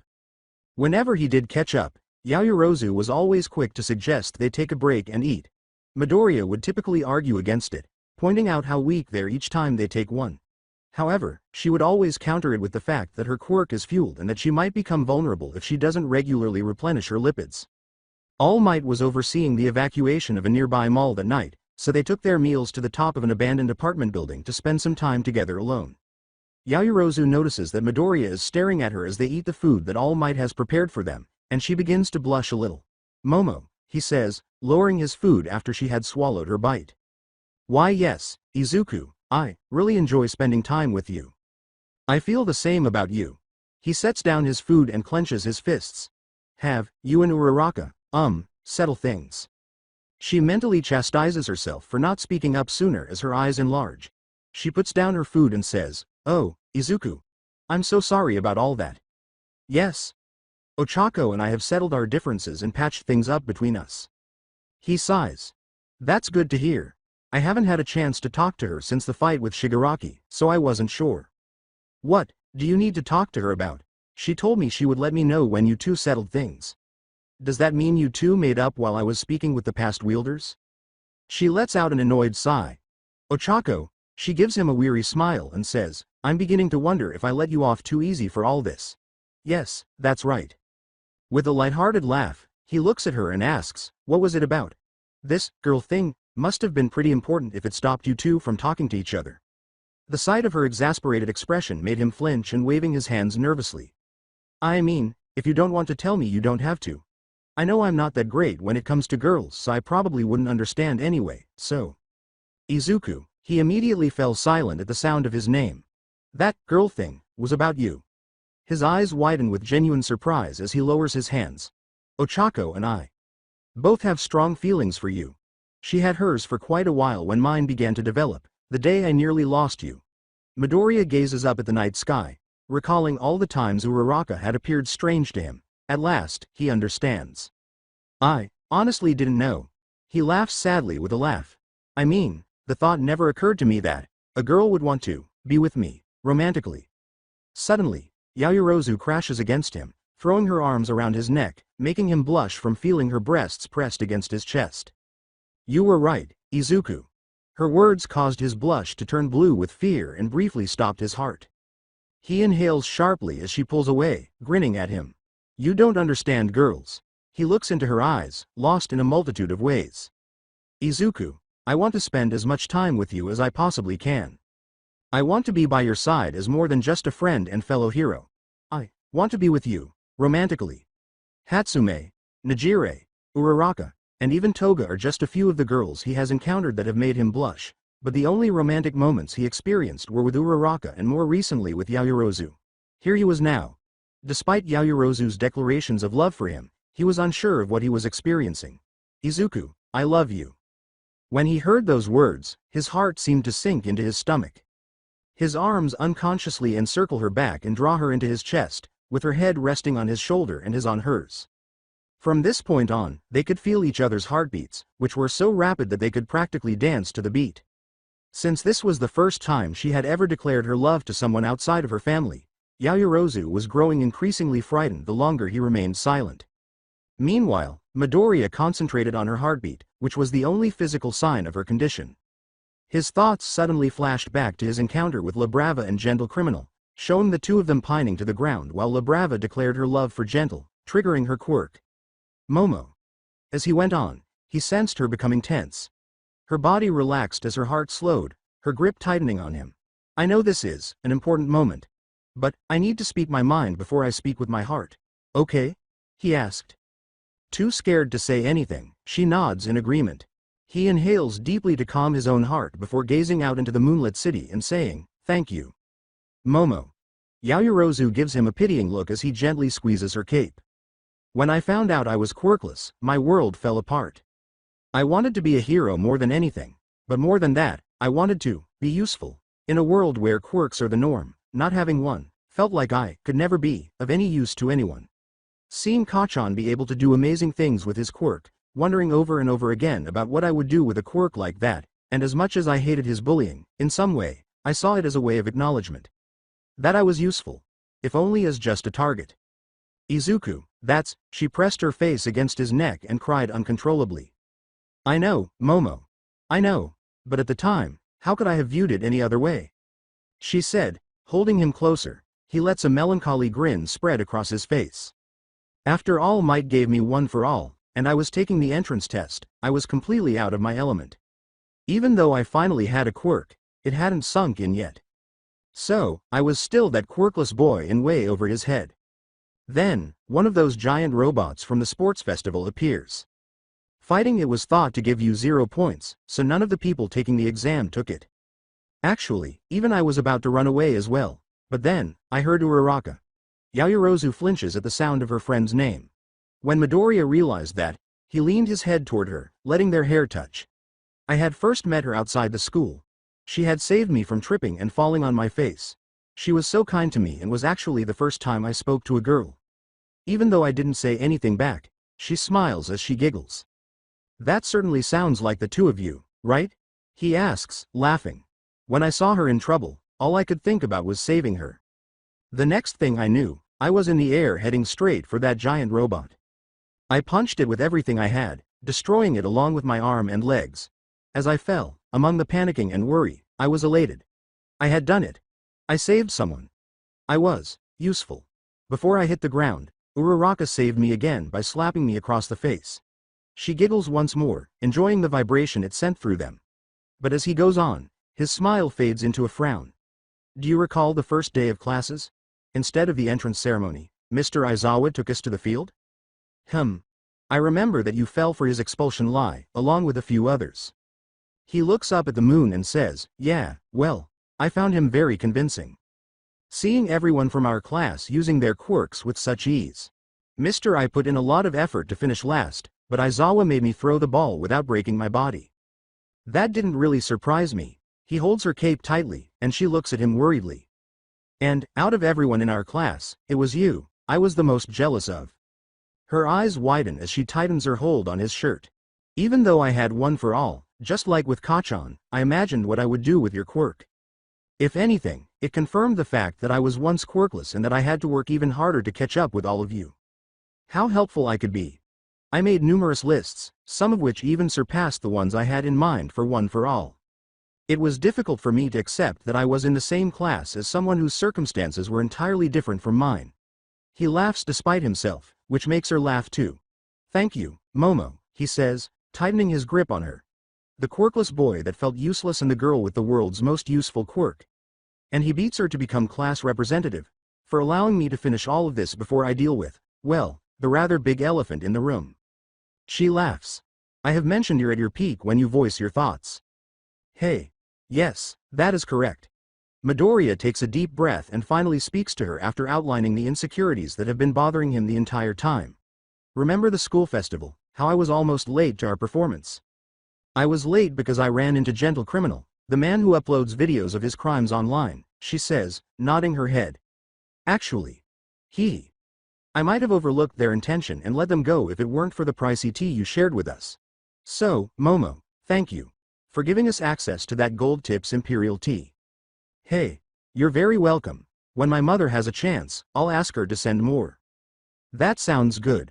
I found a hero, or at least a phone, after pursuing him and his companion to the woods outside the school. I was able to pin them down and was on the verge of knocking them out. You didn't know what to do next, did you? He blushes a little as Momo teases him. They both chuckle, and he goes on. His partner, a woman going by the name La Brava, had activated her quirk. I'm not sure what it was, but Gentle Criminal's strength and speed suddenly increased to the point where I had to use 20% of one for all to keep up with him. He also suddenly had a pink aura around him. All because La Brava told Gentle that she loves him. Yaoyorozu eventually separates from him, keeping her hands on his shoulders and looking into his eyes, which are busy trying to solve a puzzle. Izuku. Where are you taking this? I know this was a long way around, but I've struggled with having mixed feelings about myself and towards others, he says with a small smile. She nodded sympathetically, saying, just take a look at my friendship with Kachan. Gentle and La Brava are the reason I told you about my past. You see, I could see Gentle's point of view. He had dropped out of the hero course and wanted to help others, but he kept making mistakes that made him fight me. Being forgotten was his greatest fear. Momo. Being with you is precious to me, Midoriya says, placing his hands on her shoulders and gently bringing her close enough for him to press his forehead against hers, causing her to smile. Kind of like how my biggest fear was being useless. Momo, I love you. She leans back and gazes into his eyes, the puzzle inside her finally solved. And I know now, what I feel towards you is true. Mom. Yaoyorozu blinks as she sees Midoriya approaching her, his yellow cape and whiffs of purple smoke flapping in the wind behind him, her own cape cracking behind her as she eases to the side, the two of them flying side by side when they finally meet up. He flips off his hood, revealing a smile as he grabs her hand. How is everyone? That Ketsubutsu second-year student appeared to be quite injured. He had some broken bones, but his classmates are taking care of him, she says, matching his smile as she squeezes his hand. All other individuals are safe and en route to Ketsubutsu. Thank heavens. That's a relief, Midoriya says, sighing as she looks forward. He recalls his conversation with Yo, observing Tatami and the civilians in the building next to them carrying support equipment. There's no shortage of people blaming heroes for failing to stop Shigaraki and all for one sooner. He squeezes her hand, and Yaoyorozu drifts closer, brushing her shoulder against his, relaxing him almost immediately. They initially did. However, I've discovered that it works much better to firmly ask angry people to do something than to tell them. Midoriya gives her a knowing smirk and chuckles briefly. After taking out his communicator, he asks, Kachan? Yep. She nods in response. He presses a few buttons and holds it to his ear while the two teenagers laugh. He ends the call and says, Hey, All Might. We're coming in. The two of them start to descend and soon come to a sliding stop next to All Might's car. Yaoyorozu retracts her hoverboard a few meters above the ground and gently lands next to him. Are you two okay? I could feel the rumbling all the way from here. She tells him, everyone is safe and on their way to Ketsubutsu Academy. As his support brace retracts into his gloves, Midoriya raises his arms and says, and Muscular's with the police, on his way back to Tartarus. All Might walks over to Midoriya and looks at his arms, saying, that's good to hear. How did the braces hold up, too? Wow. All Might and Yaoyorozu smile when their friend is mentioned. I'm glad you got them sent here before trading was restricted. Melissa truly outdid herself with these. When this is all over, we ought to try to get Hatsume to New Island. With a lively and enthusiastic expression, Yaoyorozu says, I'd love to see what she and Melissa could come up with together. She looks down at her boots. I concur. All Might, who has pleasant recollections of his time with his American friend David Shield and his daughter Melissa Shield, glances over his shoulder at the briefcase leaning in the passenger seat of his vehicle. I can only imagine the strides those two will make in the future. I am in your phone. I am here. When All Might reaches for his phone, Midoriya looks at him with wide eyes and exclaims, oh wow. Is that your ringtone from the Silver Age? Very cool. Yaoyorozu gives him a nervous smile as All Might answers. It was Hawks checking in. Suddenly, danger sense flares up. Trouble nearby. Come on, Creata. She activates her hoverboard before he releases her and the two take off. He puts on his mask, reaches out, and grabs her by the waist before jumping into the air and carrying her past the top of the buildings. All Might allowed a melancholy smile to emerge as he recalled Nana Shimura's time spent with her husband and their newborn son, and he was astounded by how close the two teenagers had become, feeling no shame at public displays of affection. I'm glad to hear that, All Might. Understood, Midoriya says to All Might as she crosses the roof of a shopping center while Yaoyorozu follows closely behind, her communicator to her ear. The sun was starting to set, bathing the city in a soothing orange and red glow. We'll stay here until you get here. Oh, I see. Those civilians are currently en route to the hospital, she says, hanging up and putting the device back in her pocket. See you soon. Therefore, All Might ought to join us shortly. Excellent. He gives her a slight smile and says, don't get me wrong, you were quick with the first aid. Those injuries. I hope they pull through. You did a fantastic job. Izuku, thank you. I hope so too. She cuts him off from an unneeded diversion, turning to face the horizon and the plaza beneath them, where a still operational fountain ran. As Midoriya steps onto the ledge, prepared to move on, she looks at the fountain with a melancholy gleam in her eyes. For the time being, this area appears to be fine. He notices the expression in her eyes and says, let's check the Momo? Huh? I apologize for missing that, she says, whipping her head in his direction while blushing slightly. Have you said anything? Midoriya tilts his head and then turns to face the fountain.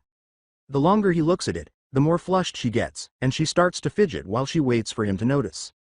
Did you want to take a closer look? He asks, giving her a nervous smile. A broad smile spreads across Yaoyorozu's face. MMHMM. Just then she leaps off the roof, activating her hoverboard and making her way to the fountain. Midoriya sighs with acceptance before following her. They land right beside the fountain before he follows her, strolling around it and taking in the peaceful, borderline romantic scenery. He watches as she enjoys herself with this simple activity, smiling from the look she wore. In a moment of bravery, he catches up to her and intertwines his fingers with hers, his face a deep red while turning his head away right as she looks at him, her own face flush and smiling. This won't take long, I promise. She looks back at the fountain with a sigh, leaning against him and drawing his attention to her.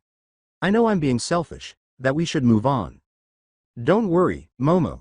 We can afford a few minutes. She squeezes his hand as a grateful smile spreads across her face.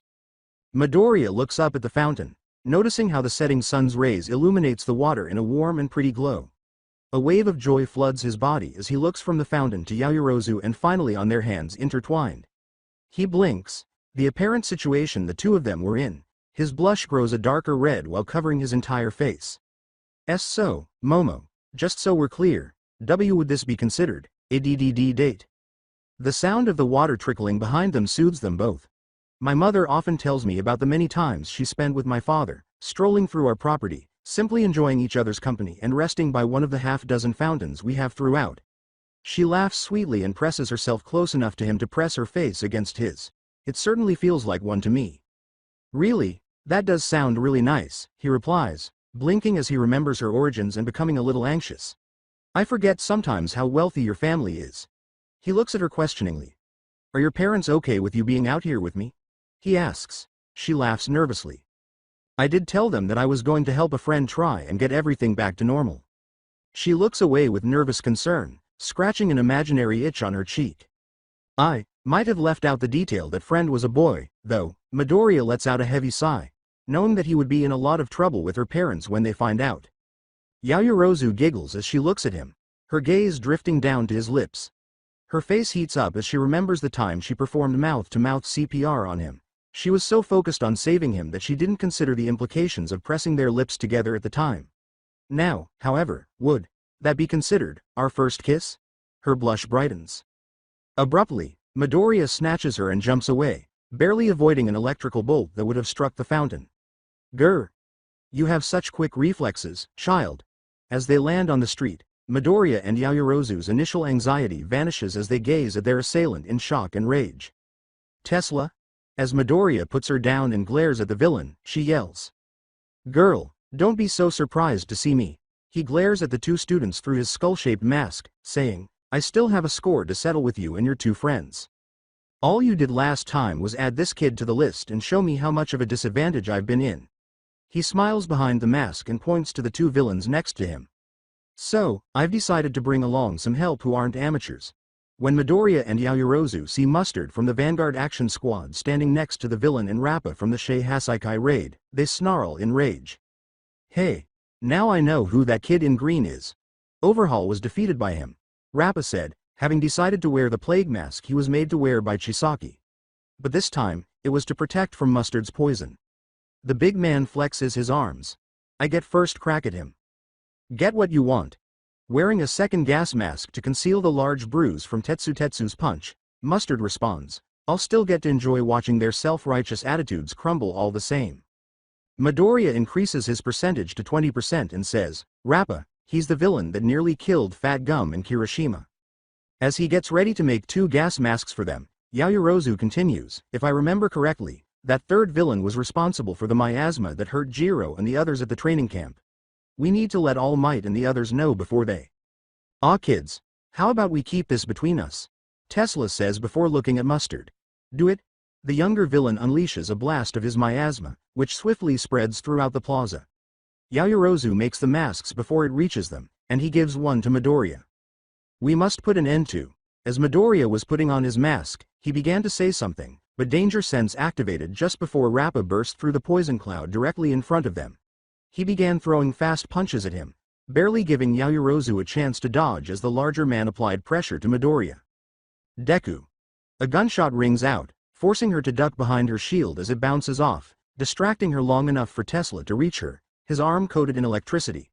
She calls out, creating an insulated shield just in time to block against another bolt. She glares in the direction the bolt came from, the miasma too dense to see past a few feet.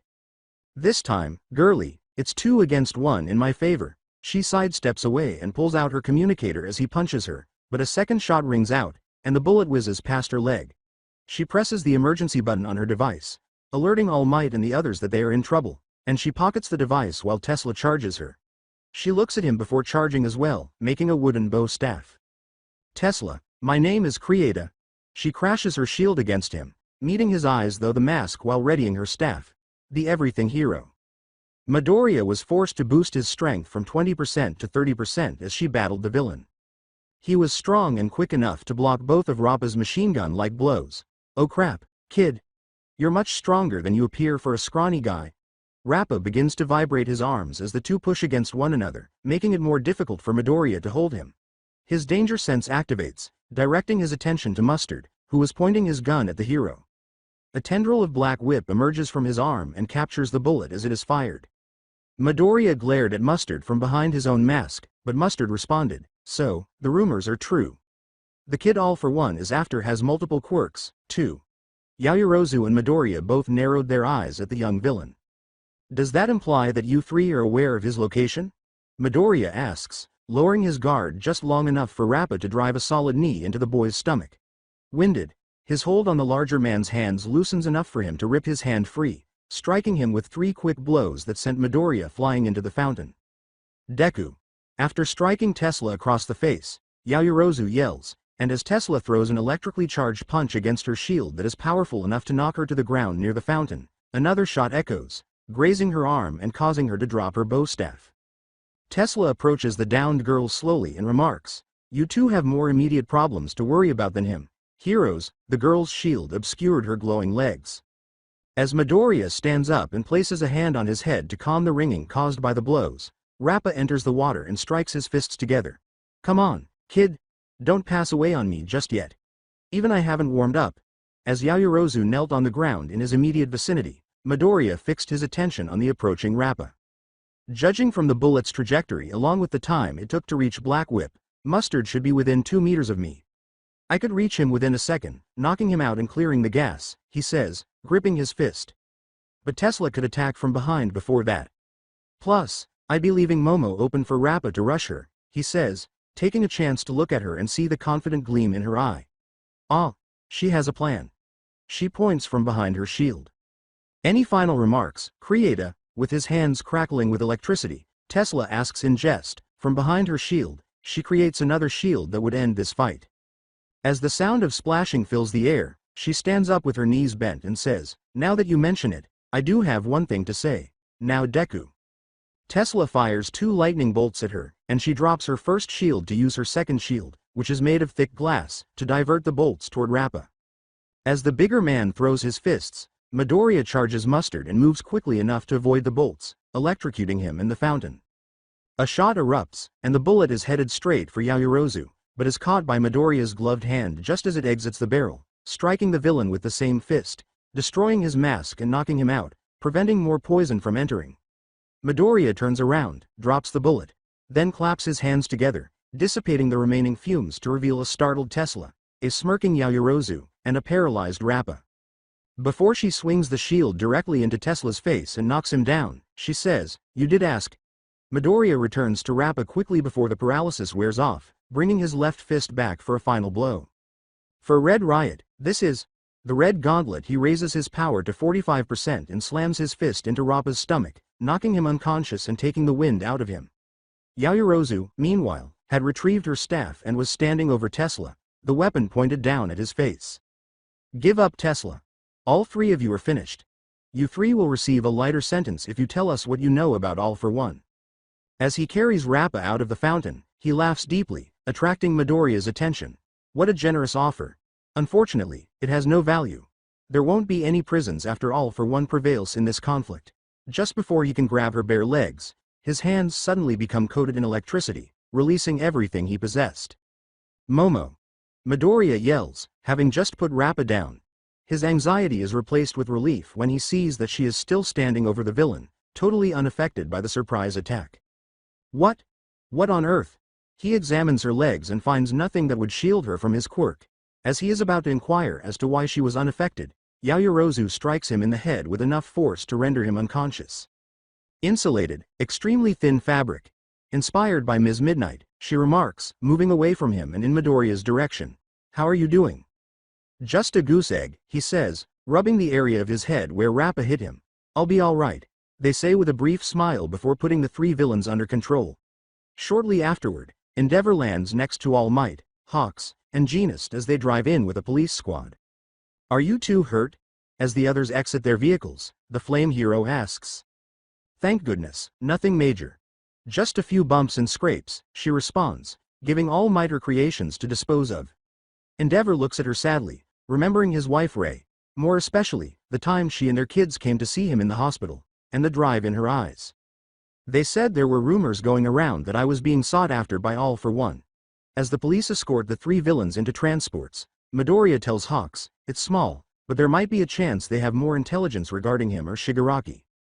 "I'll accept it." He smiles and says, "They'll give us something we can use. You'd be surprised how much of a difference one bit of information can change a situation." Yaoyorozu turns to face Hawks as she watches Tesla get into a transport. "If it's not too much trouble, Hawks." The pro turns to her when his name is called. "Could you get him to tell you how he managed to get out of prison last year?" she asks. "The previous year? I take it you're talking about your most recent interaction with him?" The three of them turn to face Endeavor, who is standing nearby with his arms folded. A senior executive from Feel Good Inc. paid his bail. A business connected to Detenarot. When the business that had been providing funding to the Paranormal Liberation Party is mentioned, Midoriya and Yaoyorozu squint. Hawks, on the other hand, was astounded. "Wow, Endeavor. I didn't think you were an investigator. After Bakugo told me of your encounter with the villain, I personally looked into the matter," he says, ignoring the jab. "After some effort, I was able to identify Detenarot as the name used for the bail. When I learned that, I sent the Public Safety Commission my findings, which included additional proof of their misconduct." With an expression of appreciation and admiration, Midoriya confesses, "I didn't know you did all that." As soon as a criminal organization releases a villain from prison, he attacks the two of you. "I wasn't going to take that lying down. You are Shoto's friend and my protege. I would have been negligent to have disregarded it." As Hawks offers some lighthearted repartee, the two students thank the top hero, while All Might and Genist observe with a smile of approval on the retired hero's face. The rain was falling, a shower that made the night even more dismal for those who were unlucky enough to be caught in it. For example, a regular woman, a heteromorph who stood almost 10 feet tall and had a fox-like appearance, was just heading to a shelter. "Look out! It's a villain!" Someone shouts, making the woman flinch, looking around for the supposed villain as three men ran towards her with support items ready. "Take it down." Now that she knows they were aiming for her, she looks at them horrified. "Hold on, please. I'm not a bad guy. I promise." They halt in front of her, and she raises her arms to protect herself. "I haven't done anything wrong, I'm just afraid. Stop, please." "Yes, exactly, you're trying to get us to drop our guard," yells one of them, pointing his support blaster at her. "Then you'll launch an assault." Tears are streaming from her eyes as he charges the blaster. "No." As he fires, she screams and collapses to the ground. The three men watch in disbelief as Midoriya dashes past, intercepting the shot, and slides to a stop. "Please, calm down," he yells, addressing the three men. The woman looks at them too, but then she hears running and notices Yaoyorozu coming toward her. "Miss, how are you?" Standing between the three men and herself, she asks. After a tense moment, the three men turn and depart. "I understand that it's a stormy night and everyone's on edge." Midoriya moves to stand next to Yaoyorozu. This woman is not a threat to anyone. The three men lower their weapons as Yaoyorozu soothes the woman. "Please, leave her to us." "All right. However, she shouldn't be out in that state at this hour." Before they flee, one of them shouts back.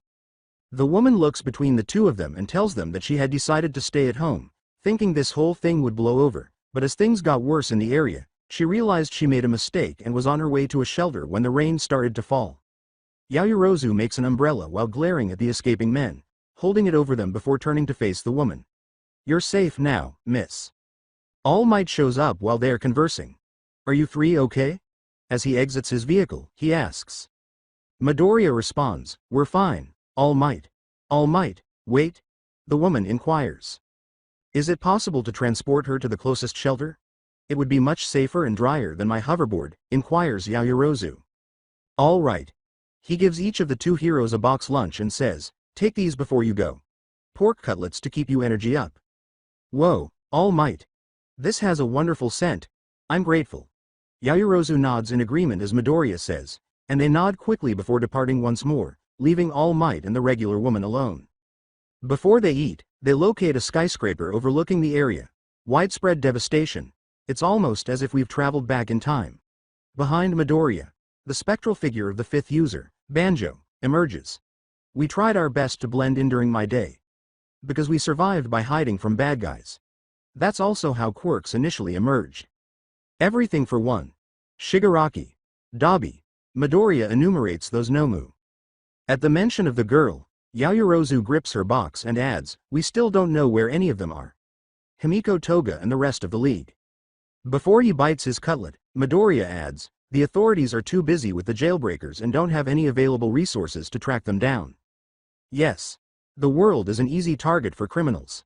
Even with Endeavor and Mr. Aizawa's assistance, I was unable to defeat Shigaraki using One for All. I can't stop this chaos unless I unleash the full force of One for All. He blinks and then turns to face Yaoyorozu, who is holding her cutlet in front of her. "I know you will." She takes a bite out of her food as he and Banjo both smile at her. "You can do it, Izuku." As the other wielders surrounded them, Kudo said, "Listen up you two. From now on, things will proceed much more swiftly. Prepare yourself." "All right." As they finish their meal, they both say. Shimura smiles as she turns to face Yaoyorozu. "So you can hear us then, huh Momo?" Not only that. As she puts away her empty boxed lunch, she confesses, "I can also see you, as well. Sadly, I can't recreate that battlesuit out here." "Well, perhaps you can't because you don't have enough lipids to do so," Yoichi says. "Maybe being in One for All, a mental plane, enabled you to make things that are beyond your current capabilities? That's incredible. Then the theory that you used your quirk to create a link to One for All has merit," Midoriya remarked. Bruce crosses his arms and says, "As well as the potential risks that entails." She looks at him sympathetically. "While I respect your devotion and resolve, it concerns me that your presence gives All for One another means to take One for All." As Shimura smiles reassuringly at the girl, she says, "It's far too late to second-guess ourselves now." Yaoyorozu nods in agreement as she gives her a playful wink. "And I, for one, am glad for her company." He smiles at her and takes her hand. "I may have the power to ultimately stop All for One, but what good is it if I can't throw a single punch because I exhausted myself trying to do everything alone?" Midoriya started, gazing out at the city as the wielders and Yaoyorozu looked at him. And even though that's what it'll no doubt come down to, that didn't stop Endeavor, Aizawa, Todoroki, or Kachan from giving everything they had into stopping him. "I'm glad you're with me, Momo," he says, squeezing her hand. The two gaze into each other's eyes as the wielder begins to return to One for All. "You're quite the heartthrob, kid." When Banjo blurts out, the two teenagers blush a lot because they truly forgot they weren't alone. Shimura delivers a forceful blow to the other wielder's shoulder. "Damn it, Banjo. Well done for ruining their mood." While Midoriya and Yaoyorozu let their embarrassment out before taking off into the night, The other wielders laugh at the two arguing, and both Kudo and Bruce allow a smirk to appear on their faces. Yaoyorozu gives Shimura a mental thank you for hitting Banjo for her, believing that this was her chance to kiss him for real, rather than out of desperation to save his life. For the next few hours, they fly over the city, searching for any trouble as she thinks about their current relationship in Bruce's words. When they land on a random roof, Midoriya takes out his communicator to check in with All Might while Yaoyorozu looks around, wrapping her cloak around her arms as the cold begins to set in. He raises the device to his ear, but before he can say anything, it is shot out of his hand and pinned to the building in front of them. The two stand motionless, identifying the two-tone bullet. "Little boy dressed in green," Midoriya says. Through the speaker attached to the bullet, a voice said, "You're coming with me." He whispers to her through his mask, "This is it, Krieta." The two teenage heroes exchange a knowing glance. The hired gun, with ties to him. "I'll let you keep your limbs if you don't move a muscle." Yaoyorozu lets out a choked breath and Midoriya gives her a pitying glance as they both recall the evening they left the hospital following their conversation with Gran Torino. "That goes for you too, little caped girl," the speaker relays. Hawks joins them after they have gone back to his room to change into their hero costumes. Given the state they're in, the only viable option they have right now is to capture Midoriya alive. He says after they are both presentable, "All for One would need to take your quirk directly from you without Garaki's medical equipment to store any quirk factors in." He looks out the window and says, "I'm confident none of the jailbreakers he sends have a chance of taking on a dynamic duo, like the two of you." He smirks, which makes them both smile too. "Even if they do smarten up and band together, the two of you can manage it easily enough." His smirk turns into a frown. He turns to face the two teenagers and says, "There is one woman we should be worried about." Yaoyorozu gives him a worried look. "We were basically colleagues, though she was my senior." Her eyes widen in shock. "Of course, I'm trying to track her down as well. Krieta. Run like hell if you two happen to run into her, as quickly as you can." "Hold on. Was this woman a Public Safety Commission employee? Or you talking about?" she asks, drawing a curious glance from Hawks and Midoriya.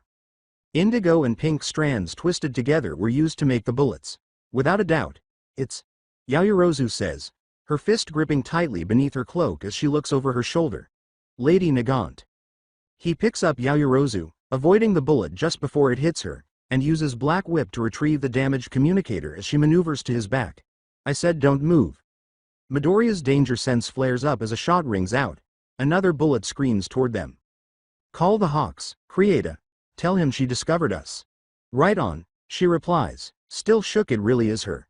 She pulls out her communicator and calls the number 2 hero as another shot rings out. It's her. Lady Nagant. "Ah, she's found." Her communicator was destroyed by the bullet. Midoriya pulls them up against a wall with Black Whip. "Are you okay?" "Yeah," she says, turning to face the ground where their other communicator has been destroyed. "I'm amazed how accurate she is with a moving target." "I am, too." He points in the direction he thinks she is, but based on the last 2 shots, I'd say she's about a kilometer that way. "I concur. We are therefore well within her range," she continues. "She'll probably also take advantage of All Might and the others if they try to assist." Thus, he jumps off the building and grabs her gadget as he dashes by. We approach and seize her. As they watch in horror, Midoriya raises his arm just in time to have the bullet strike his bracer, destroying it. He swings them through the air as another shot rings out. This time the bullet curves around the building and heads right for them, she adds, holding his shoulder. "Oh no." Hawks was serious when describing her abilities. "It's crazy that skill alone can hit moving targets so far away."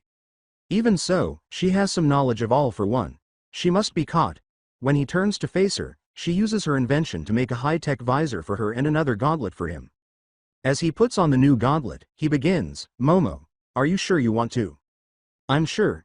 He nods as he notices the intense desire in her eyes. "I have to know." "All right."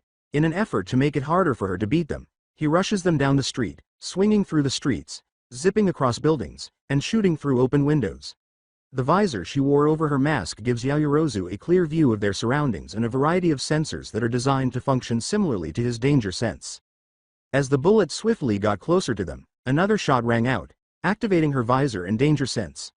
"Behind us," Yaoyorozu warns, creating a thick titanium shield, angling it in just a way the bullet ricochets off, the force of the impact knocking his mask loose from his face and sending them to the ground. She drops the shield as Midoriya corrects their position so as to land on his feet. How did she manage that? Oh no. I should have known that might happen. She's all for one's hired gun, he says, glaring angrily in the direction his danger sense was pointing. He gave her extra quirks, of course. The two of them see Lady Nagant smirking at them as she leaps through an alley. She can shift positions with ease thanks to a quirk like that. Yaoyorozu explains, coming to the same conclusion as him. Even get in closer, making it harder to dodge her shots. I'll use the sixths in that case, he says after landing on the street. Complete blast. Using the same tactic Mustard used against them, a huge plume of purple smoke shoots from his body, obscuring the streets from her view by enclosing a sizable portion of them in his smokescreen. Hi. What did I say before? As Yaoyorozu climbs off Midoriya, a ghostly figure appears behind them and says, it's way too risky to put out that much smoke. You see, your opponent is essentially a long-range, fast rifle. You've put yourselves in a bind. Midoriya remains silent while Yaoyorozu observes him. Suddenly, he begins performing squats in quick succession, and her eyes light up with comprehension. Whoa, she'll tag you the second either of you try to run. Hold on for a moment. Are you acting in the way I believe you are? And asks, his worried eyes wide. The second wielder, Bruce, comes up next to N and frowns at Midoriya, saying, terrible idea. I can see what you're trying to do right now. However, you are not currently capable of carrying out this plan. As he recalls Endeavor describing parallel processing, his legs begin to glow a deep red. You have no experience using my quirk, he says. It takes practice to process data in parallel. After gathering enough kinetic energy in his legs, he responds through clenched teeth, it's a little late for that. If I can capture Lady Nagant, we can get decisive intel on All for One and Shigaraki. N turns to face Yaoyorozu and says, stop him, this is too dangerous. As Midoriya concentrates on his stored power, she clutches her fist in front of her chest and says, I agree with both of you. However, I've seen firsthand how Matriculates he plans out strategies.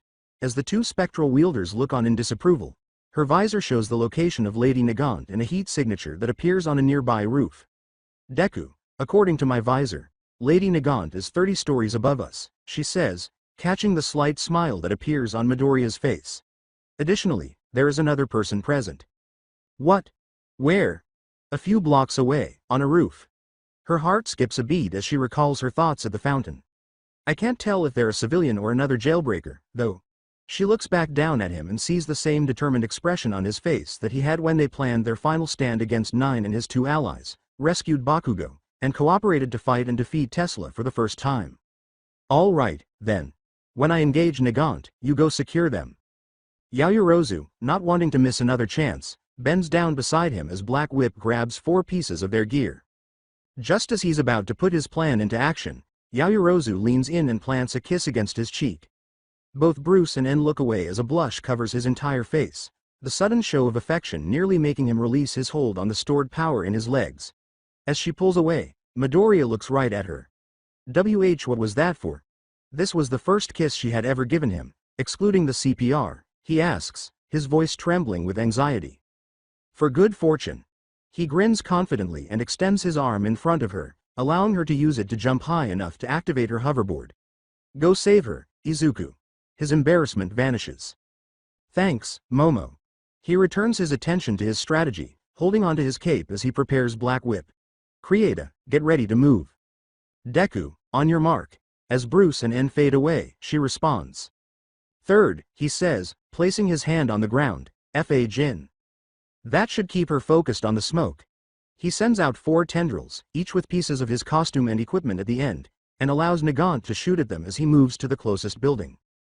The building Midoriya ran into shook as her visor picked up his location, shooting through the building and grabbing Lady Nagant. With her distracted, Yaoyorozu races out of the smoke and straight for the second heat signature, curious as to who it was and why they suddenly registered on her visor. He says this before entering the building, leaving Yaoyorozu alone to wait for her chance to leave. She takes a moment to blush slightly over the quick peck on her cheek that she gave him, picturing Ishido and Hagakure jumping into the air, which isn't exactly what she wanted to do, but it was more than enough to satisfy her for the time being. As she lands far away, Yaoyorozu immediately realizes that the person is a man, that he has no hands, and that he is dressed in prison clothes that are primarily used in Tartarus. She makes a rubber launcher, prepared to render him helpless if he becomes violent. You there? Hey, sir. Do you require medical assistance? He becomes agitated when he hears a woman's voice. Hey, a deal was made. He yells at Lady Nagant. Sir, calm down, please. She creates a staff in case his quirk disarms her. If it's a deal you want, tell me what you know about All for One and Shigaraki, and I'll help you get what you wanted from Lady Nagant, she says. I participated, I guide you to the child. Ignoring Yaoyorozu, the man goes on, now, do what you promised and take me to Pops. I'll take you to your Pops, if you tell me what you know about All for One. She tries again, taking a chance by taking a few more steps, and the man eventually turns against her, forcing her to press the trigger of the launcher with his ferocious glare. You sick wannabe, stay out of this, I'll keep a dirty girl like you away from Pops. The girl is a little taken aback when he suddenly displays regret. I need to find Pops. I must apologize, I apologize, Pops, however, I had to. You gave me no other option.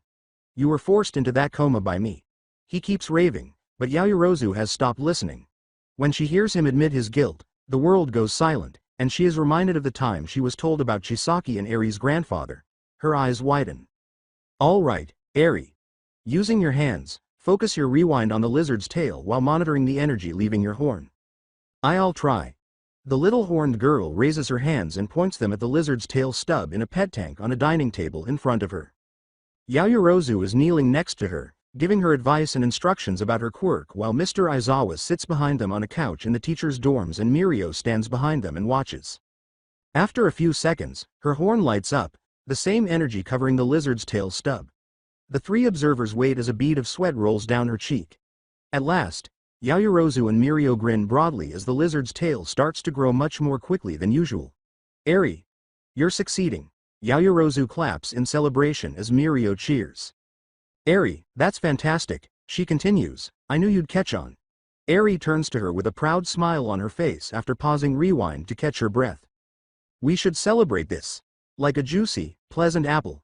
Eri, how about it? Leaning on the back of the couch, Mirio said. Looking at him and nodding excitedly, she gets up and follows him into the kitchen.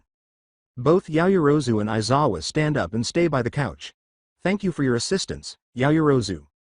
I had hoped that Tamaki would shed some light on stockpile quirks. Aizawa rubs the back of his head and explains, I know full well that was a long shot. She laughs.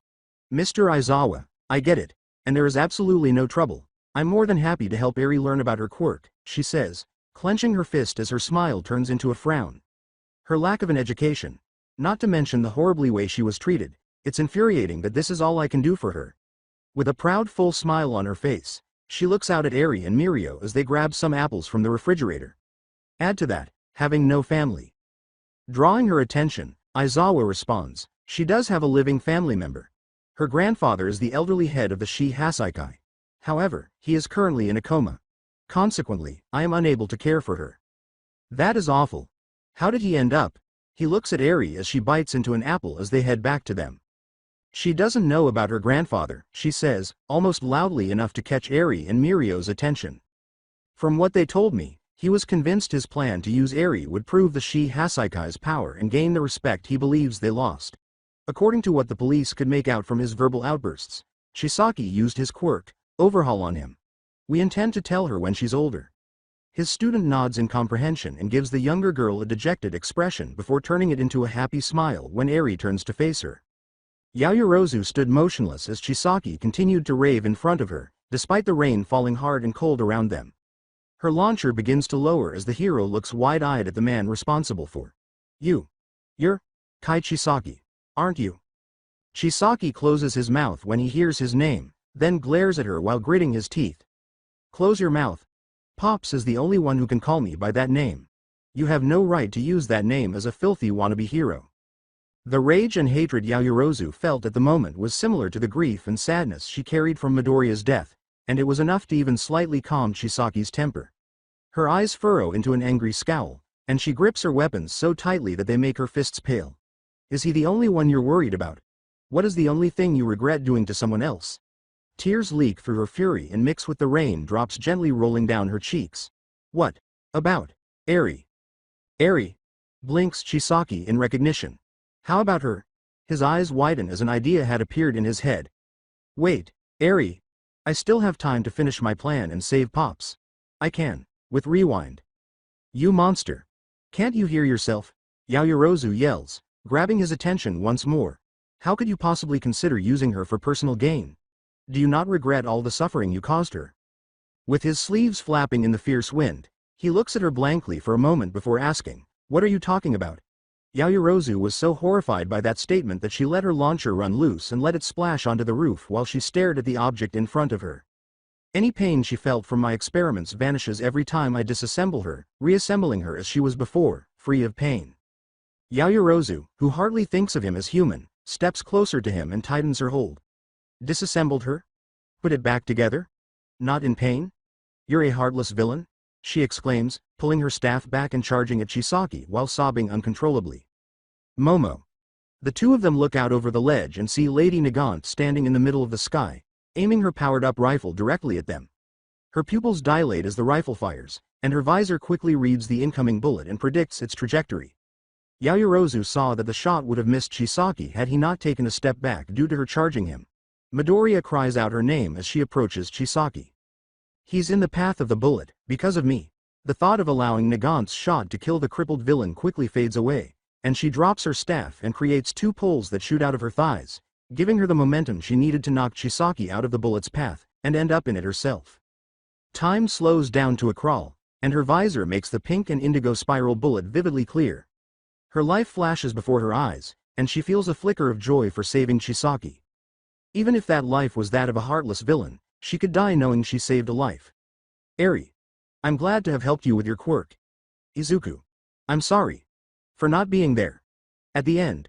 Time slowly returns to normal, and the bullet is just inches away from her. I love you, Izuku. I've got you, Momo. Midoriya says, holding her against his chest and shooting Black Whip at the building to keep from blowing past it. You're safe now. She opens her eyes and looks at the comforting smile he gave her, returning the gesture. Midoriya uses the stored energy of Fa Jin from one of his legs to reach Yaoyorozu just in time to pick her up, move her away from the bullet, and pull her out of the way in a fraction of a second. My hero. Her visor and his danger sense detect Nagant's attempt to fire once more, even though he is recoiling from the shot. Go. How about Chisaki? I got him. She gives him a brief squeeze on his shirt before Midoriya lets her fall and fires another Black Whip at the building as she activates her hoverboard. He uses the stored energy in his other leg to throw himself back at Lady Nagant as Yaoyorozu hovers back towards Chisaki. Before he can rave at her again, she zooms at him, leaping off the hoverboard and tackling him to the roof, creating bindings that capture the handless villain. I'll make sure. You spend the rest of your life in prison. She looks over her shoulder at him. When an explosion erupts, Yaoyorozu turns to face Midoriya and Lady Nagant, her visor catching the two of them as they fall freely, Nagant covered in smoke and burns. Izuku. As she yells, she jumps off the building and onto her hoverboard, racing towards the people who are falling while observing Midoriya's frantic attempt to grab Nagant. Suddenly, Hawks appears with a few of his feathers and catches her. Hawks. Midoriya calls out as Yaoyorozu flies into his line of sight. Momo. Deku. Krieta. I apologize for being late, but the two of them see Endeavor hurtling towards them. This weather is bad for me. What's happening? Are there any other adversaries? Chisaki's on the roof of that building, Midoriya says, glancing at Yaoyorozu, who was totally preoccupied with Lady Nagant. As Yaoyorozu accelerates and heads directly for the falling Nagant and Hawks, he responds, pointing to the building in question. I have him. Endeavor alters his trajectory and takes off for Chisaki. Hawks is caught by Yaoyorozu, who positions her hoverboard to catch them. Midoriya uses Black Whip to latch onto him, slowing their descent. Mom. Hawks. She probably didn't mean to do that, but I'm not positive. All for One gave her at least one extra quirk. Oh, thus, he might have secretly booby-trapped it with another one, Yaoyorozu concludes. These two, Hawks glances between the dynamic duo. Hey, my name is Hawks. Hawks looks at the wounded Lady Nagant in his hands. I kind of took your place. All for One's manipulations have put us in this predicament. You ought to realize that now, too, if you battled that child. As they get closer to the ground, he says. With tears in her eyes, Yaoyorozu yells, please, Lady Nagant. For you, there is still time, you don't need to discard everything. Let's say you understand that, assist us in building a future you will be proud of. With tears streaming down her face, she reaches out and takes her hand, squeezing it. You are Lady Nagant. You are my hero, too. With hopeful eyes, Lady Nagant slowly opens her eyes and sees the three heroes attempting to save her. She looks at her replacement, wondering what kind of things he was made to do for the greater good. She then turns to face Yaoyorozu, and when she sees the girl's dejected eyes, a flash of recognition crosses her mind. Hawks lays her down as Yaoyorozu just jumps off, not even bothering to recall it into her boots, and knelt beside Lady Nagant. Here's what I know. In 2 months, at a mansion in Highbury Woods, I was supposed to bring the boy there. The three of them stare at her in shock before Yaoyorozu pulls back on her hoverboard, preventing them from crashing to the ground before landing, and Midoriya lands next to them.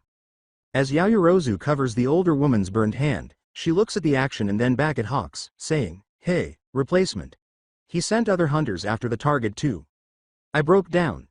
Unaware of the tears that Yaoyorozu couldn't stop from falling onto her arm in an attempt to help her, she confesses, "I just couldn't take it anymore," as the rain barely relieves her burns. "But you, how do you still keep going?" At last, she asks. He grinned down at her and said, "Because there was someone who helped me out. Also, I'm an optimistic guy." "Oh, is that correct?" With the exception of the sound of the rain, the three of them silently keep watch over her, she said feebly. Deku. Midoriya and Hawks look back to see Endeavor landing close by with Chisaki in hand. Was he the only one? As Yaoyorozu held Lady Nagant's hand and watched as her eyes began to close, staring at her for the final moments before they do, their conversation devolved into a white noise. However, just before she passed out, that realization brought forth a clearer image from her past. A young woman she had been tasked with saving many years ago. V.P.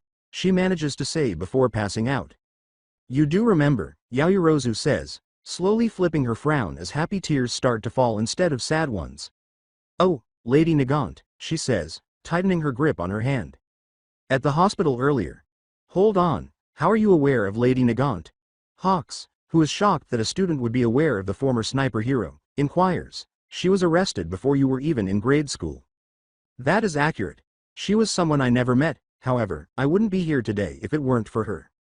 "Really? How so?" Midoriya queries. "Well, my mother was out shopping when she was still carrying me, choosing the furniture and other items for my room. She was so preoccupied with choosing the ideal crib for me that she lost contact with her security guards, leaving her open to being kidnapped." Hawks and Midoriya exchange sympathetic glances, with Midoriya moving closer to her and pressing his shoulder against hers before she continues. "He threatened to hurt her if the police didn't meet his demands, even going so far as to threaten my life when the cops tried negotiating with him." She was on the verge of tears when Midoriya placed his hand over hers and gave it a comforting squeeze that stopped her tears. Just as he was about to make good on his threat, he was shot through the stomach and into his spine, paralyzing him. Hawks gives Midoriya a sorrowful smile. Hawks responded, "No way. I heard about that incident. The Public Safety Commission sent Lady Nagant to neutralize the villain because he was holding a VIP. He looks at the student hero sadly and says, "It must have been a shock for her when news of Nagant's murder hit the news." She leans heavily against Midoriya and frowns, saying, "She was devastated. She might have used my father's influence to have her executed if he hadn't wanted to uphold our family name." "Yes, that is evident to me. That story was a lie, to cover up what really happened." The two students look at him bewildered. It's a good thing he did that then. "What?" With frightened eyes, Yaoyorozu asks. "She didn't kill a pro. She was being used for his own illegal hits by the former head of the Safety Commission. Heroes, villains, and even common people who either disapproved of him or prevented him from making money." "You mean that she was banished to Tartarus for opposing a dishonest official?" Hawks nods sadly and says, "I'm afraid so. The Public Safety Commission couldn't let an embarrassing scandal like that get out. They would be decommissioned and lose all credibility if the public found out about his corruption. They could not permit it to occur." He looks into Yaoyorozu's tearful eyes while Midoriya gives her a stern look. There was no way for her to have a fair trial or any chance of getting out without revealing the truth because they twisted the facts and made the previous head out to be a hero, and made her out to be the corrupt villain. "I'm sorry, Yaoyorozu." The walls collapsed, and the little girl let out a sob as she buried her head in Midoriya's chest while he held her. The poor girl was left to lament the loss of any justice that Lady Nagant had been denied. Unbeknownst to her, Midoriya was clenching his other fist tightly, staring down at her and Lady Nagant. Memories of their conversation about life being shades of gray rather than black and white, the fear Eri felt when they first met, All Might's possible gruesome death at any moment, and finally, the utter dread he felt when Yaoyorozu saved Shisaki and ended up in the bullet's path herself struck him in a way that was all too similar to the guilt he felt for not saving Bakugo. One man, and only one man, was responsible for everything he feared and felt, all for one. Midoriya, Yaoyorozu, Endeavor, Best Jeanist, and the Lurkers team, which consists of Edge Shot, Kamui Woods, and MT. Lady, stood in the trees of Hybori Woods, just outside the mansion that Lady Nagant had told them about just an hour ago. The mansion was once owned by a hate group known as the Creature Rejection Clan, which is known for its cult-like hatred towards heteromorphs. Midoriya glares at the building and takes the initiative, moving forward as Jeanist finishes alerting Hawks. Wait, Deku. Don't act hastily. He yells, and Yaoyorozu, who shares his belief, follows in his wake. Izuku. They arrive at the door and fling it open to discover the entire interior deserted, with no one's size after months of being here. After Yaoyorozu enters, Mount Lady remarks, "This place is deserted." The other members of her team then follow suit. As they all look around the spacious room they were in, Yaoyorozu remarks, "I wish I could say I'm surprised." So why is this the location of the meeting? If Nagant was supposed to bring Midoriya here, why hasn't he prepared this place for it?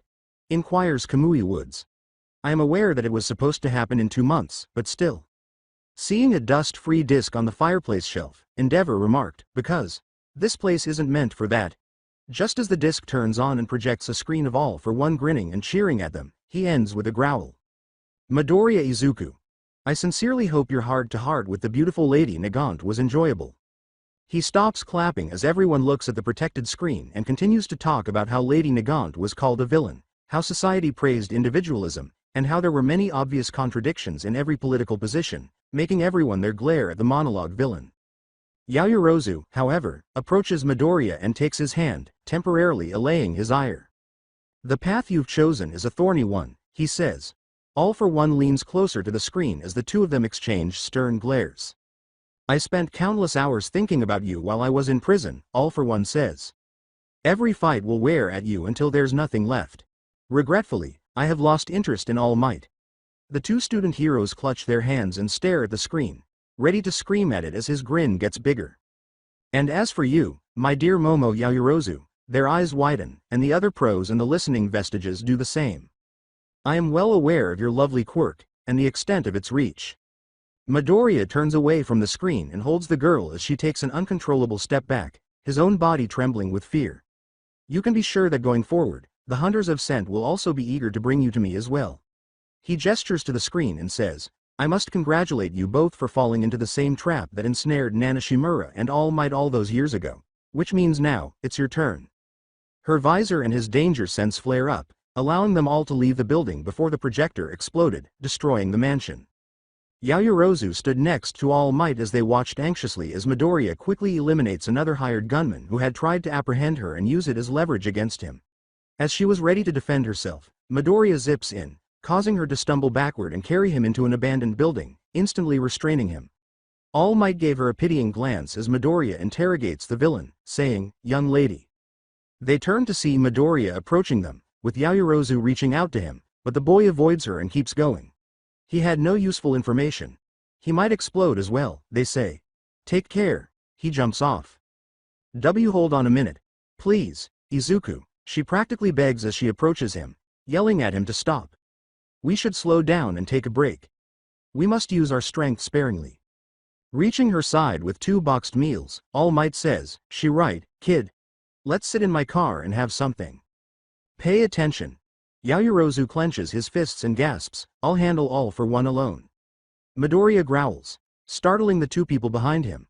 The 2 of you can't be near me anymore. Definitely not. Running in his direction, she shouts back, that's the last thing we should. I'm all right. His sudden shout stops her in her tracks, knowing where his frustration was coming from, but still feeling hurt all the same. Really? He concludes in a more composed way, I've got this.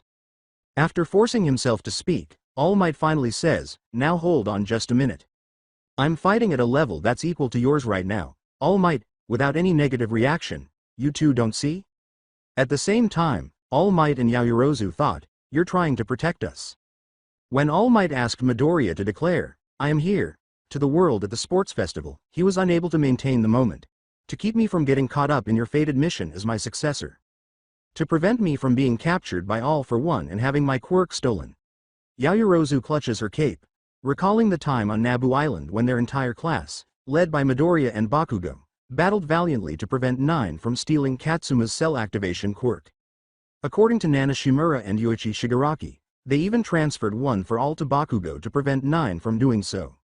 With gentle eyes gleaming through his frayed mask, Midoriya continues, "That's why, you two don't have to worry." He turns and begins to leave. All Might thought, clenching his teeth in an attempt to speak, "I swore I would raise him. That I'd keep him safe, but... You know that's not the point." He turns to face Yaoyorozu, who has just screamed, her eyes threatening to well up, and her voice stopping Midoriya once more. "You can't keep pushing yourself like this and expect to." "Damn it, Izuku!" Midoriya exclaims as she uses float to leap into the air and fly away. After taking off her glove and aiming her hand down to create a pull to get her high enough to activate her boots, she curses and runs, but nothing happens. She and All Might gasp as she lands on the ground with a thud, the older man approaching her side. "How are you? What took place?" The two of them notice that Black Whip's tendrils are encircling her boots, preventing the compartments from opening. When did he do that? The two of them thought back to when Midoriya had rushed past her, making her stumble. He must have done it then. The dam finally broke, causing her tears to stream down her face as she throws her head around towards Midoriya. "Izuku." All Might envelops her in an embrace, allowing her to weep on his shoulder while he lets his own tears fall from his throat. Unbeknownst to the two of them, Stain, a well-known jailbreaker, was standing nearby, concealed behind a concrete slab, his tongue protruding from a plain mask. "Endeavor will arrive soon. For your protection, that is." Yaoyorozu stood under a cafe's awning while the rain continued to pour. A few hours after Midoriya left on his own, he ran into a lot of jailbreakers and hired guns, leaving them restrained for All Might and whatever authorities to gather up, all the while staying just out of reach. Then, All Might gets a call from Endeavor telling them that Midoriya has stopped answering his calls after telling him to regroup until the foreign heroes arrive. He also tells them that Principal Nezu has asked for his presence and thinks Yaoyorozu should return as well, given All for One's obvious intentions towards her. All Might agreed, despite her silence the entire time, and she didn't protest at all when he dropped her off at the cafe. "I'm so sorry, Yaoyorozu," she says, as she stares blankly at the ground while the tendrils are still firmly gripping her boots. To stop him from going off on his own. "Really?" He rolls up the window and drives off after saying, "For everything." Yaoyorozu was in a state of grief she had never been in before. All the stories her mother told her regarding the time she spent with her father painted a much more pleasant picture of love and being with someone.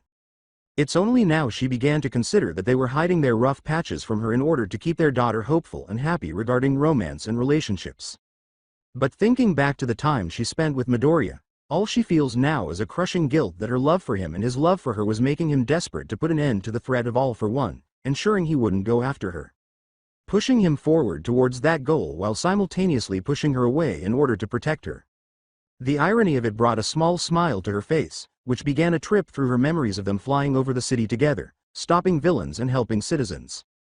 The times they sat together, letting one of them rest while the other kept watch. Having interesting conversations about whatever topic came to mind. Their date by the fountain. The kiss on the cheek she gave him. Finally professing their love for each other. Her smile vanishes as she brings her hands to her face, letting out sobs from behind them. Izuku, having removed her visor earlier to wipe her eyes of tears, the hero course student stood unaware of someone hidden to the side, watching her intently. Creeping into the dim light, Himiko Toga silently moves closer, pressing her clutched hand to her chest the closer she got. Creata. She slips back into the shadows as Endeavor approaches the dejected student. The flame hero stood silently as the rain sizzles against his active flames, staring at her and the miserable expression on her face. Memories of his wife came back to him, including their early years, the suffering he had subjected her to, and ultimately, how strong she had grown that day in his hospital room. These memories rekindled his feelings of shame for all the wrongs he had done as well as his love for her. Yaoyorozu slowly looks up from her hands and looks at him in astonishment. "Despite the dangers before you, all you can think about is him," she says. "I am in no position to say this, but your dedication towards Midoriya is truly admirable." He clenches his fist and looks up at the clouds, saying, "Maybe things wouldn't be what they are now if I'd shown even a fraction of what you two have." Even Toga, who was still watching from the shadows, couldn't help but think of Dobby and his desire to kill his father, wondering how much of that is actually love and desire to show Endeavor what he can do. A light touch on his arm draws Endeavor's attention, and he notices that Yayorozu had placed her gloveless hand on his arm and was grinning up at him. No words were spoken, just an understanding of one another and their love for those most precious to them. Endeavor nods off in the direction of Ua High School. As they depart, Toga emerges from the shadows and watches them go. Yaomomo. Since her encounter with Ochako, the villain has been desperate to see the other student again. He believes that she is the only person in the world who truly understands her and her love for Midoriya, so when Shigaraki used Search to find One for All in Midoriya, he also found Yayorozu via her quirk. All for One became ecstatic immediately afterward, though Tamura reluctantly, telling her where Yayorozu represented her creation and his destruction. Even after Endeavor was out of sight, she continued to stare at the sky while holding the vial containing Yayorozu's blood. Himiko's eyes well up with tears as she remembers the look of pure hatred that filled Tamura's eyes when he vowed to kill Yayorozu and her quirk. As Bakugo, Todoroki, and Ochako lead the rest of Class A into Principal Nezu's office, the door swings open. While it was expected to see Endeavor there, none of them could contain their surprise when they saw Yayorozu standing next to them. Everyone! Yayorozu exhales as the other students emerge. Endeavor ends, uncertain if this was a good method for them to locate Yayorozu. Principe, you set me up. I heard a request from my students and decided a group discussion would be worthwhile. He turns to Yayorozu. Though, I do wish you had informed me you would be bringing Yayorozu back with you. To get Endeavor's attention, Todoroki, who had been looking into Yayorozu's astounded eyes, turned to his father and said, I don't understand why you've been ignoring me. Didn't we just talk about how we were going to stop Toya together? Shoto, the fact that you're willing to stand at my side is why I still fight. How is that helping us? You brought Yayorozu back, sure. He looks at Yayorozu, who accepts it without recoiling. But why haven't you brought Midoriya as well? He asks, turning back to Endeavor. Todoroki, Yayorozu begins, but he goes on. I'll venture a guess. He and All Might are watching out for one another, correct? Yayorozu and Endeavor both fall silent. No, isn't it worse than that? Bakugo looks at Yayorozu and says, he's gone rogue, hasn't he? She nods after briefly enduring his stern glare.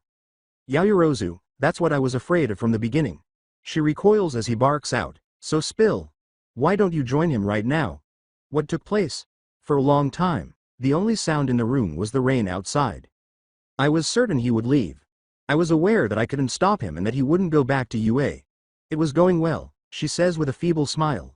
I went with him to make sure he didn't push himself and to help him if the League attacked. In spite of the gloomy atmosphere, Ashido and Hagakure held each other and squeaked with delight. So well that we admitted our feelings for each other. So that's why he ditched you, to keep you from getting killed because of him, Bakugo says. All for One sent one of the jailbreakers to capture Izuku, she says, nodding. She almost shot me during the fight, her classmates exclaim. How are you? Ochako asks anxiously as she approaches her friend. She gives her a smile and says, I'm fine. Many thanks to Izuku. She scowls once more. The jailbreaker told us about a mansion she was supposed to take Izuku to. He became my hero and saved me. He set up the trap so he could mock and pull Izuku down. A trap he succeeded with, it would appear, Ida responded.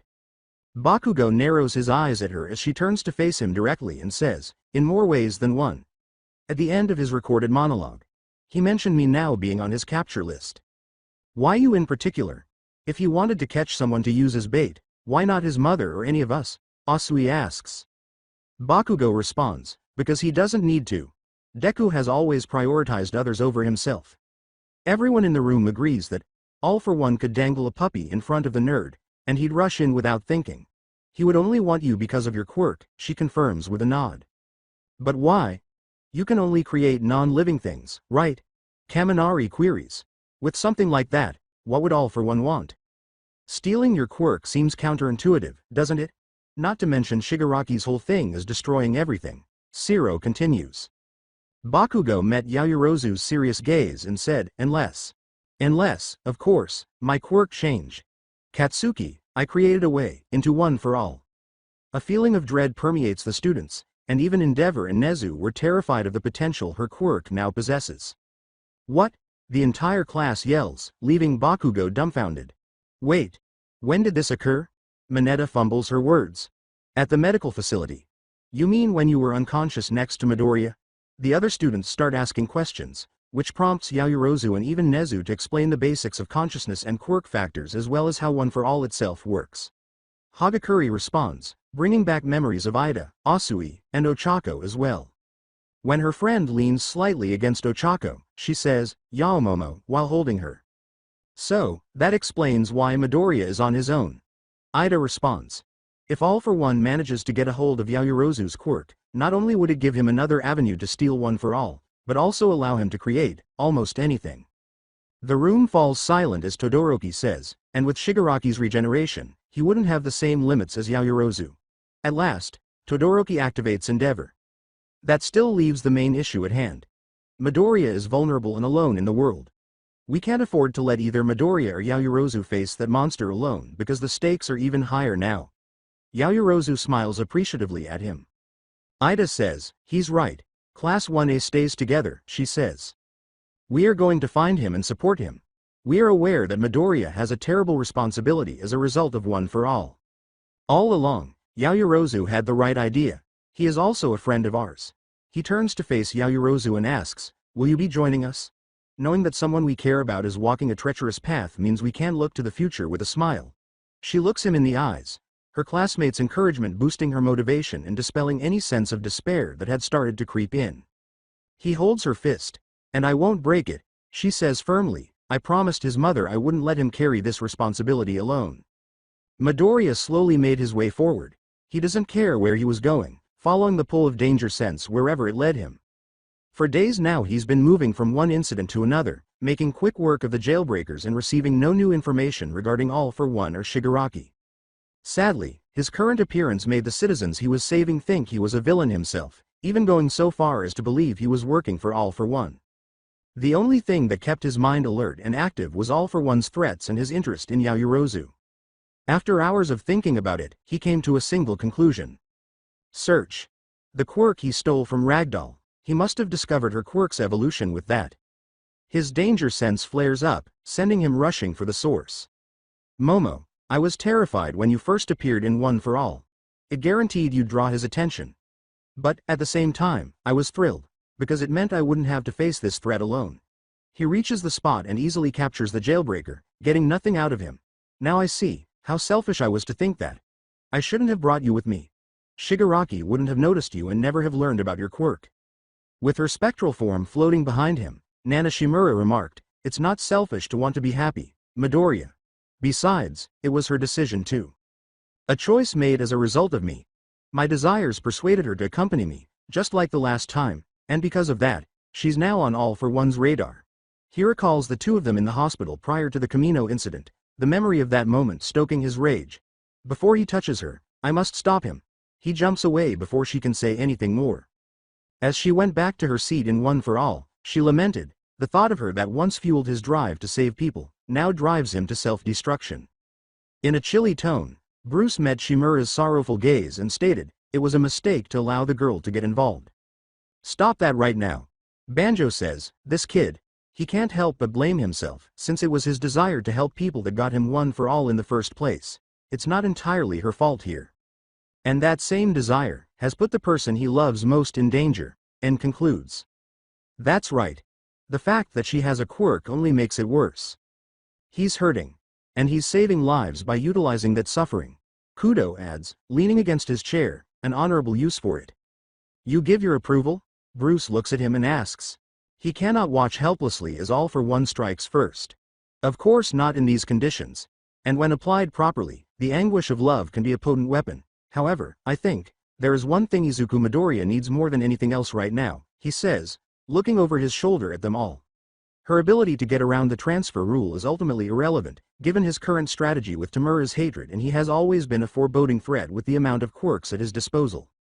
Before landing at Ground Zero in Camino Ward, where All Might battled All for One, Midoriya is flying through the air. Ironic, he murmurs, recalling his altercation with Shimura, and the image of Yaoyorozu in her disguise flashes into his mind. I swear, Momo, I'll keep All for One away from you. Oh, however, who will prevent you from attending All for One? a mob of people congregate at the base of the statue of All Might, with a jailbreaker standing squarely in the middle of them. His danger sense flares up, causing him to turn towards the statue.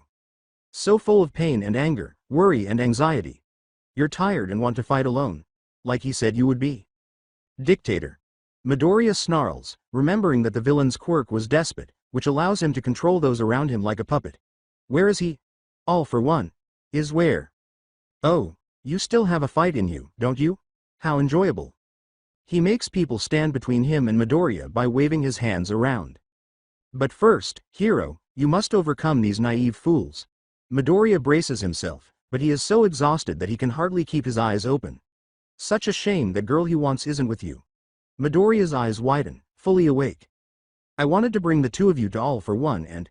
Everyone under his control panics, pleading for help, and unable to move themselves. The ground beneath Midoriya is cracked by the force behind his sudden leap into the air. I won't let him get to her, he says, lunging over the crowd to get Black Whip ready. Dictator throws a girl in Midoriya's path in a panic, and when he sees her, he freezes, thinking of Yaoyorozu being shot. It was enough for other people to grab him and pull him to the ground, tearing off his mask as they do so.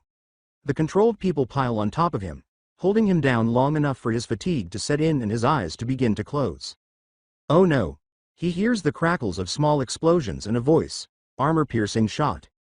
Bakugo shouts, aiming his attack down at Dictator, knocking him out and freeing the citizens from his control. The citizens holding him down, now release him, backing off before running away. As this happened, Midoriya was staring up at Bakugo, in complete surprise. Bakugo looks at his childhood friend while speaking into his phone. Over here. Soon after Bakugo lands in front of the villain, Midoriya watches as his classmates arrive one by one as a massive wave of ice blasts towards the statue, trapping Dictator and forcing the civilians to flee. Midoriya was staring at most of his classmates, creating a perimeter around the trapped villain, before he could comprehend what had happened. All of Class A except, she's not with them. Thank goodness. She must still be with All Might. I don't understand. Why are all of you present? With a calm yet stern expression, Uraraka moves forward and says, because we're worried about you. He picks up his mask and puts it on, saying, that's nice, but I promise. I'm fine. Honestly. There's nothing to worry about, so go. Bakugo claps his hands and says, oh yeah, fantastic speech. Exactly what we wanted from the well-known successor to One for All. Really, can you smile at this moment? Go ahead and show us, please. With a growl that sounds almost like an image of Yaoyorozu sitting next to Eri while she writes a letter with Nejire and Mirio nearby, he responds, in order to smile, for everyone to live in peace, I have to go. He gets up, activates One for All, and lets out a loud growl. Everyone, get out of my way. You will need to make us, All Might wannabe, you busted ass. Bakugo smiles and shouts back at Midoriya, but a flashback shows him Yaoyorozu sobbing into his chest at the hospital and pleading with him to allow her to be by Midoriya's side. Midoriya. Ida recalls Midoriya and Yaoyorozu grinning as they headed to the teacher's dorms to allay Eri's fears. The scene then shifts to Yaoyorozu sobbing over him back at Nezu's office. We had a feeling that's what you were going to say. This class, let's do it. All right. Deku. Yaomomo. I won't stand between you anymore, from now on. I'll fight to save you both. Ochako responds, remembering the emotional cleansing she and Yaoyorozu had on the hospital roof and her regret for interfering with their developing romance. He looks at the person next to him and says, your prediction was correct. Two people are watching the student heroes confront their friend off in the distance. Endeavor couldn't help but feel conflicted about this because Midoriya was his responsibility, but they wouldn't accept no Deku took a while to take off. It's best that you stay back, despite how difficult it must be. For now, at least. Yaoyorozu responds, even so, I hate that I have to watch. As she stands on her new hoverboard with her cape blowing in the wind, Principal Nezu explains the intricate workings of the UA security system, and they start formulating a plan about Midoriya and his inevitable attempt to escape. Ashido and Hagakure suggest that she confront him, but she shoots him down, explaining that she is the last person Midoriya wants near him and that she must wait until the rest of the class wears him down and proves to him that they can manage themselves. Once the plan is in place, Bakugo yells at her for not at least bringing him along, and Uraraka congratulates her on Midoriya. Then, as she watches Shiro and Jiro try to persuade Midoriya, Endeavor says, he's moving. He then looks at her and says, we need to restrain the villain. Before Tokiyami carries him into the building where he, Kaminari, and Shoji were waiting, the area surrounding the statue was suddenly covered in purple smoke, followed by Midoriya blasting away and a large flock of birds sent by Koda. Listen to us. You won't be able to use my food coloring the next time Eri requests candy apples if you don't. Dark Shadow was tightly gripping Midoriya as he sat against the building's column. He had just informed Ojiro that All for One would kill anyone at UA in order to obtain One for All, and Sato had just completed his attempt. That's fine. They can be made for her by anyone. She doesn't require me. Memories of that day out with Eri and Yaoyorozu flooded back to him as he spoke, and learning that the girl he loves was assisting Eri gave him the strength to break Dark Shadow's hold. He heard the sound of running as Kaminari appeared, putting an arm around Midoriya to keep Dark Shadow's grip while bringing Tokiyami inside. Pay attention, dude. I understand that One for All is very important and everything, but you need to accept something very important right now. Even though we may be completely different in some aspects, you are still my friend. Therefore, even if you don't want it, I'm doing you a favor. I informed you. When Shoji shows up and wraps him, Kaminari, and Dark Shadow to the column with his duplication, Midoriya begins to struggle. What's this on his arms? What sort of support items are these? Midoriya asks, examining the substance surrounding his duplications. I have electrical tape all over me, Shoji said, narrowing his eyes. He thinks back to during the planning stages of this mission. He, along with a few others from the class, looked at Yaoyorozu with surprise after she told him to drop her name. I don't understand it, Yaoyorozu, but I trust you. Courtesy of Yaoyorozu. Midoriya stiffens while sucking in a breath of air, making Kaminari nervous. Do you recall what you said at camp? We could probably even take on All Might with a group like this. Your statements. Walking beside Shoji, Tokiyami remarked, this gloom will do nicely. Dark Shadow, Ragnarok. Womb. Notice that I used Dark Shadow's offensive ability to protect Midoriya and Kaminari as the creature of darkness grows until it covers the entire column. It was your idea to do that move. Midoriya remained silent. Stand down. We are not a group of helpless victims that you must protect, Shoji applies pressure. Midoriya, hurry up, instead, wouldn't you prefer to unwind? You really ought to take a bath, with an imploring expression, Kaminari says. Where is she? The three boys ask, becoming quiet. Midoriya asks with a deep voice, forcing Shoji and Tokiyami to tighten their hold. Where's Momo? Dude, she's worried about you. Kaminari pulls out some bolts and tightens his hold. Stop being so thick and let's go back. Come with us to see her. She's safe, I promise, Tokiyami continues. She shares our desire to fight alongside you. Even more so, allow us to accompany you, Shoji says to him. I'm unable to be close to you, I can't get close to her. Midoriya. No. Midoriya boosts his power to 45% and launches himself out of the building with ease, powering through Dark Shadow and Shoji's arms, but Kaminari releases his electricity too late. He was able to escape Ragnarok. As Kaminari staggers next to them, Shoji says, insane. I hope this is what she wanted to happen. Damn it. Why are you all here? Can't you understand how much danger you all are? Midoriya exclaims as he soars through the air, sniffling. And Momo's here too? No, I can't. I can't lose. His eyes widen as a troubling thought curses him. The piercing ice wall of heaven. I can see it on your face. Midoriya glares at Todoroki as a massive column of ice blocks his path, causing him to crash through it and become stuck.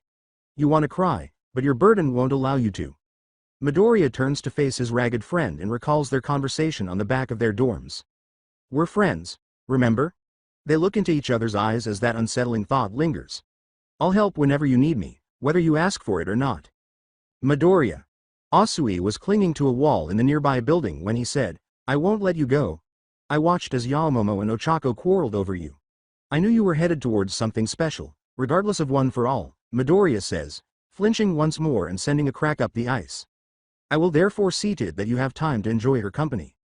As Endeavor approaches Kirishima, Hagakure, and Aoyama after they have successfully freed Dictator from the ice wall, Yaoyorozu hovers near the ground before remembering her hoverboard. Yaomomo.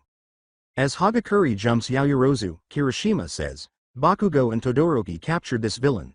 All I managed to do was chip him out of the ice. Looking at Yaoyorozu, Endeavor uttered the words, Dictator, please restrain him. Right. With Hagakure's assistance, she makes large restraints and puts them on. The pro says, the two of you can round up any hero-hating citizens and bring them to a shelter. Yaoyorozu and the other students are staring at the column of ice their friend was stuck in when Hawks contacts him about Midoriya. Damn it. Given how quickly Deku is moving, how am I supposed to assist him? Kirishima grunts out while removing his headgear. I hate this. I want to tell him so many important things. He turns to Yaoyorozu. Well? As Endeavor tells Hawks to let the students handle Midoriya, she nods in agreement and leads them to their classmate. We'll save you, the refugees at Ua, and everyone else in order to be our best selves. Is there anyone who needs a hero? Midoriya stumbles on unsteady legs, his mouth open and eyes wide. His classmates from Class A tried everything to stop him, even when he used Faux 100%. Now, his childhood friend has just finished apologizing to him, even using his real name. Don't you get it? You, all of you, have already far surpassed me. His legs give way, pulling him forward. Izuku. Bakugo gets up and tilts his head to the side, and Midoriya slowly looks over to see Yaoyorozu standing in an alley with tears streaming down her face after being sufficiently re-energized by the sudden, familiar voice to steady himself. Mo, he said feebly as he watched her run towards him. The closer she got, the more obvious it became that the disturbing thought from earlier had been about Chisaki's raving about Nagant promising to take him to see the old head of the Shi Hasaikai. What he had been talking about earlier about keeping Yaoyorozu away brought forth a terrifying possibility. I made a mistake, Momo. She reaches his side, putting her arms around him just as his legs failed, easing him down and allowing Midoriya to rest his head on her chest. As she cradles his unconscious body, Bakugo, Todoroki, Uraraka, and Shoji stand around them. I already have, Izuku. She presses her head against his, and the last thing he sees before passing out is her bright smile. The same one she gave him on their first date. Let's go home. She looks up at Bakugo, who extends his hand, which she accepts, and with Todoroki and Uraraka's assistance, they settle Midoriya in Shoji's extra appendages. We did it, Yaomomo, she says, accompanying Uraraka as they carry him back to their transports. With a worried expression on her face, Uraraka says, we're bringing him home. Which means things will only get tougher from here. Yaoyorozu nods at her friend while maintaining a smile and hopeful eyes. Yaoyorozu was standing next to Midoriya when he woke up on Shoji's back, wrapped in his limbs. 13, he's awake, Shoji declares. The pro-hero turns away from Yaoyorozu and says, good. She smiles at the disheveled hero and opens her suit helmet. Hey there. Can you hear me, Midoriya? She queries. 13. He replies. She explains the situation regarding the antihero citizens and jailbreakers, telling him his and Yaoyorozu's efforts were a great help and that things were stable enough for others to pick up the slack for them. He looks up at the giant wall before them that had UA emergency security system written on it. This is, UA? Specifically, the UA barrier, Zero notes, and that's just the tip of the security iceberg. Hagakure adds that he will be ecstatic about it and that it might combine with Shiketsu High. Deku looks at the wall and says, I just can't take this risk. He hears the crowd behind the wall chanting, keep the boy away. A hand touches his cheek, and he turns to see that Yaoyorozu is smiling reassuringly at him. He leans into the touch and unintentionally presses his lips against it with a light kiss. They enter through the front gate to a group of refugees who are protesting against him staying there, despite the teachers' attempts to calm them down. Midoriya, who is now standing next to Yaoyorozu and is surrounded by their friends, but that isn't enough to drown out the chanting, as he steps back towards the front gate. She takes hold of his arm and stares into his eyes, and they engage in a silent argument. It's going to be okay, Deku. They turn away from each other to see Ochako standing on his other side, clutching his hand. Yaoyorozu gives her a grateful smile, and Ochako nods back at her before turning to face the crowd, resolute. I won't let either of you suffer anymore. When a hero suffers, who's supposed to protect them? As they slowly approach the crowd, the three of them spot Mrs. Midoriya standing there, reaching out to them while tears stream down her face while Mrs. Bakugo holds her back. Yaoyorozu manages to meet the older woman's eyes with her own pained expression. The principal failed to persuade them. Nearby, Zero asks out loud. Some people appeared to comprehend the circumstances. However, 13 responds as they watch Present Mike and Best Jeanist attempt to soothe the crowd, only to have their efforts backfire and exacerbate their fear and rage. Their words struck Midoriya more forcefully than most of what Shigaraki or All for One had thrown at him, and he stared at the crowd, breathing heavily and horrified. Yaoyorozu threw herself in front of him, blocking the sight with her tearful face, grabbing hold of his face and easing him to meet her gaze, but it was insufficient to drown out their chanting. This was a mistake, Momo. I can't stay here and endanger their lives. Yes, we can, Izuku. She responds, and he takes a deep breath, realizing that she was in the same position as him. Although the audience doesn't realize it, she is hearing their anxieties and rage in the same way that he is, but here she is, confident in their choice to go back and in their friends. While they were fighting, Ochako ran to President Mike, grabbed his megaphone, and leapt to the top of the school. The two students turned to see their friend raise the megaphone to her lips and say, Izuku Midoriya has a very special power. As she goes back and forth with the man in the crowd to explain that they were the ones who brought him here, her announcement grabs everyone's attention. What is she doing? Midoriya inquires. You can do it, Ochako, Yaoyorozu says, grinning up at her friend and former rival for his affection.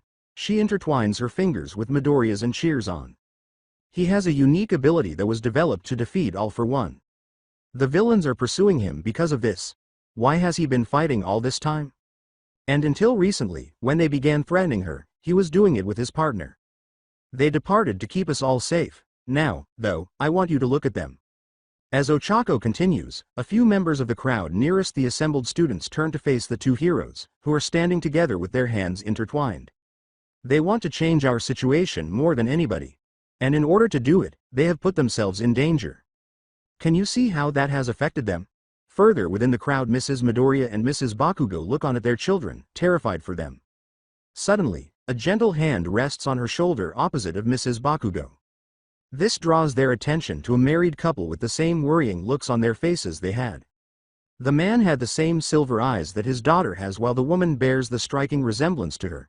Mr. and Mrs. Yaoyorozu meet the other two ladies' eyes for a moment before they all look back towards their kids. Just because someone has a special power doesn't mean they're an exceptional individual. With her own parents in the crowd sobbing with pride for their daughter, Ochako yells out. Those two. They're the ones who rescued me, Josei Ippon says as he surveys the crowd and recognizes the common woman that the two heroes had previously saved. The group of people falls silent.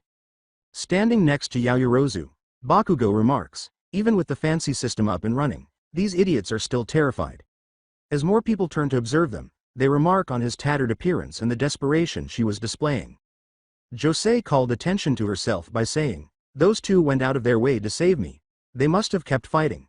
The man from the crowd confronts Uraraka and keeps arguing, claiming that they will be covered in mud, then took off to save others. It's the heroes who get filthy. They're the ones who must remove the stain, Ochako yells back, causing him to recoil a step.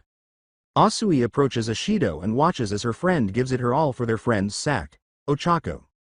You understand? She's fighting up there. Ida approaches Midoriya's opposite side and says, she wants to see everyone smiling again for all of us. Especially the two of you. As he watches, the shabby hero glances at Yaoyorozu, who is also fixated on Uraraka, and recalls the night she told him about their girl thing, how it was about him and how they were able to work things out. Even though I chose to be with Momo, Uraraka is still, he says, looking back at Ochako with tears in his eyes as he sees how hard she works for them, to him. Uraraka. I wish I could comfort everyone present, but I am unable to do so. I apologize for that. I really am. In actuality, we're all afraid. We are exactly like you. Our neighbors and friends are also important to us. She takes a breath after thinking about how heroes and the people they protect also protect them. So please, give him your assistance, assist him in his fight for us. A memory of Himiko Toga with tears in her eyes along with her breakdown with Yaoyorozu flashed through her head, making her eye twitch. She grips the megaphone. Search your hearts. Will you let them sleep beside you? Will you allow them time to get ready and defend you? Mrs. Midoriya and the Yaoyorozu gaze at her tearfully. Izuku Midoriya is attempting to protect us while bearing the weight of his authority. Both Midoriya and Yaoyorozu watch with tears streaming down their faces. Yaoyorozu leans in toward him, placing her free hand against his chest as he wraps his free arm around her. But he's still got a lot to learn. He's only a child. I beg you, let Ua continue to be his hero academy. She yells, causing Midoriya's legs to give out from under him. Yaoyorozu catches him and helps them both down. He flashes back to the first time they met, when Uraraka saved him from falling on his face. As they bail their eyes out, Josei rushes towards them from the crowd, dropping the umbrella she was using. However, as she gets closer to the couple, a little boy darts past her, wearing red shoes that exactly match the ones Midoriya frequently wore and a red hat with horns. Kota reaches out to Midoriya with tears in his eyes, reaching him just as Josei arrives at Yaoyorozu, prepared to assist the exhausted hero course students. Before he could say anything to Yaoyorozu or Ochako, the majority of the guys grabbed Midoriya and dragged him away to the baths as soon as the doors opened. They both grinned as they went, with Ochako yawning loudly. "I'm going to bed now," Midoriya said. "I'm so Yaoyorozu turns against her and hugs her tightly. "There are no words to express my gratitude, Ochako. Thank you." As their other friends go to make dinner for everyone and others simply go to bed, the two friends hold each other. Ashido, Hagakure, and the other girls stayed with Yaoyorozu and Ochako, the pink and invisible friends, who were ecstatic about the happy ending to the love triangle drama. Ochako tightens her grip and says, "I'm just glad you two are back. Yaomomo, I'm glad you two are finally together. Actually." After the two friends part ways, Yaoyorozu smiles at her friend and says, "I'm glad to have your blessing, Ochako." Ochako yawns again and goes to bed. After changing clothes in the girls' baths and hearing the boys putting Midoriya through a wash parade, she goes back to the kitchen to help prepare dinner until Midoriya joins them. When he asks about Uraraka, Ashido and Jiro persuade Yaoyorozu to join him on the couch across from the kitchen. Mineta gives them a sly glance. "So, Midoriya, have you two actually kissed yet?" Yaoyorozu blushes, and his eyes enlarge in shock. "Really, dude?" Shiro looked at Mineta with disappointment and said, "Let them catch their breath before asking something like that."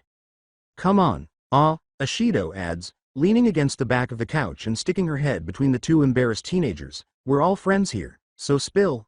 Have you had a kiss yet?" Yaoyorozu looks away as her and Midoriya's faces flush. Well. You did?" Hagakure joins in beside Midoriya, her invisible face mere hairs from his without him seeing it, but still sensing it. "Was it on the lips?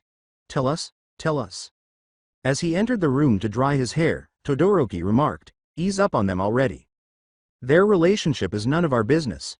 Furthermore, didn't we bring Midoriya back so he could get some rest?" As he approaches his two friends, who are grinning appreciatively, he says, "Hounding them with personal questions won't help with that." Hagakure pouts invisibly, and Ashido blows him an irritated raspberry. Mineta remarks on Todoroki's composure as he sits next to Midoriya. "You two okay?" Sincerely delighted to see them together, he inquires as to whether his earlier conversation contributed to their reunion. "Yes."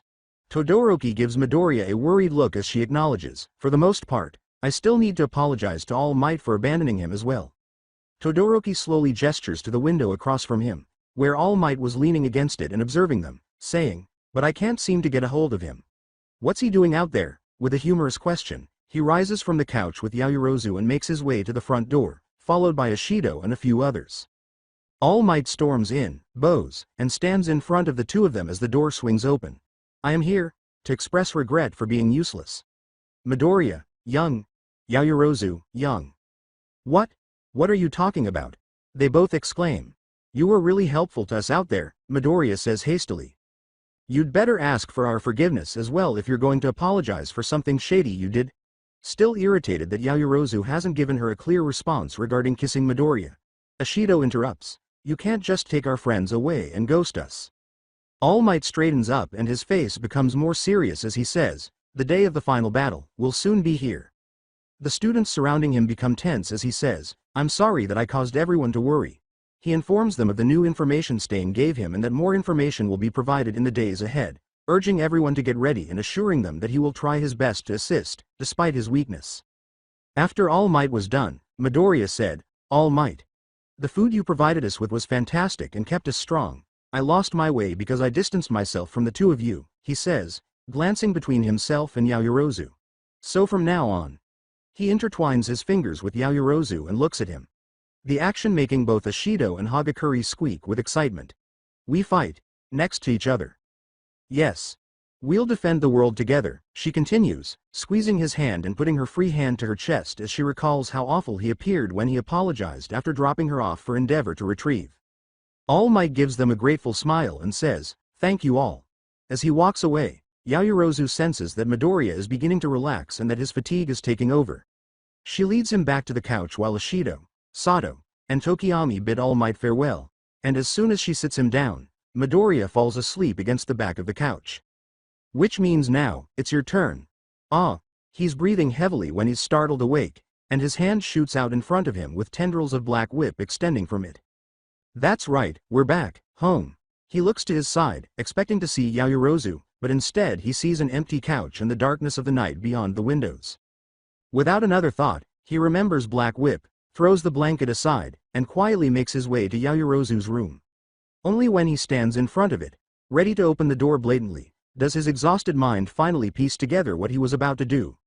After a month together, taking turns sleeping while the other kept watch, he had become accustomed to sleeping with her present, which is one of the reasons he didn't stop and rest once he went off on his own. Izuku. Oh, Momo, hello. I had trouble sleeping in. She smiles at him and then moves aside to invite him into her room, saying, I was thinking the same thing. He enters her room, stands next to her, and she closes the door behind him. She takes his hand and guides them to her bed. The big bed he had seen during their first room competition in the dorms has been replaced with a normal-sized but incredibly comfortable one, and after a moment of hesitation, she lays down first with Midoriya. This time, she pulls the covers over them. Did you want to rest first? She asks, pressing herself against his side as he rests his head against hers. She blinks in perplexity as he asks. She leans her head up and gives him a cheek kiss, giggling, Izuku, we're safe in the dorms. We can finally rest together. Oh. Right. He chuckles uneasily, inhales deeply, and then closes his eyes. I've missed you, Momo. I have also missed you. Izuku. The sleeping shapes of Midoriya and Yaoyorozu were illuminated by the early morning sun as it passed through the blinds. During the month they spent looking for All for One in the league, they had all but forgotten about the luxury of the morning silence, only occasionally sleeping or colliding in the back of All Might's vehicle. Yaoyorozu was therefore tempted to ignore whoever was there and take a few more minutes to relax when she was forced to open her eyes by a knock on the door. However, her nature would not permit it. She didn't want the person at the door to wake the boy next to her because she believed he deserved those few moments more than she did. As she slowly crawls out the end of the bed and silently walks to the door, she notices Uraraka's contrite expression with Asui. Morning. Sorry to wake you. We can't seem to find Deku anywhere. The guys looked in his room but could tell he hadn't been there since he came back. Asui noticed a small movement as she was speaking, which caused her to glance past Yaoyorozu and toward her bed. As she pointed past her friend, her face flushed and turned red. Ochako, found him. Ochako sees Midoriya dozing off on the bed as she looks past her friend. Her entire face turned dark red at the sight and the implication. Oh. Wow. I didn't think he would. Yaoyorozu gives the boy a weary smile in return. With a slight flush on her face, she turns to face her friends at the door and says, We've gotten so used to sleeping next to each other, neither of us could manage to fall back to sleep. After exchanging worried glances, the two girls nod to their friend and depart shortly after. We'll be down shortly. Please to everyone, the truth. With an excuse already in mind, Yaoyorozu shuts the door and inhales deeply. She crawls back to the bed next to Midoriya, and when her hand suddenly touches his chest, he opens his eyes in shock, prepared to leap out of the bed if she hadn't restrained him.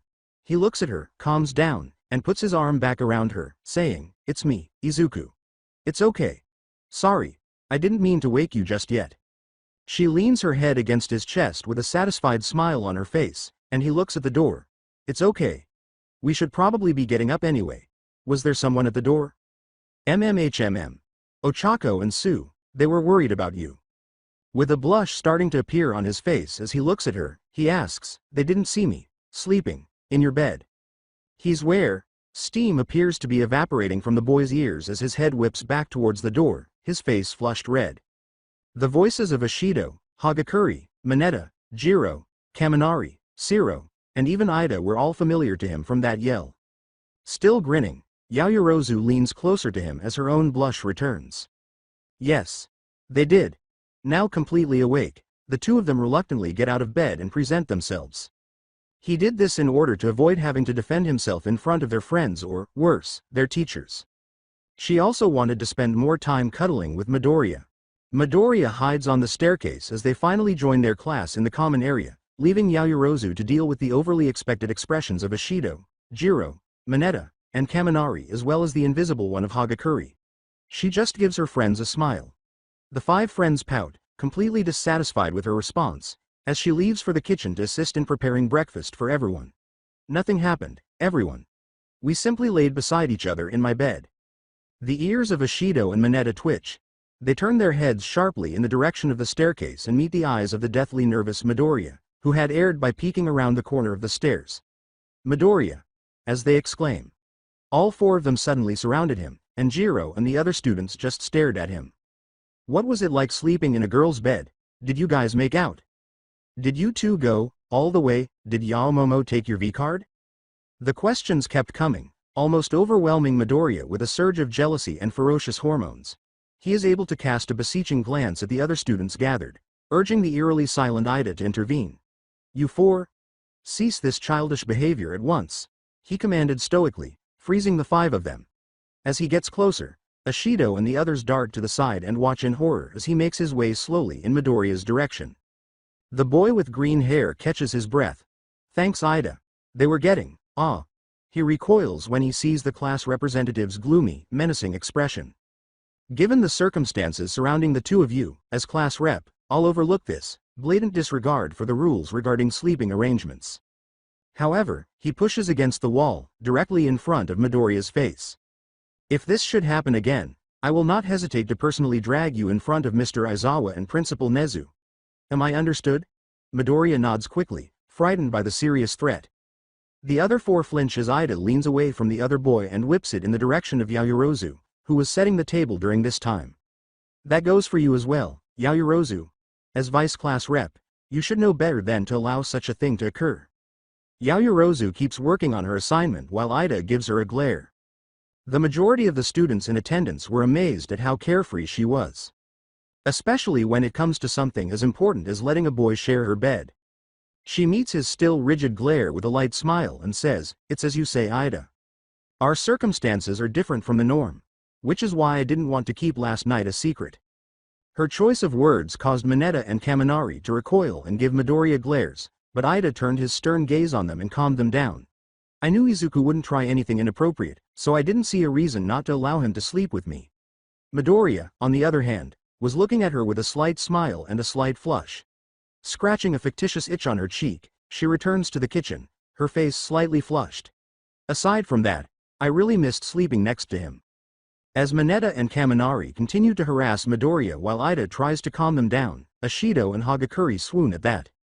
Yaoyorozu was not aware of the variety of looks she was receiving from Bakugo, Todoroki, Ochako, and Asui when she returned to the kitchen after Jiro joined her. They all cleaned up and changed into their hero costumes in their designated restrooms after breakfast.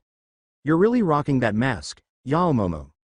Yaoyorozu smiles at her friend after Jiro puts on her headgear and reaches for her collar, leaving her cape for fieldwork. She responds with a smile.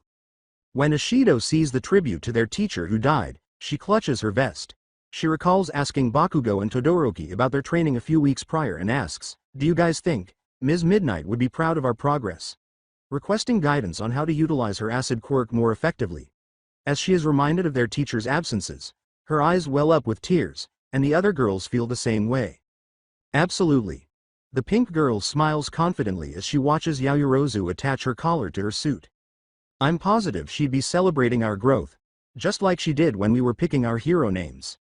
Recalling how excited she was when each of them revealed their chosen name, she tells them. When Ishido's first choice was turned down, she laughed lightly. When Yaoyorozu looks at her pink friend, her expression shifts to a grumpy smile. I'm also certain she would have joined in on your teasing of me and Izuku. Hagakure and Ishido, who have returned to their cheerful, vivacious selves, swarm her, and a good-natured laugh instantly lifts the atmosphere. She notices her reflection when she turns to face a mirror. Grinning at the likeness to Ms. Midnight, and probably picturing her floating there, grinning proudly and winking perversely at them. Asui stays behind as the girls begin to depart after getting dressed. Yaomomo, she attracts the other girls' attention by calling out, "Can I talk to you?" As Midoriya tried to wash himself in the boys' restroom, Mineta and Kaminari continued to harass him with intimate questions. Kaminari shook the boy by the shoulders and exclaimed, "My dude, you slept beside a girl for a whole month. That's like a million times cooler than having one for all." Mineta was standing on Midoriya's lap, screaming in his face, and his antics were beginning to irritate the boy. "Come on, Midoriya. Tell us what's like to have a hottie like her hanging off your arm like that," he complains, picturing Yaoyorozu lusting after him instead as Kirishima and Ida try to drag them away from Midoriya. They all referred to her in that way, not realizing how far they had finally pushed him. "That's enough!" he exclaims as One for All erupts all around him, knocking the two boys back a few paces with its force. As Midoriya stands up and glares down at Mineta, his eyes nearly turning red, the assembled students all look on in alarm. As Mineta and Kaminari nervously nod, he yells at them, "I can tolerate being pestered about my relationship with Momo. But I won't let anyone refer to her in that way. Got it?" His mind flashes to All for One. Seeing the terrified expressions on his friends' faces, Midoriya calms down and reverts to his more anxious self. "Sorry for yelling like that. It's just that, she's my girlfriend now, so." As they stand next to him in awe, the two boys' fear instantly gives way to excitement. "You called her your girlfriend," exclaimed Kaminari. Mineta poses, "So you two really are together? The three boys turn to see Bakugo drying his hair as he makes his way to his locker, peering over his shoulder at them. "You better work on keeping that temper under control, Deku." They look at each other, remembering the moment Shigaraki skewered him. "Unless you want a repeat of last time." Todoroki also remembers how Midoriya became so enraged after seeing that the villain was able to touch him. Zero gives the explosive boy a sly smile. "Got any tips for him, Bakugo?" He yells, "Go die, tape arms."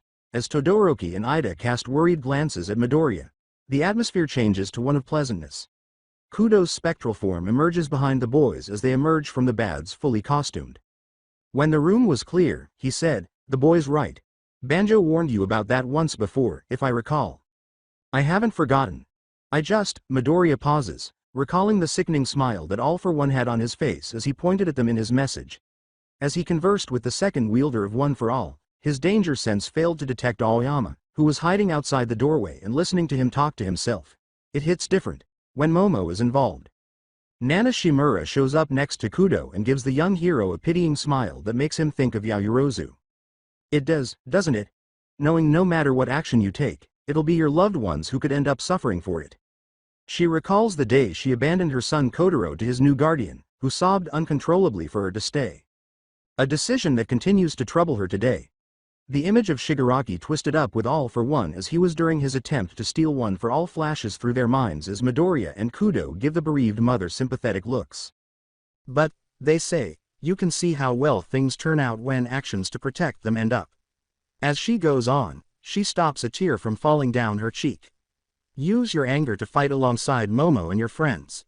That's the best course of action for you all now. Right?" He nods solemnly in response. Hearing the conviction behind the abrupt response, Aoyama recoiled. He makes an effort to smile. "Midoriya," he asks as he enters the room with a flamboyant flare, the air seemingly glowing around his head. He walks up to the shocked boy and exclaims, "There you are." As they exit the baths, Midoriya unintentionally saw Yaoyorozu sitting next to Asui and talking as they passed the girls' restroom door.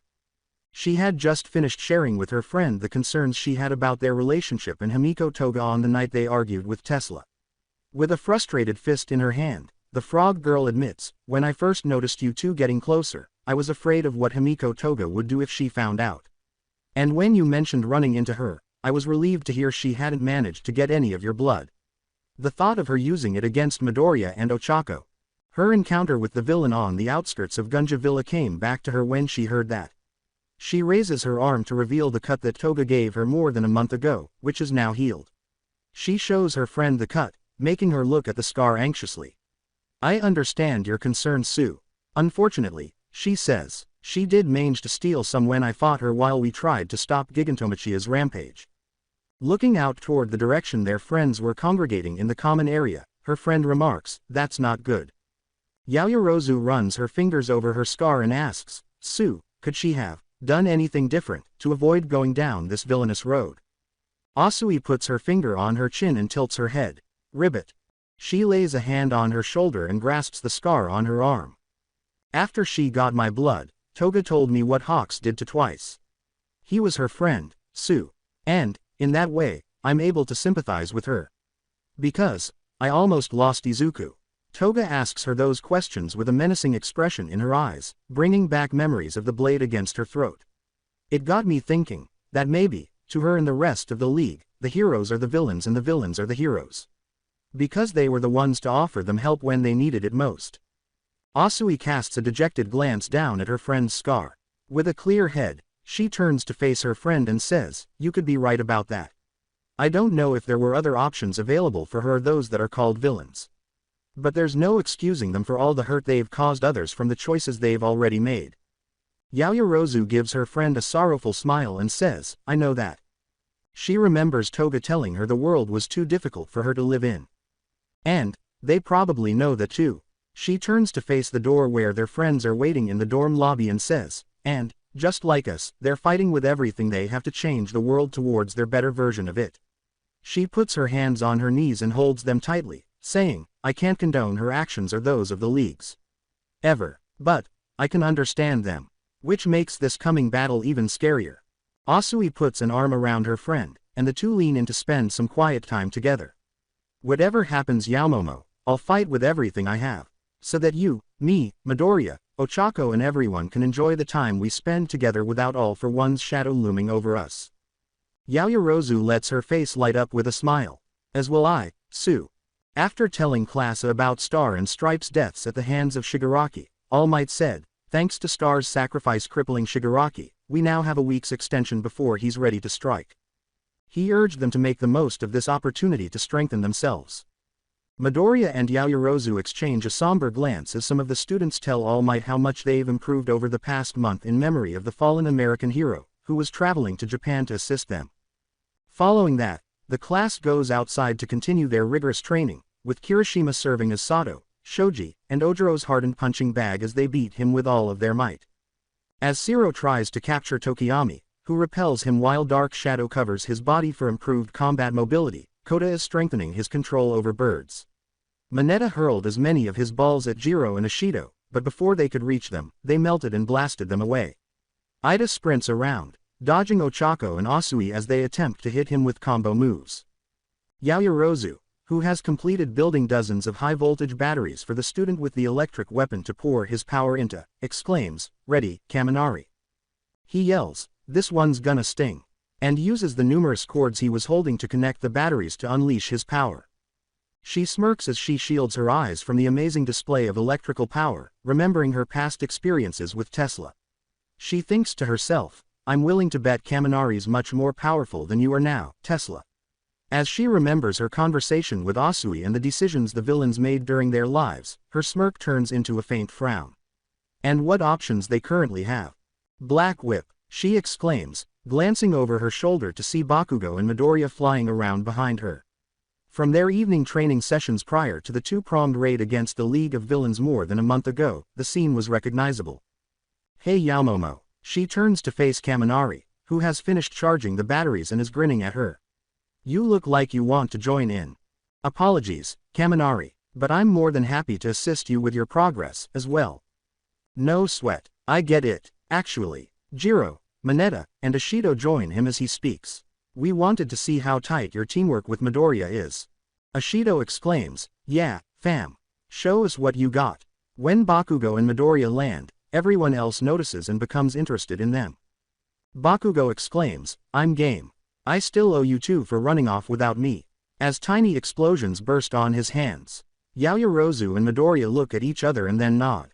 Bakugo, Sato, Zero, and Jiro are standing opposite them, indicating that the team with the undisputed victory in the team battles had the best chance of defeating the two of them. As Hagakure stands nearby with her gloves facing the forest, Ojiro asks, "Isn't that a bit unfair for Midoriya and Yaomomo?"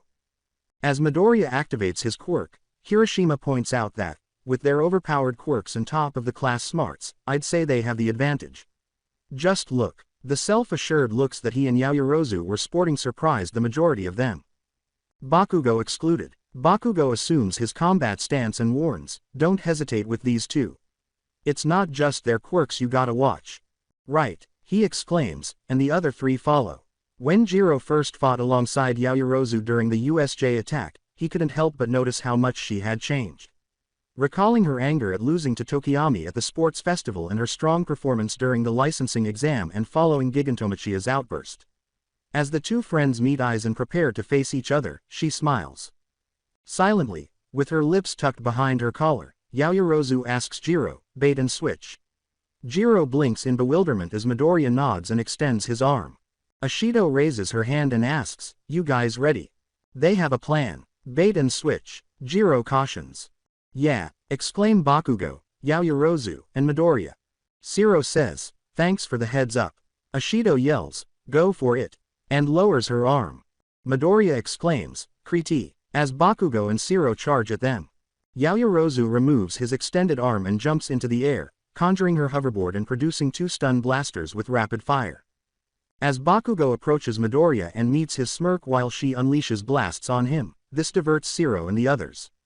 While Sato stands in front of Jiro, prepared to defend Yaoyorozu, Jiro and Shiro shoot tape and sound at her. Midoriya swings his arms at 20%, using a wide area version of Air Force to knock Bakugo and Shiro flying past Sato, who holds his ground against the wind blast. "Go, Deku," she yells, directing her fire toward Bakugo and Shiro as they recover. Midoriya nods and zooms at Sato as Jiro's earphone jacks materialize next to him, launching her sonic assault at the charging student. Just before he hits Sato, a tendril of black whip wraps around his ears, tanking Jiro's heartbeat distortion and entangling the two in a power struggle. Bakugo and Shiro are forced to hide by Yaoyorozu, while the other students look on and applaud. Bakugo looks at Shiro as he shoots a line of tape at him and exclaims, "Dynamite." Simultaneously, with a smile on his face, he catches it. Just as Bakugo launches himself off the ground, Shiro swings the arm to which the tape was attached. The two of them work together to launch him over the rain of fire and give him a clear shot at Yaoyorozu. Bakugo yells, "Die," as she hovers through the air, dodging his blows and returning fire. The slight jerk of her hoverboard alerts her to Shiro, who had attached himself to it with his tape. With a sly smile behind her collar, she turns her hoverboard and pulls Shiro higher into the air. She presses a button on both of her blasters as Bakugo approaches, then launches them into the air in front of him. Deku. Midoriya had been following Yaoyorozu through the shadows she was creating on the ground, even with Black Whip shielding his hearing. He uses Black Whip to seize Jiro's earphone jacks and aim them at Sato after witnessing her toss the 2 blasters. In order to stop Midoriya's attack, he is forced to release her and pull Jiro into Sato, stunning her as he simultaneously throws a tendril at Yaoyorozu. The blasters explode, enveloping the 3 of them in a smokescreen, just as Bakugo was ready to blast them away and Shiro was about to seize Yaoyorozu. Black Whip grabbed onto her hoverboard just before the smoke engulfed them, and Midoriya leapt into the air while pulling down on the tendril and dragging his girlfriend out of the smoke. Just before she passes the flying Midoriya, Yaoyorozu cuts Shiro's tape with her metal staff as she soars downward. As their friends marvel at how well they were coordinating with one another, the two of them exchange smiles. Midoriya rocketed toward the recuperating Jiro and Sato as he passed her, grabbed the tape she had cut, and went into the smokescreen. Jiro is hesitant to use her sonic attack for fear of harming Bakugo or Shiro, but Yaoyorozu used her hesitation to create a strong restraint. She jumps off the hoverboard as it hits Sato, diverting his attention. She lands behind Jiro, removing the 2 opposing heroes' restraints and capturing them. As Bakugo uses an explosion to dispel the smoke, Midoriya passes Shiro and drags him in his direction. Bakugo is shocked to see Midoriya within striking distance. "Damn it," he yells, and his hands automatically move to face the approaching student in preparation for launching his cluster attack. With a sly smile on his face, Midoriya uses float to ascend to a height where Bakugo can see Shiro, who is now in the path of his attack, causing him to reconsider. Midoriya traps both Bakugo and Shiro in Black Whip and Shiro's tape when he catches Bakugo in Black Whip and twists his body. Ashido exclaims, "Holy crap you guys," as Midoriya gently places the lowly Shiro and the furious Bakugo down next to Yaoyorozu and the restrained Sato and Jiro. That didn't even last 2 minutes. Kirishima remarks, "That's amazing. You two beat the team that won their match the fastest," as Midoriya and Yaoyorozu let go of their companions. He loses his former confidence as a result of Bakugo getting right in his face, and he retreats anxiously. No one pays attention to Hagakuri's gloves as they leave for the nearby forest while the other students are enthralled with the training match. Tsukauchi, Sanza, and the police stood next to Aoyama and his parents as they sat in a classroom strapped to chairs. Midoriya and Bakugo stood in front of them, with Yaoyorozu holding Hagakuri at their heels. All Might, Present Mike, Ectoplasm, and Principal Nezu stood in front of them, while the rest of Class A watched in shock. He had just acknowledged to everyone the part he and his family had played in all of the league's numerous assaults on them. Born without a quirk, the traitor who carried out the attacks on the USJ and training camp got his quirk from All for One himself. With tears streaming from his eyes, Yoga Aoyama makes himself look at his classmates, concentrating on Midoriya and Yaoyorozu, the two students whose quirks All for One desired. Additionally, All for One intends to use the entire force of his league to ambush the students he was instructed to guide into a remote location. I am a villain. Through and through, Aoyama concludes. I don't believe you, Midoriya yells, trembling with rage. Why did you try to save Kachan and Tokiyami at the training camp, huh? Bakugo and Tokiyami turn to face their upset friend, and Aoyama flinches in shock. Yaoyorozu looks at Midoriya in shock. What about the message for me? Is that something All for One told you to do, too? Of course not, Yuji says. Midoriya looks Aoyama in the eyes and says, that night was a desperate cry for help.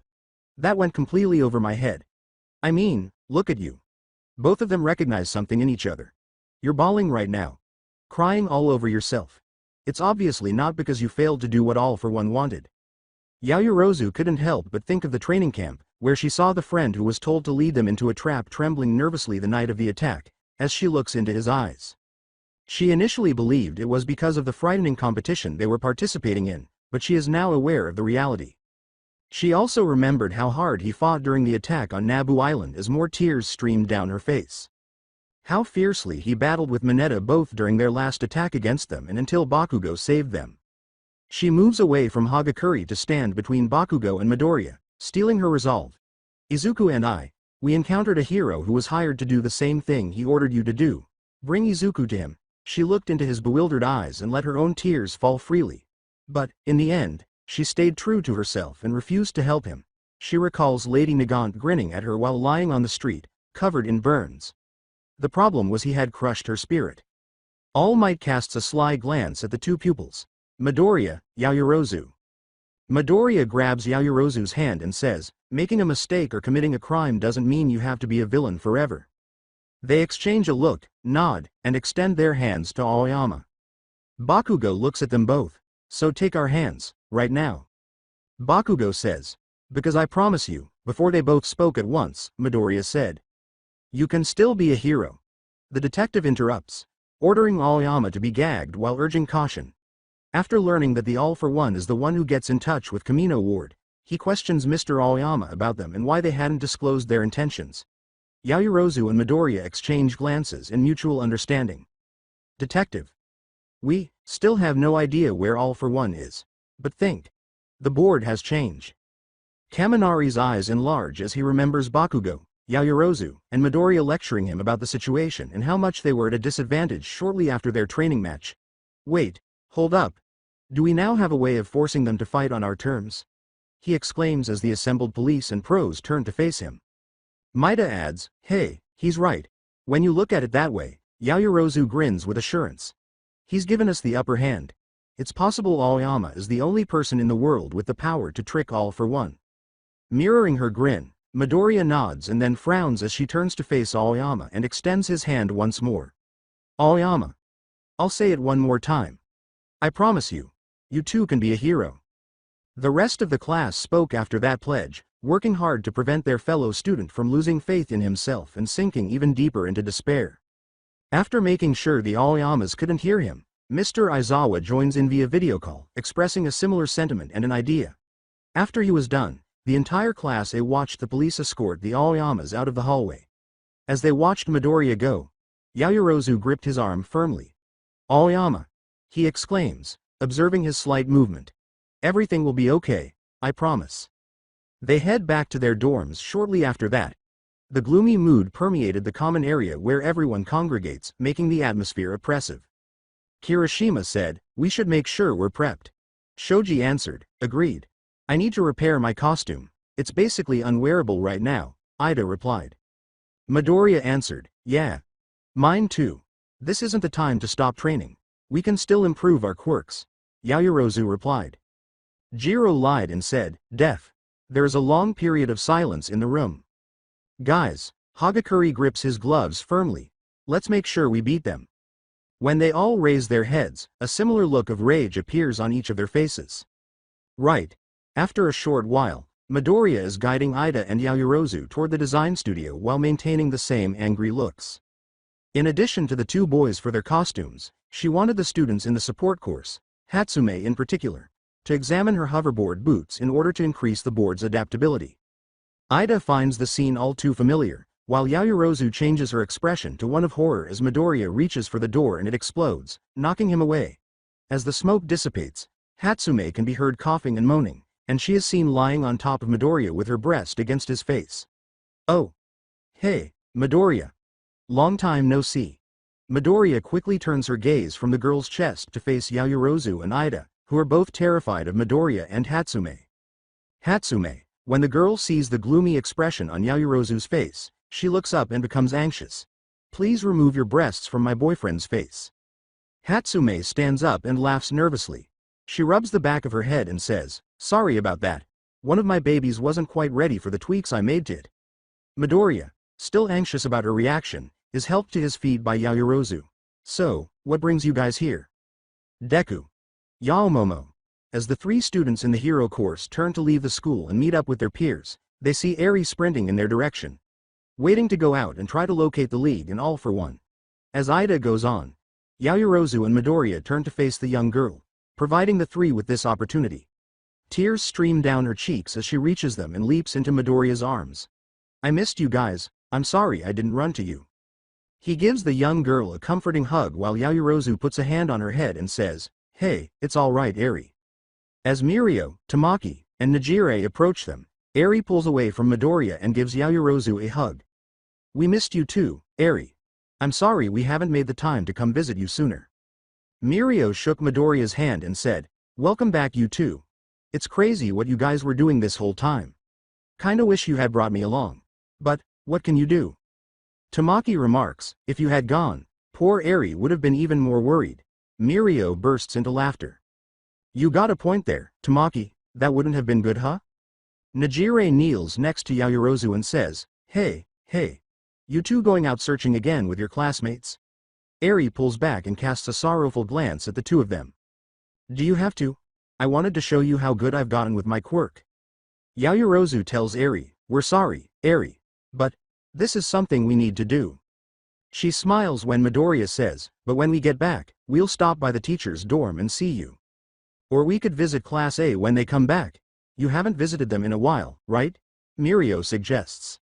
Eri exclaims, yeah, as Yaoyorozu gets to his feet.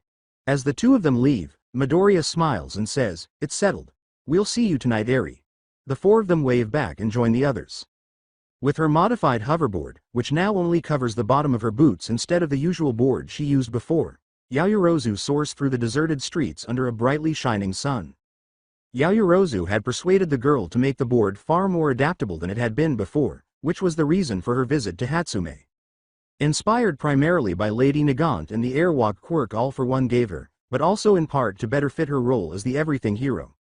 Making the choice to use a concept partially inspired by the antagonist was challenging, but the training session the other day served as a reminder that villain-induced concepts and skills can still be applied to heroic actions. Those modifications seem to be working efficiently. Yaoyorozu looks to her side and smiles. He shoots flames out of his left foot and hand, occasionally calling forth a chunk of ice around his right side to prevent himself from overheating, and she remarked, indeed. Hatsume really outdid herself this time. I'm more impressed you managed to utilize your quirk in such a way, Todoroki. He smiled slightly at her. He eases himself onto a roof and encourages her to follow suit, saying, I figured if Endeavor could pull it off, so could I. He rubs a hand over the gray insulation on his suit and raises his hand to reveal his gauntlet, saying, a few more days, and I should have optimal control of both my ice and fire. When he refers to his father by his hero name, she frowns and turns back to watch the rest of their team gradually catch up. I know it's not my place, but he does regret what he's done, she remarked, recalling the time in the rain when he expressed his regrets and almost lost it. I know. As they wait for the others to arrive, Todoroki looks at her, remembering his conversation with Midoriya and experiencing the same chest ache he used to get whenever he saw the two of them together. Yaoyorozu. She asks, glancing at him and noticing a small shift in his gaze. She is startled by this unexpected admission and takes an uncontrollable step back.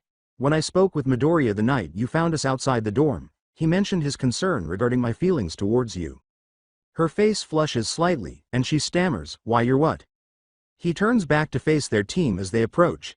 As they reflect on their first year at UA, he was worried I'd be angry at him because of how close we've gotten since teaming up for the cavalry battle. The Camino incident, their final practical exam against Mr. Aizawa, and the Asui aftermath. I've been giving it a lot of thought since that night and, fearing that he would try to be with her, knowing full well that she was with his best friend Midoriya, Yaoyorozu prepared herself for what he was going to say. "Oh no, Todoroki, please, avoid saying it, not right now, I don't want to be compelled to reject your feelings," she thought as her mind was overtaken by the hundreds of dramas her mother loves, many of which depicted similar circumstances and few of which had happy endings for all parties. He gives her a smile and says, "I'm happy for the both of you." Todoroki is a little taken aback when Yaoyorozu lets out a deep sigh of relief and says, "I'm glad to see two of my friends finding happiness with one another." She smiles appreciatively at him and then leans in to kiss him on the cheek just below his scar, causing the stoic boy to blush a little. What was that for?" The two friends exchange a smile as the rest of their team, Mineta, Sato, Ashido, Jiro, and Kaminari, finally catches up. "It's my way of saying thank you for being so supportive of me and Izuku. I'm certain he would feel the same." The two friends flinch when Mineta yells, "Hey, I thought you two were supposed to be scouting for trouble." Yaoyorozu nervously scratches an invisible itch on her cheek while Todoroki looks around.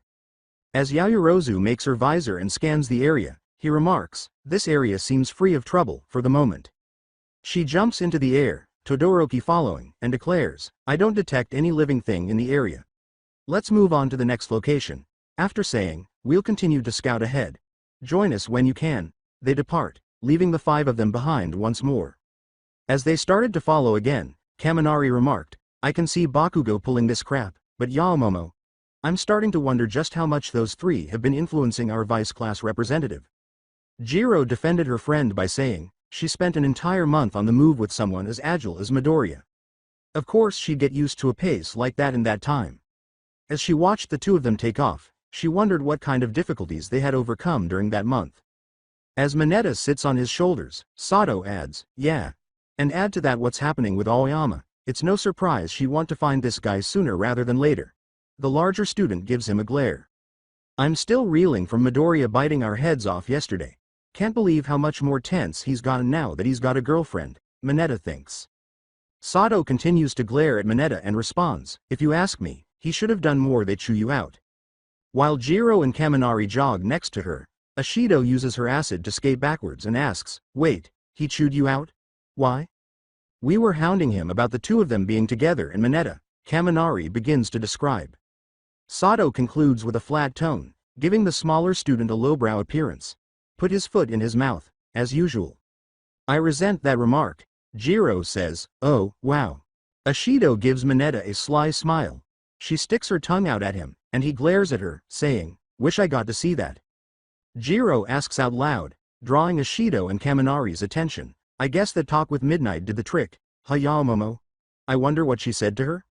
He smirks and says, "Probably something insightful and legit." Ashido responds, "Nah, it was pervy. Hands down," and the three of them burst out laughing, honoring their teacher. Mineta grips his fist and laments, "Maybe I should have asked her for advice too, if she was able to help Yaoyorozu." Sato casts a pitying glance at the smaller pupil. He gives him a glare when he responds jokingly, "It wouldn't have helped." Sato draws the attention of the others by saying, "Anyway, the two of them have always been problem solvers. All they need is a hint, and that's it." The four other friends nod in agreement as Ashido slides into a crosswalk and a wall of ice with several blade-like appendages piercing through it appears seconds later. If that match taught me anything, it's that the two of them together are a deadly combo. The pink girl was almost skewered by several of them. As Jiro, Kaminari, Sato, and Mineta congregate around the pink girl, she says, "Geez, thanks, Todoroki," and slides away from the ice. Anytime. Just as the blades rip themselves free of the ice, shattering the wall, Todoroki and Yaoyorozu land in front of the group. When the dust settled, Yaoyorozu hunched her shoulders and groaned in frustration at what she saw. "Okay. This is getting ridiculous." Moonfish, the death row villain from the training camp attack, was standing behind the destroyed ice wall, and Tesla was standing next to him with electrified hands. Yaoyorozu drops her head forward, overcome by the ridiculousness of his repeated attacks, while Jiro and Kaminari gasp at the sight of him. How did you get out this time? He responds with a humorous shout, hey, this isn't fun for me either, girly. Which leaves Jiro and the others perplexed and uneasy while Todoroki, who is well aware of his skill and lethal quirk, keeps his entire focus on Moonfish. Do you have any idea how humiliating it is to be beat but a couple of brats? My representative is hanging by a thread at this point. Then maybe you should really consider going straight, since being a villain hasn't worked out for you thus far. Yeah, like it's that easy. When have you ever heard of a villain in a maximum quirk prison ever getting out? He gestures toward Moonfish. If it weren't for him tearing through the transport, freeing me and distracting the cops, I'd be at one right now being made into a laughingstock. He gestures toward the pupils. I'm not about to go out as the man who couldn't take down Kid Heroes. And this time, Sato, Ashido, and Mineta are forced to turn around as a small group of jailbreakers dash out of the buildings behind the hero team. I've brought more than just 2 hardened criminals with me. Kaminari smiles and walks past Yaoyorozu, teasingly saying, wow, dude. Sounds like you're overcompensating. As Tesla glares at him, Yaoyorozu blinks at him and her face flushes pink. Our resident badass creaties got you shaking, huh? She asks. Jiro joins him and says, that's kinda sad when our resident idiot chargebolt's dunking on you. Tesla becomes more irate. As Kaminari points his arm at the villain with lighting coating, she plugs her earphone jacks into her speakers and says, you're so pathetic, it'd be insulting for her to have to beat you a 3rd time. Together, they exclaim, so, we'll take you down this time. Yaoyorozu is amazed and proud of her friends. Todoroki declares, engulfing his left arm in flames, in that case, I'll take care of this guy. We aren't in a forest this time around, villain. So I don't have to hold back. Moonfish exclaims, searing flesh, let me have a taste. We got these losers. You just sit back and relax, Creata. Ashido declares. Mineta snatches his purple balls while Sato munches on some sugar cubes. The pink girl winks and gives the other girl the thumbs up. It's our turn to kick some villain butt. She exclaims as she turns to face the group of villains and applies a thick layer of her acid to her arms. After grinning, Yaoyorozu builds a strong, insulated barrier. The battle then starts. Very well, everyone. I'll remain here and provide support should you need it. Do your best. It starts. While Ashido darts around the villains with her acid-covered arms adding a burning sting to her attacks, Sato and Ashido rush them as Mineta tosses his balls, catching a few of them for Sato to lay into. Moonfish lashes out his tooth blades at Yaoyorozu as the 3 of them charge their opponents, but Todoroki blasts him with his flames and traps them with ice. Before the flames can reach him, Moonfish launches himself into the air using his blades. In order to avoid impeding or endangering his friends, Todoroki uses his ice in a similar manner, pushing the villain farther down the street. While Yaoyorozu was facing away from him, Tesla fired a bolt at her. As it gets closer to her, he gets excited, but just before it hits her, it stops in midair. What? She asks, turning to smile at him as the boy pulls the bolt toward Kaminari. Kaminari glares at Tesla through his visor and exclaims, the last time we met, you threatened to kill me and my friends. You should know. That's never gonna happen, not while I'm around. With her earphone jacks bringing her speakers closer to Tesla, Jiro exclaims, heartbeats around, before launching a barrage of sound waves at him. Ah! Tesla exclaims, falling to his knees. He gives her a quick glance before hurling his free arm at her and firing another bolt, only to have it unexpectedly return to Kaminari. He looks directly into the villain's shocked eyes and asks, didn't you hear me? You won't threaten them. Not while I'm here, he exclaims, extracting more of the villain's strength as Jiro continues to attack, ultimately causing Tesla to fall onto his stomach. As the villain begins to lose consciousness, the 2 heroes lessen their attacks. The last thing he sees is Jiro's irate glare, Kaminari's sly smile, and Yaoyorozu's unexpectedly dejected frown. Perhaps I ought to have pursued a different career path before crossing you. Moonfish was jumping through the air not far behind him, becoming more and more desperate as Todoroki used his ice to launch himself directly at the airborne villain, his left fist prepared to use his flashfire fist. Moonfish launches many of his tooth blades at the hero when he is closer, hoping to avoid being struck by his flames once more. Todoroki shoots fire out of his left foot to propel himself over the blades before they can skewer him. Like his father in Kyushu, the move moves him out of the way of the blades while providing him with momentum to connect his attack. He yells, flashfire fist, jet kindling, and strikes Moonfish in the nose with a devastating blow that breaks the villain's teeth and knocks him unconscious.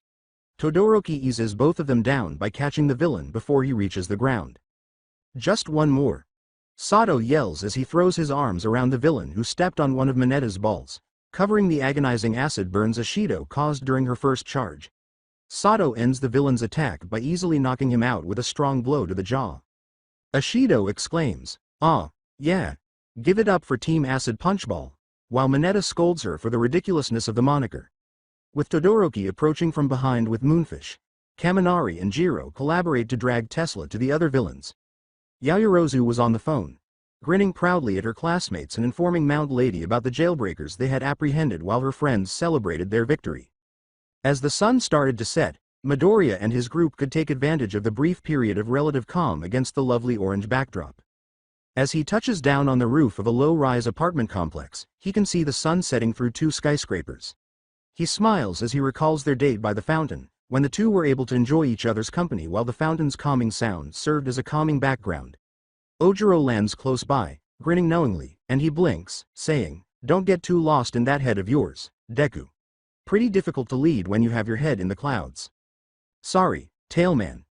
The sunset brought me back to." Dark Shadow eases Tokiyami down first, then places Koda and Hagakure next to him, but he hesitates as Shoji joins them and pulls himself over the ledge. Hagakure erupts with excitement. "Ooh. Your date with Yaomomo, right?" She puts her hands together and sighs, saying, "She told us about it while you were asleep on the couch. A sunset walk by a fountain. So romantic." Ojiro smiles nervously at the invisible girl and then turns back to Midoriya. "Sounds like a cherished moment for the both of you." Midoriya smiles and gives a firm nod. "It is. The two of us enjoying a simple date amongst this disaster." He giggles. "Even then we thought it was selfish of us to do." "It's not a crime to enjoy the simple things in life," Shoji says. "And given that it's the two of you, sharing a moment like that was well deserved."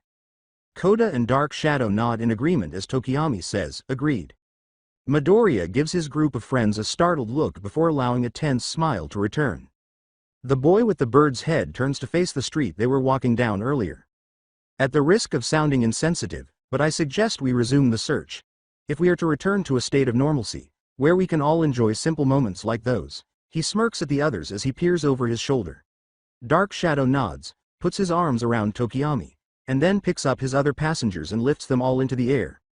"Then we best find and capture our elusive quarry as quickly as possible." Midoriya exclaims, "Right," as Ojiro and Shoji both nod. Ojiro and Midoriya jump from rooftop to rooftop alongside the taller hero as he leaps off the roof, his duplications reaching out to grab the ledge of the next building over and swinging over the road. Koda glances over his shoulder in the direction that Ua was standing. He reflects on the school festival, where he was as excited to help organize their event as the others, and asks, "I wonder how Aoyama and his parents are holding up." When a sudden explosion shakes the street further down, Hagakure turns to face her fellow passenger and responds bitterly. She looks at Midoriya, who hasn't responded, implying that his danger sense didn't activate, and asks, "Is it villains? Or likely overzealous antihero civilians utilizing dangerous support items?" Tokiyami responds, "Either way, there may be people trapped. Let's go." Midoriya spearheaded the assault, leaping to a greater percentage while Ojiro leapt onto his back and used float to carry them to the burning structure. As he catches up, he turns to see Shoji holding on to Tokiyami. "Tentacle, assess the situation. Anima, work with him to direct any civilians who are trapped to a way out." "On it." Koda nods and Shoji responds. "The invisible girl, Tsukuyomi. Triage and parameters." "Let us handle it." As Tokiyami places Koda next to Shoji, who has started assessing the situation, she responds. "Are you set, Tailman?" As they get closer to the building, he asks. Ojiro smiles confidently and nods to him, saying, "Deku, be ready when you are." "You go high, I'll go low," he says, nodding before using Air Force to propel them in the direction of the building. He then releases Midoriya and lands on an escape stairway, moving swiftly and deftly to the ground floor before sprinting inside. Be prepared for anything. Over the course of 10 minutes, Shoji and Koda would guide Midoriya and Ojiro through the building, with Koda's bug and animal friends giving detailed descriptions of the layouts and the people trapped within. Midoriya calls down floating just outside a damaged window where flames were coming from, and Tailman indicates with his tail that he had heard him before running inside. He looks at the window and flicks an air shot to clear the flames before jumping in. As the sirens signaled that first responders were approaching, Tokiyami and Hagakure were on the street a block away, helping those who had managed to escape the building. Deku, third door to your left. In the living room, I noticed someone bent over. Got it.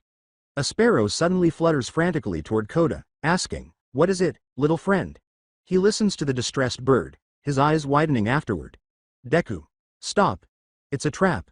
As the door flies off its hinges and Midoriya is knocked through the door across the hall and into the living room, another explosion shakes the area.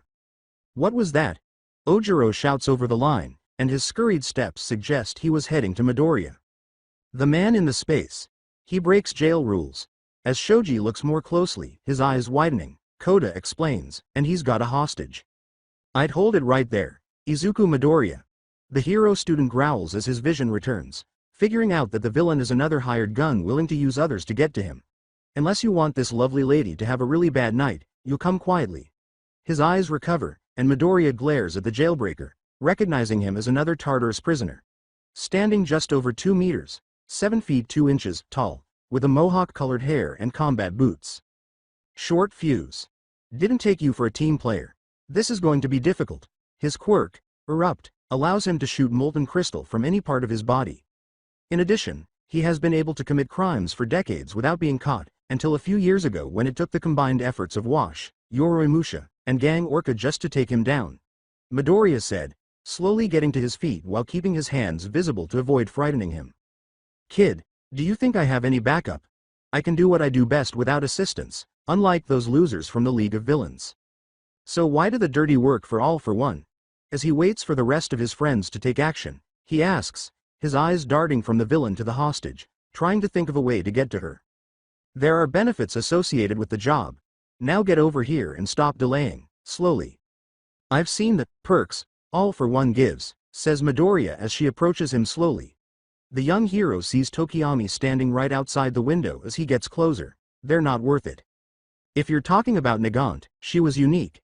There was no way anyone in Tartarus would trust her because she was the only former hero there. Midoriya glares at the man who hovered around the hostage, who sat at his legs in terror and with beseeching eyes, while keeping one arm pointed at him. Over the comms, Midoriya heard Ojiro say, "I'm in position." He felt as though someone had just passed him.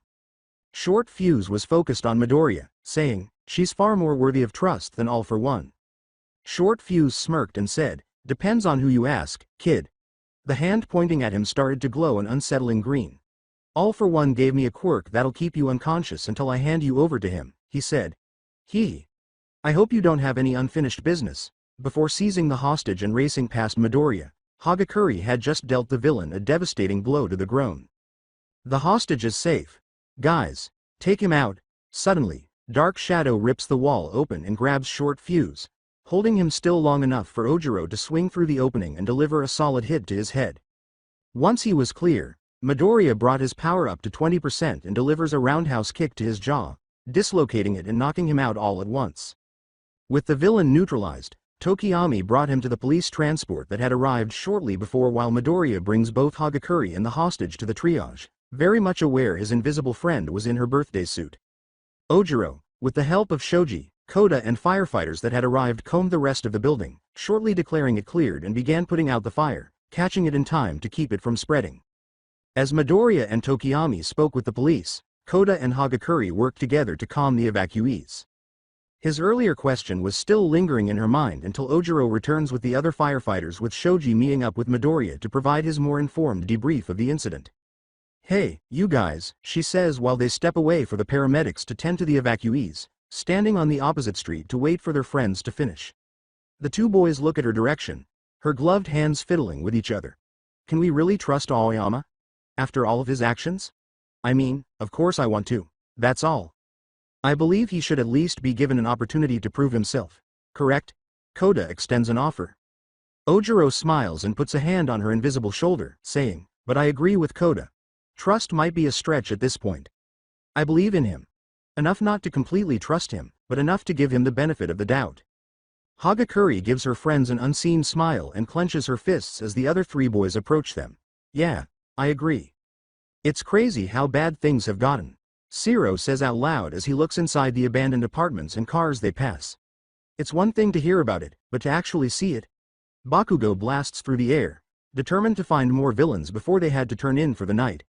His eagerness made it difficult for his team to follow, but they were used to his way of doing things that no one made to complain. Yes. It helps explain why a large number of the heroes left. As tragic as it may sound, I can now see why they made that choice. As they get closer to an elementary school, Ida responds, seeing all this, as she speeds past cars and broken building debris.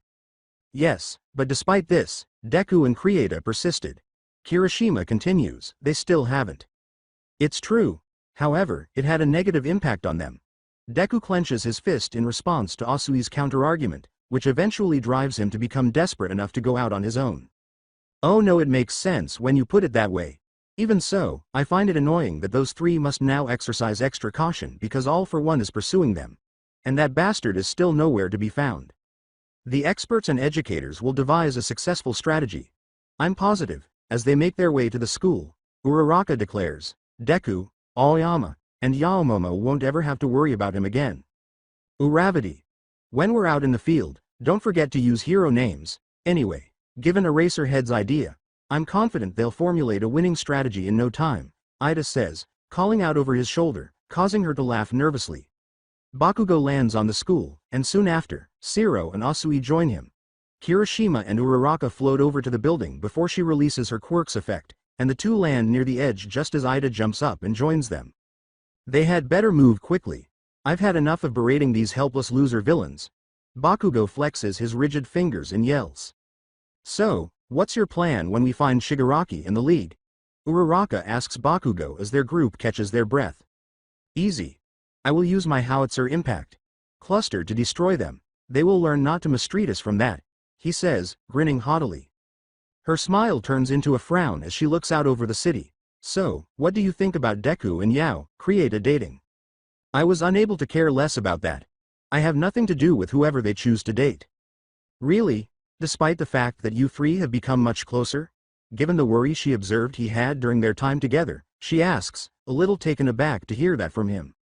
The only other person who knew that the damn nerd needed assistance with One for All was Smarty Pants. I don't give a damn about their dating life just because I trained with them. The only time it did bug me. He shoots a glare at her. Was during that girl thing the two of you were doing. She looks away nervously. Shiro interrupted their conversation and said, sounds like someone's jealous. When they turned around, they saw Kirishima and him smirking at Bakugo while Ida and Asui were focusing on Uraraka. Weird arms. Do you want to die? It's awesome, dude. Before you, Deku had a girlfriend. Kirishima continues, his own smirk unwavering. There's no shame in not being the first of us to get one. I don't give a crap about that kind of thing. Reasons for my jealousy. Shiro says, because Deku now has a win over you. Bakugo loses it, and the other two boys burst out laughing, while Uraraka, Ida, and Asui stand back and observe with conflicted looks. A big earthquake shakes the building as the three boys quarrel. What was that? Uraraka shouts. The shaking stops only for a giant villain to charge through a building on a direct course towards the school. Both her and Asui glare at the villain, recognizing him from their hero debut with Ryukyu's agency, him again. At last. Someone to murder, just before taking off, Bakugo says. Wait, great explosion murder god dynamite. By the time he's done, the hot-tempered hero is long gone, Ida remarks. I can't believe you used his full hero name. Shiro remarked as the others around him gave him a frustrated look. Ida snarls, dynamite needs help. Asui sees a gang of jailbreakers pursuing the enormous villain just as they are ready to follow. Look behind the giant, Ingenium. More bad guys. Go support Dynamite, he says, glancing at Uraraka and Asui. The three of us will intercept those other villains. On it, Asui uses her tongue to propel herself and Uraraka through the air after Bakugo, while Uraraka uses zero gravity on herself. Ida glances at Shiro and Kirishima and says, go Red Riot, he says, bending down enough for Kirishima to jump on his back, revving up his engines. Let's go, Cellophane. Then, with Shiro swinging close behind him, he jumps off the building. Far off, past the enormous villain and his pursuers, a giant fortress that is obscured by the night's darkness can be seen slowly approaching Ua High School. Let's check. I'll need this. Oh, I see. Thank you, Mother. Now what else? Oh, how adorable.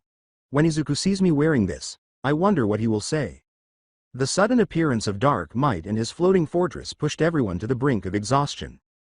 But, by working together, the heroes of Japan were able to defeat the imposter and put a stop to his plans.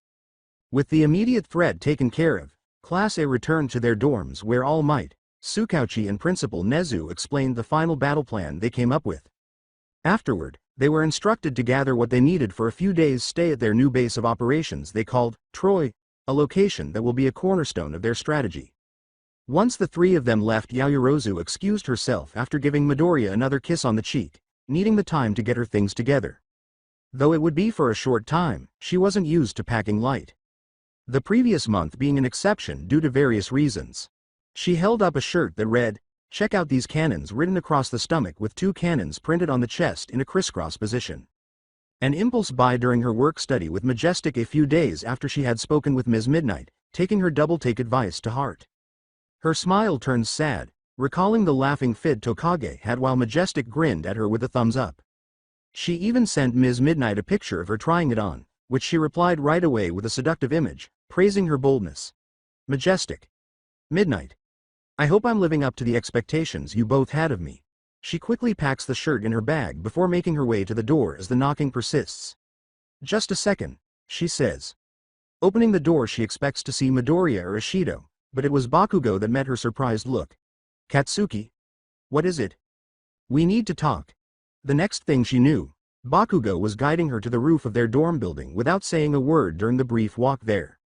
He threw open the roof entrance door, and the two of them saw the building they were packing to move into. Troy revealed a design similar to the dorms, but with rather sophisticated additions that would tip the scales in their favor when the final battle began. They stood silently in the center of the roof for a few moments before she turned to face him. What did you want to talk about, Katsuki? Despite the late hour, he continues to stare at the building. That plan of theirs. What's your take on it? It has merit, she says, blinking before turning to face the far-off building. Considering everything, it's probably our best chance to beat Shigaraki, the League, and all for one. Given that it was the plan of Mr. Aizawa and the principal, it was not surprising. But don't you see it too? This battle could be made or broken by this fatal flaw. She nods and instinctively puts her arms around herself, saying, regardless of which personality is in control, having me so close to Shigaraki has a high chance of drastically shifting the flow, should he decide to target me instead. It might seem simpler for All for One to target your quirk first and use it against Deku. He looks at her and says, in every way possible. On the other hand, Shigaraki will probably outright kill you, realizing that she had considered the same thing. With or without using your quirk. The two friends stood in silent reflection as they reenacted the two possible outcomes, with Midoriya and the world suffering the most severe consequences. She suddenly smacks her cheeks, clearing her mind and snapping her out of her growing worry. Bakugo allows a smirk to appear on his face as she takes a deep breath, flashing him a smile once she was calmer. I appreciate your concern, Katsuki. I'm truly honored that you came to discuss this with me. Huh. Fool, that's not what's going on. Before we kick their asses, I just wanted to make sure you knew the score. I'll be blasting Shigaraki to a million pieces, he says, grinding like a madman at Troy as he raises his hand to his face, causing tiny explosions on his palm. And I don't want anyone ending up as collateral damage. Despite his aggressive boosting, Yaoyorozu was completely relaxed, knowing full well that Bakugo truly is concerned for not just her safety, but everyone's in using this persona to cover it. But, as sharp as he is, even Bakugo can be taken by surprise, as she leans in towards him and kisses his cheek. Without even thinking he was on the other side of the roof, his hand raised to repel any threats as his face turns deep red. Gah? Exactly what was that for?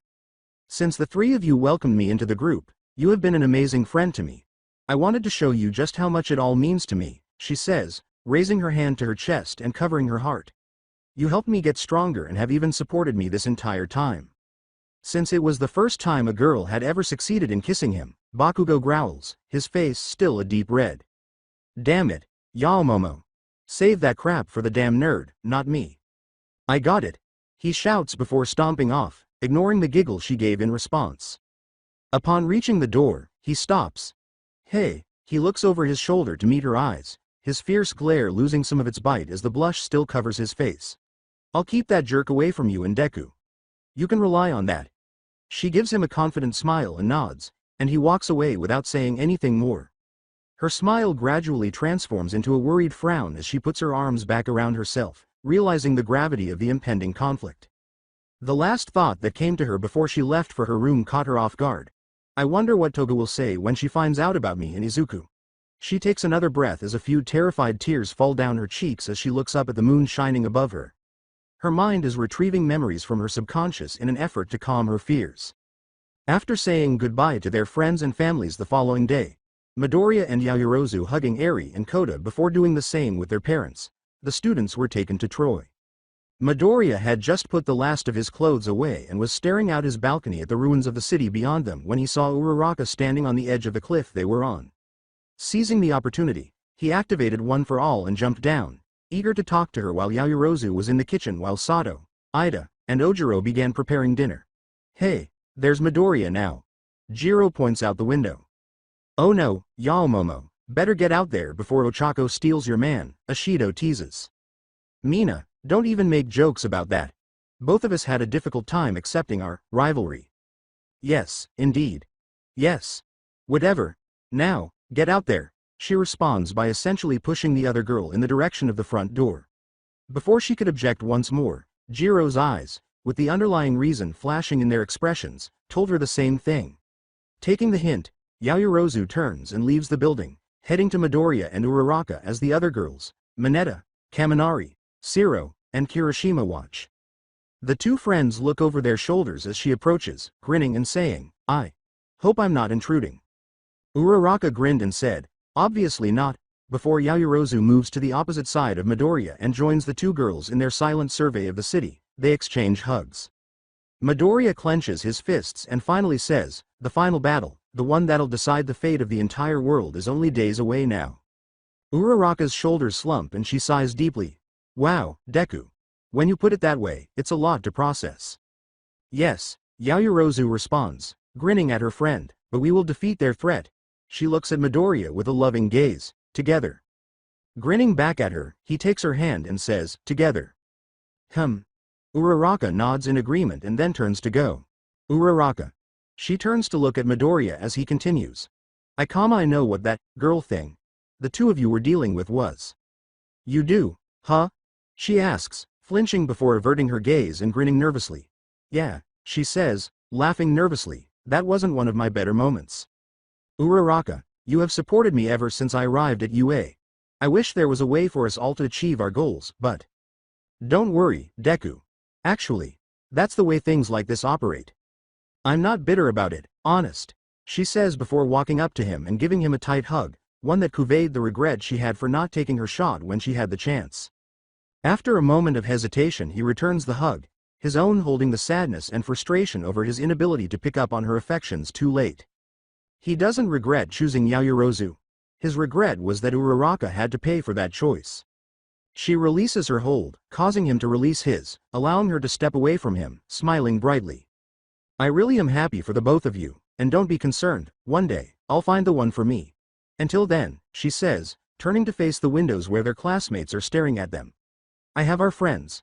With a wave, she walks away, leaving Midoriya and Yaoyorozu comparatively alone. They exchange smiles and sit on the edge of the cliff, their legs hanging over the edge as Yaoyorozu puts her head on his shoulder and he puts his arm around her waist. Hagakure informed me that you guys encountered another hired shooter. Wasn't that a short fuse? She laughs. Kaminari said you had another run-in with Tesla. He wasn't prepared for her ultimate attack, so to speak. Even he thought the entire situation was absurd. Thankfully, Kaminari and Jiro were able to handle him this time, she says, glancing at him. Everyone told me to sit back and let them handle the jailbreakers. As they talked, Ashido and Hagakure could hardly contain their excitement at seeing them together, and Jiro couldn't help but blush a little, giving Kaminari a blink and you'll miss it glance. Looking into Yaoyorozu's eyes, Midoriya smiles affectionately and recalls their first battle with the villain using the electric quirk. A lot has happened since that day out. She responds, remembering both her two encounters with Himiko Toga and the intense moment she had saved Midoriya. Both with the League and with us. He recalls the two of them defying Nana Shimura in One for All and the night they declared their love for one another. It's funny, as bleak as things have been since my fight with Shigaraki, this last month with you has been amazing. She remembers their date by the fountain, when she kissed his cheek and Midoriya outran a fired sniper round to save her. As they reminisced about their romantic adventure, they gradually leaned closer to one another until their lips were almost touching. It's those wonderful moments throughout this dark time that shine out the brightest. As they waited for the moment of truth, Ashido and Hagakure were inside holding each other and pressing their cheeks against one another. Are those two still outside? As he walks to the front door, Ida asks, those two are supposed to. We have to get our dinner ready. At that moment, Ida and the girls whip their eyes towards the window and blush profusely at the sight of Midoriya and Yaoyorozu finally sharing their first real kiss. Most of their friends turn away from their intimate moment as the three girls simultaneously gush over the kiss while keeping the rather angry Ida from ruining it. Standing by the kitchen with warm smiles for their two friends Todoroki, Uraraka, and Asui, they watch as they express their love for each other in the purest way possible. Bakugo lets a grin appear on his face as he leans against the wall behind everyone. It's about time. A fool. After spotting Aoyama standing in the middle of a parking lot not far from Ua, Midoriya and Yaoyorozu stood stunned. After exchanging a bewildered glance, they approach him, and he turns to greet them at the sound of their approach. With a terrified expression on his face, he says to them both, I appreciate you coming. Midoriya asks, Aoyama, why are you here? Following up, Yaoyorozu says, we thought you were at the police station. My parents' lawyer got me released, for the moment. Yaoyorozu exclaimed, that's wonderful, with joy. Midoriya says, I'll go tell the others, and walks away. You can join one of our search parties. Aoyama stops the other boy and says, wait. As he continues, Midoriya and Yaoyorozu give him a strange look. I think we should talk alone first. Just the three of us. It's kinda funny. The courts are still in session, even though everything is crumbling. Maybe people are clinging to the old ways as long as they can before this way of life ends. Midoriya turns back to him and asks, what are you saying? As Yaoyorozu nervously puts a hand to her chest. Before discussing the current state of the world, Aoyama asks, would you like me to tell you both all for one's true goal? He explains that the monetary value is as low as it was during the Great Depression, that nations will desert one another in order to protect themselves, and that chaos and anarchy will give him the chance to seize control of the entire world and earn the moniker, the Demon Lord. I don't get why you're telling us this right now, Aoyama, as Yaoyorozu approaches him until their shoulders are in contact. Midoriya speaks in a worried tone. A single, terrible event is all it would take. Our world will fall off balance. Yaoyorozu says, you make it sound like it's inevitable. But people the world over wouldn't allow that to happen. With stern expressions on both of their faces, Midoriya says, besides, we're still here defending Japan. Aoyama's expression changes to one of pure terror as he says, I know. That's why you're here. This can't be allowed to keep going. Yaoyorozu and Midoriya look up in fear and rage and say, I'm sorry. I had no choice. I want to protect Papa and Mama. All for One's massive figure, clad in a new life support mask that resembled a dark crown, floated behind him. Midoriya yells, no, you didn't, while holding a terrified Yaoyorozu, triggering One for All. As Aoyama sobs beneath him, All for One applauds and remarks, excellent job my conniving little star. Midoriya snarls at All for One as Yaoyorozu clings to him, her fear too great to handle. I imagine you're scared to betray your friends. It can be so distressing to have someone put their faith in you. He concludes his fictitious applause by saying, your fortitude is impressive. And the speech about my ultimate goal was amiable. If not entirely accurate. Did your mommy and daddy explain that? They said things would be better. You promised we'd have happy lives in your new world. Midoriya yells, we trusted you, while Yaoyorozu gazes at Aoyama while crying. Aoyama responds, distressing? You can't imagine, dear uncle. Abruptly, he spins around and shoots All for One with his naval laser. I won't betray my friends. The only harm the villain received from the surprise attack was to his clothing as he floated there. You ungrateful worm. Your acting was crazy realistic, Aoyama. Midoriya exclaimed, removing the mask of fear as he and Yaoyorozu stood next to him. It was replaced by virtuous rage. Indeed, it literally brought me to tears. Well done, she responds. I had to make sure it was believable or we'd never get him to come. But you too? Those were a tour de force? Yaoyorozu responds, no, we were just following your lead. Your tears really pushed it over the edge. Well, to be honest, that's not all, Aoyama says, his body trembling with fear. I may have also wet myself. Yaoyorozu forced a brief glare at her after letting out a tiny snicker. While continuing to glare at All for One, Midoriya exclaims, "You did great, thank you." The three of them look up and give the villain a fierce look, for Mama and Papa's safety, and for the sake of everyone else, me included, they exclaim. "I will stand up and fight you, All for One." All for One remarks casually, perplexed that the Aoyamas were able to deceive him. How disappointing. He tears off his blazer and turns to face Midoriya and Yaoyorozu. Numerous blobs of sludge suddenly appear beneath him. As he describes how the three of them are alone and that no hero is nearby to assist them, they gradually open up to reveal Shigaraki, Dabi, Toga, the Nomu, and numerous other villains and jailbreakers.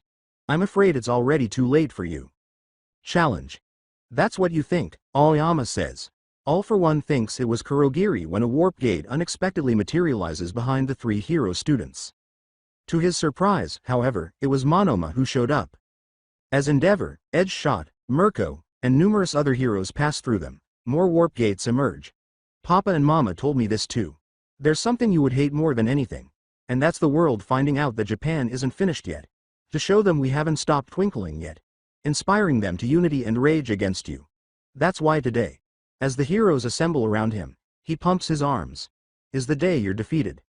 Monoma exclaims, "Ahahaha.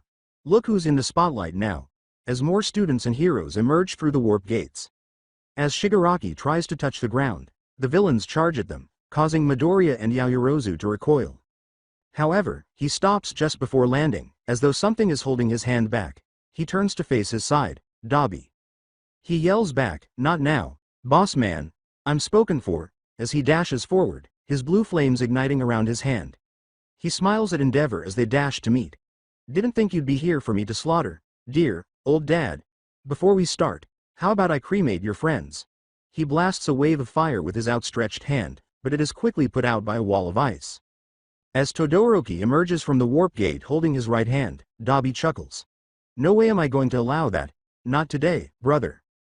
"Hey there, Shoto." System Troy activates before he and the other villains can finish charging, swiftly erecting makeshift cages to trap the various league members and the closest villains. As Monoma builds additional warp gates behind them, rockets begin to activate. "Surprised ya, didn't I?" The heroes and students rush through some of the traps as they appear, pushing them through once they do. "Put some muscle into it, heroes." As some of them began to crack, the heroes persevered and forced them through, leaving only the final two. In order to enable her team to push through the container that contained Himiko Toga, Uraraka uses her quirk to make it weightless. But a Nomu inside managed to smash a portion of it open, exposing a desperate Toga. "There you are," she exclaims, catching a glimpse of Yaoyorozu beside another warp gate close to the container that contained Shigaraki. Bakugo yells, "Deku," as the heroes on their team cooperate to push the container. He responds, "Right," as he prepares to contribute his strength to the endeavor. However, something ignites inside of him. It was a feeling in his heart that compelled him to turn back to Yaoyorozu rather than danger sense. His eyes widen as he sees one of Toga's syringes hurrying toward her after she had just entered through a warp gate that was supposed to take her to her designated station. He closes the distance and catches it without even thinking, shocking Toga and Yaoyorozu. Toga yells, "Pull," to the Nomu. Just before the gate closes, it grabs the line and pulls back, dragging the shocked hero through. Yaoyorozu yells, "Deku," as he must pass through before the gate closes. She reaches up to her earpiece and exclaims, "Damn it, Genist. Eraser, we have a problem." To which Genist responds, "What is it?" Bakugo responds, "It's Deku," and lands next to Best Genist as the container containing Shigaraki disintegrates. They pulled a fast one, Deku's gone. What happened? Yaoyorozu looks out toward Okuto Island, where they had sent Himiko. "It was Toga. She tried to grab me, but Deku intercepted and got pulled through the portal after her," she says. "This is bad." "No time to dwell on that," she exclaims as she turns to see Hatsume snatching up her tools and then grinning at her. "We need those materials right away, Creata." With a heavy sigh, Yaoyorozu and Cementos prepare the different supplies and parts required for repairs. "You can count on me." Genist had just finished describing the coffin in the sky to Shigaraki, who was defending himself and the other heroes on the battlefield above them. "Is that right?" he asks, glancing down at the floor and using search to find Yaoyorozu. Bakugo is tipped off by his grin. He exclaims, "He's targeting her. Eraser," as Shigaraki launches himself to the ground. He is slowed down by Mirko and Najire's interceptions. allowing Genist to encircle his body with a cable. Nothing happens when he touches it. He lets out a frustrated growl before turning to see Aizawa kneeling next to Monoma, who is seated, while Manuel uses his water quirk to prevent the hero course student's eyes from drying out. He yells, "Ahahahahaha! What's the matter? Is the final boss having trouble using his powers?" Which enrages the antagonist. Bakugo and Genist continue their attack, giving Mirko a chance. Shigaraki effortlessly avoids it, turning his body to reveal his arm, which rapidly changes into several hands. Mirko yells, "Hey, Dynamite! What the hell is he doing now? Ready to strike." "I don't know. This is," she exclaims as his hideous hand limb suddenly lunges at her, knocking her down and causing damage to her prosthetic limbs. Everyone was caught off guard by the attack. Shigaraki glares at the heroes, saying, "I still can't believe I used to think you were cool. But you turned out to be another disappointment. Erase her head." Mirko is knocked away by his blow, and his hands quickly multiply until they almost completely cover the field. Yaoyorozu works hard to help the support team with repairs while the battle rages on, taking short snack breaks to refuel. As more and more blocks were being destroyed and replaced more quickly than they had anticipated, she became irritated. She came to the conclusion that he was attempting to reach her by breaking through the platform. With each crash and bolt that could be heard, her frustration and guilt increased, and she glared up. "This is focus, Yao Momo." She looks at her earpiece and gasps in shock. "Katsuki? How did you?" When called out, she grunts, "We all know he's gunning for you right now. And knowing you, you're blaming yourself instead." Bakugo yells at the thousands of hands surrounding him. "Listen, Vice Rep. You're his target, but you're also the one keeping him here." The sound of the others doing the same can be heard through the earpiece. "So stop thinking this is all on you too and keep giving us ground to stand on." She glances around the room and notices the expressions of those who were listening and who concur with the brazen hero. She emerges from her abyss of guilt as a result, and she intensifies her attempts to assist in stopping Shigaraki. "Thank you, Katsuki." The battles that took place throughout Japan are becoming more fierce as the battle above them continues. Ida and Endeavor's sidekicks battled Dabi and Kamino Ward Todoroki, while their team repelled any villains and Nomu that appeared. There, Dabi explains to his younger brother how he almost died from burns at Sakoto Peak. Despite the burns he was no longer able to feel, his anger and hatred toward their father drove him to become stronger. "I can see how similar we are in how we feel about Dad, Toya." However, he reflected on his conversation with Yaoyorozu and her support of his efforts to improve. Even though he was horrible, at least he never killed anyone. Shortly after, Dabi launches an attack, controlling the battle until Todoroki combines his most recent move, Flashfire Fist. Phosphor, with his final move, Great Glacial Aegir. His older brother appears to be defeated when his attacks land. When word got out about this win, all of his friends celebrated. Endeavor and Hawks battle All for One's original body in the ruins of Gunja Villa, while Jiro and Tokiyami support the rest of their team as they battle the villains below. Hawks had just prevented a devastating attack from All for One that would have killed the two students. "I've been preparing to battle villains for a long time, but I had no idea how it would feel."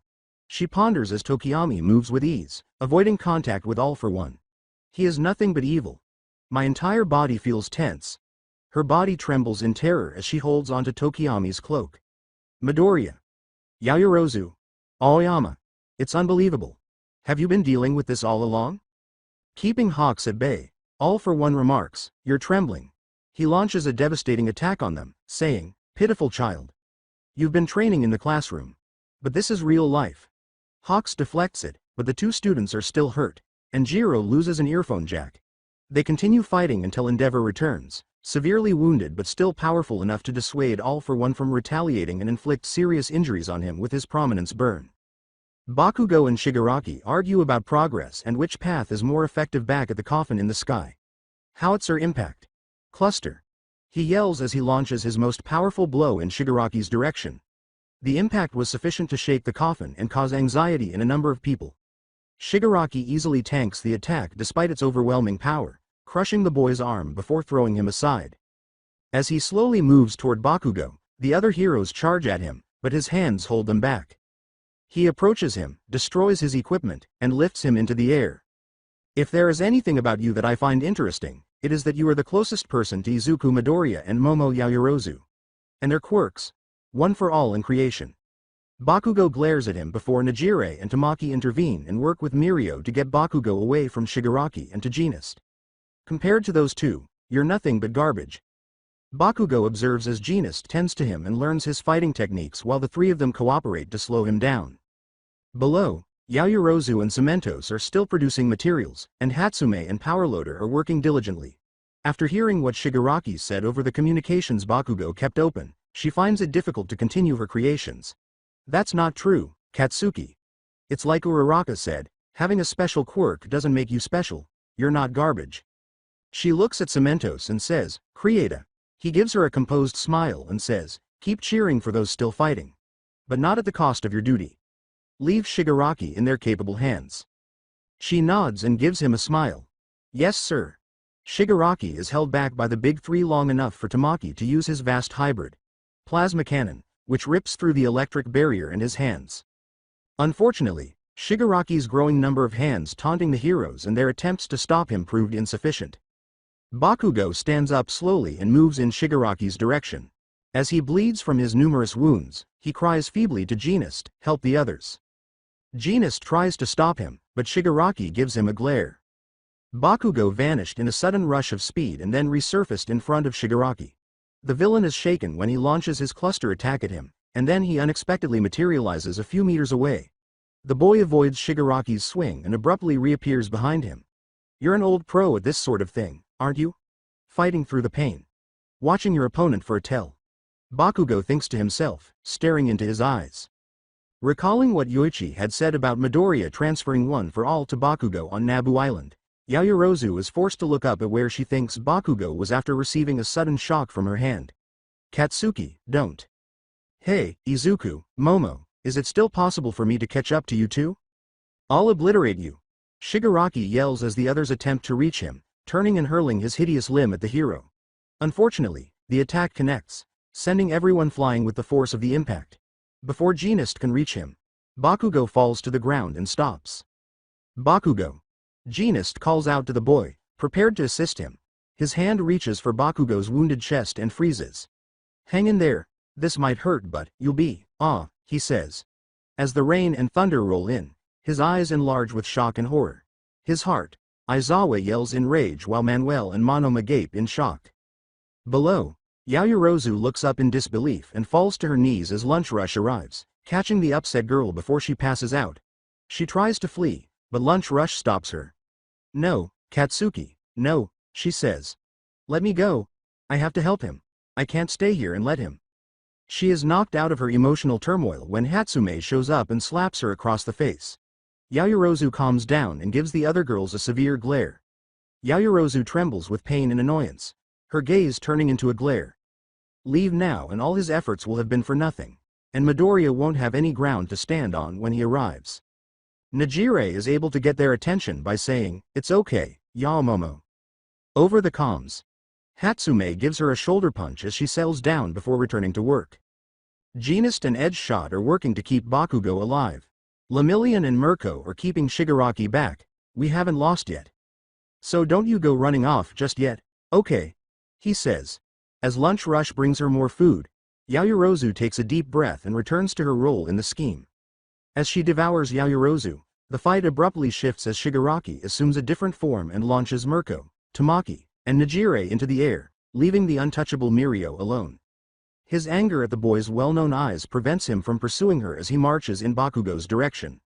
Mandalay uses her telepathy to announce, everyone, I'm opening the barrier, hold on for 2 more seconds, before opening the barrier. As Genist states over the comms that it was too long, Yaoyorozu looks up with a mixture of dread and hope. Lemillion, she exclaims. Remembering the times he pulled this practical joke on Night Eye, Eri, and even Yaoyorozu, the desperation in her voice compels him to take action. He disappears beneath the earth and then resurfaces between Shigaraki and Genist, his butt aimed at the villain. Here's a peach for ya. Shigaraki halts in his tracks and gives Mirio a perplexed expression. Was more than sufficient. Glancing over his shoulder, he notices Midoriya positioned to charge the villain. He kicks Shigaraki so hard that he is knocked into the area and tumbles around like a rag doll before colliding with the reactivated barrier in the following second. He slides to a stop next to Mirio and says, I'm sorry it took me so long. He begins to ask, Is everyone ALR? But then turns around. As well as seeing Bakugo. As he observes the other hero's conditions, his breathing quickens to the point of hyperventilation. Cack. Shigaraki emerges from the cloud of dust his bouncing around created and says, "Do you want to tell him why you're late? I'm sure you have an excuse. He keeps teaching him, Toga's the one to blame, right? Izuku Midoriya?" As Midoriya slowly turns to confront the villain, his anger erupting and causing his quirks to react violently. Tendrils of black whip emerge from his mouth as he glares at Shigaraki, his eyes displaying blue waves of energy. Recalling their most recent altercation in which Midoriya became enraged, Shigaraki watches with barely controlled excitement. "I hope you like the present, sorry I didn't wrap it up for you." The sound of Yaoyorozu through his earpiece causes his eyes to widen. "Calm down, Izuku. Please," he exclaims. When Mandalay reactivated the barrier, she assumed he was present because she was afraid he would become enraged upon seeing Bakugo. "I know about Katsuki. But Ed's shot is keeping him alive. We haven't lost him yet." Lemillion adds, "She right, Deku. We haven't lost anything yet," as he appears in front of Midoriya, drawing a scowl from Shigaraki. "I know you're feeling super guilty. But stay strong. That's what he wants. He's trying to turn you against yourself. We're okay though. Tamaki and the others are still breathing." As she kneels, Yaoyorozu exclaims, "Trust in Ed's shot, Izuku. He'll bring Katsuki back. We have to trust him." Her eyes are watering. Glancing up, she sees Nana Shimura's vestige floating next to her, appearing in front of her through her connection to One for All. "That's the mindset you need to battle with. We haven't lost a single thing that can't be regained yet, and we're not giving up this fight." Shigaraki claims, "You're trying to fill his head with delusions, instead. That's called running away from reality." Mirio yells, "Maybe you're forgetting, we're heroes," and then gives the villain a fierce look. "If we don't keep fighting and chasing our ideal futures, then who's gonna make sure they become reality?" Midoriya starts to calm down, thinking back to an interview All Might had in which he discussed how a hero's job is to make his promises come true, what the American pilot told him about Star and Stripe's faith in them, and everyone from Banjo to Bakugo telling him to control and use his anger. The raging storm of smokescreen and black whip vanished as soon as Yaoyorozu said, "You can do this, Izuku. I believe in you."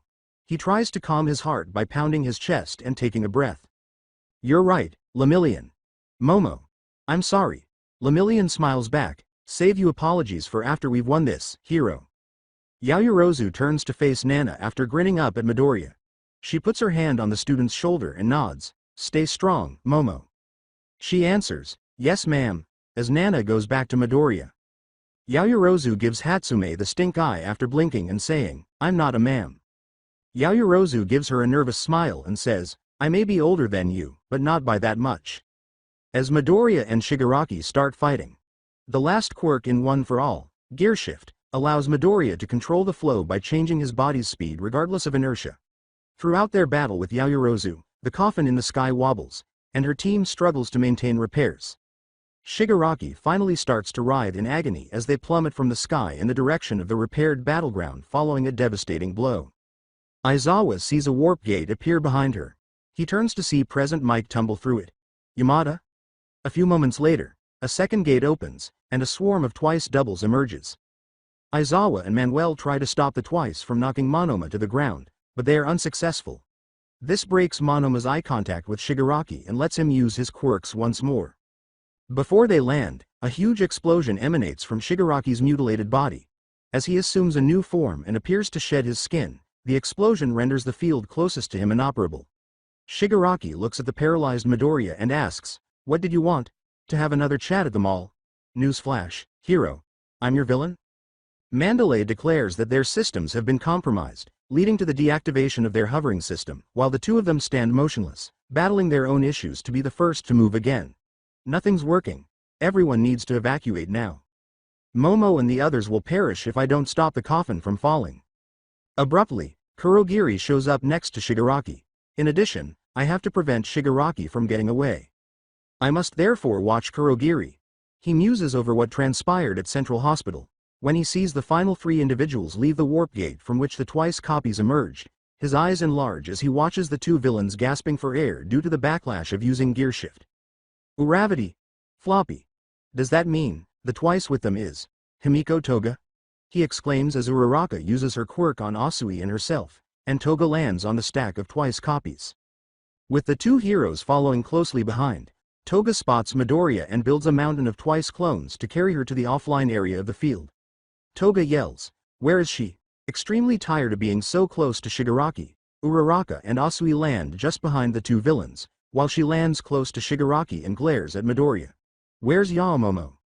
Having heard Midoriya say her name over the comms, Yaoyorozu asks again, "Toga?" She had heard him mention the villain while she and the others were evacuating. Before clenching her fist and squinting, she looks at the spot on her arm where Toga had cut her. She runs down a hallway that leads to an exit, turning her back on the group. She stumbles a little as the coffin in the sky abruptly corrects itself as she gets closer.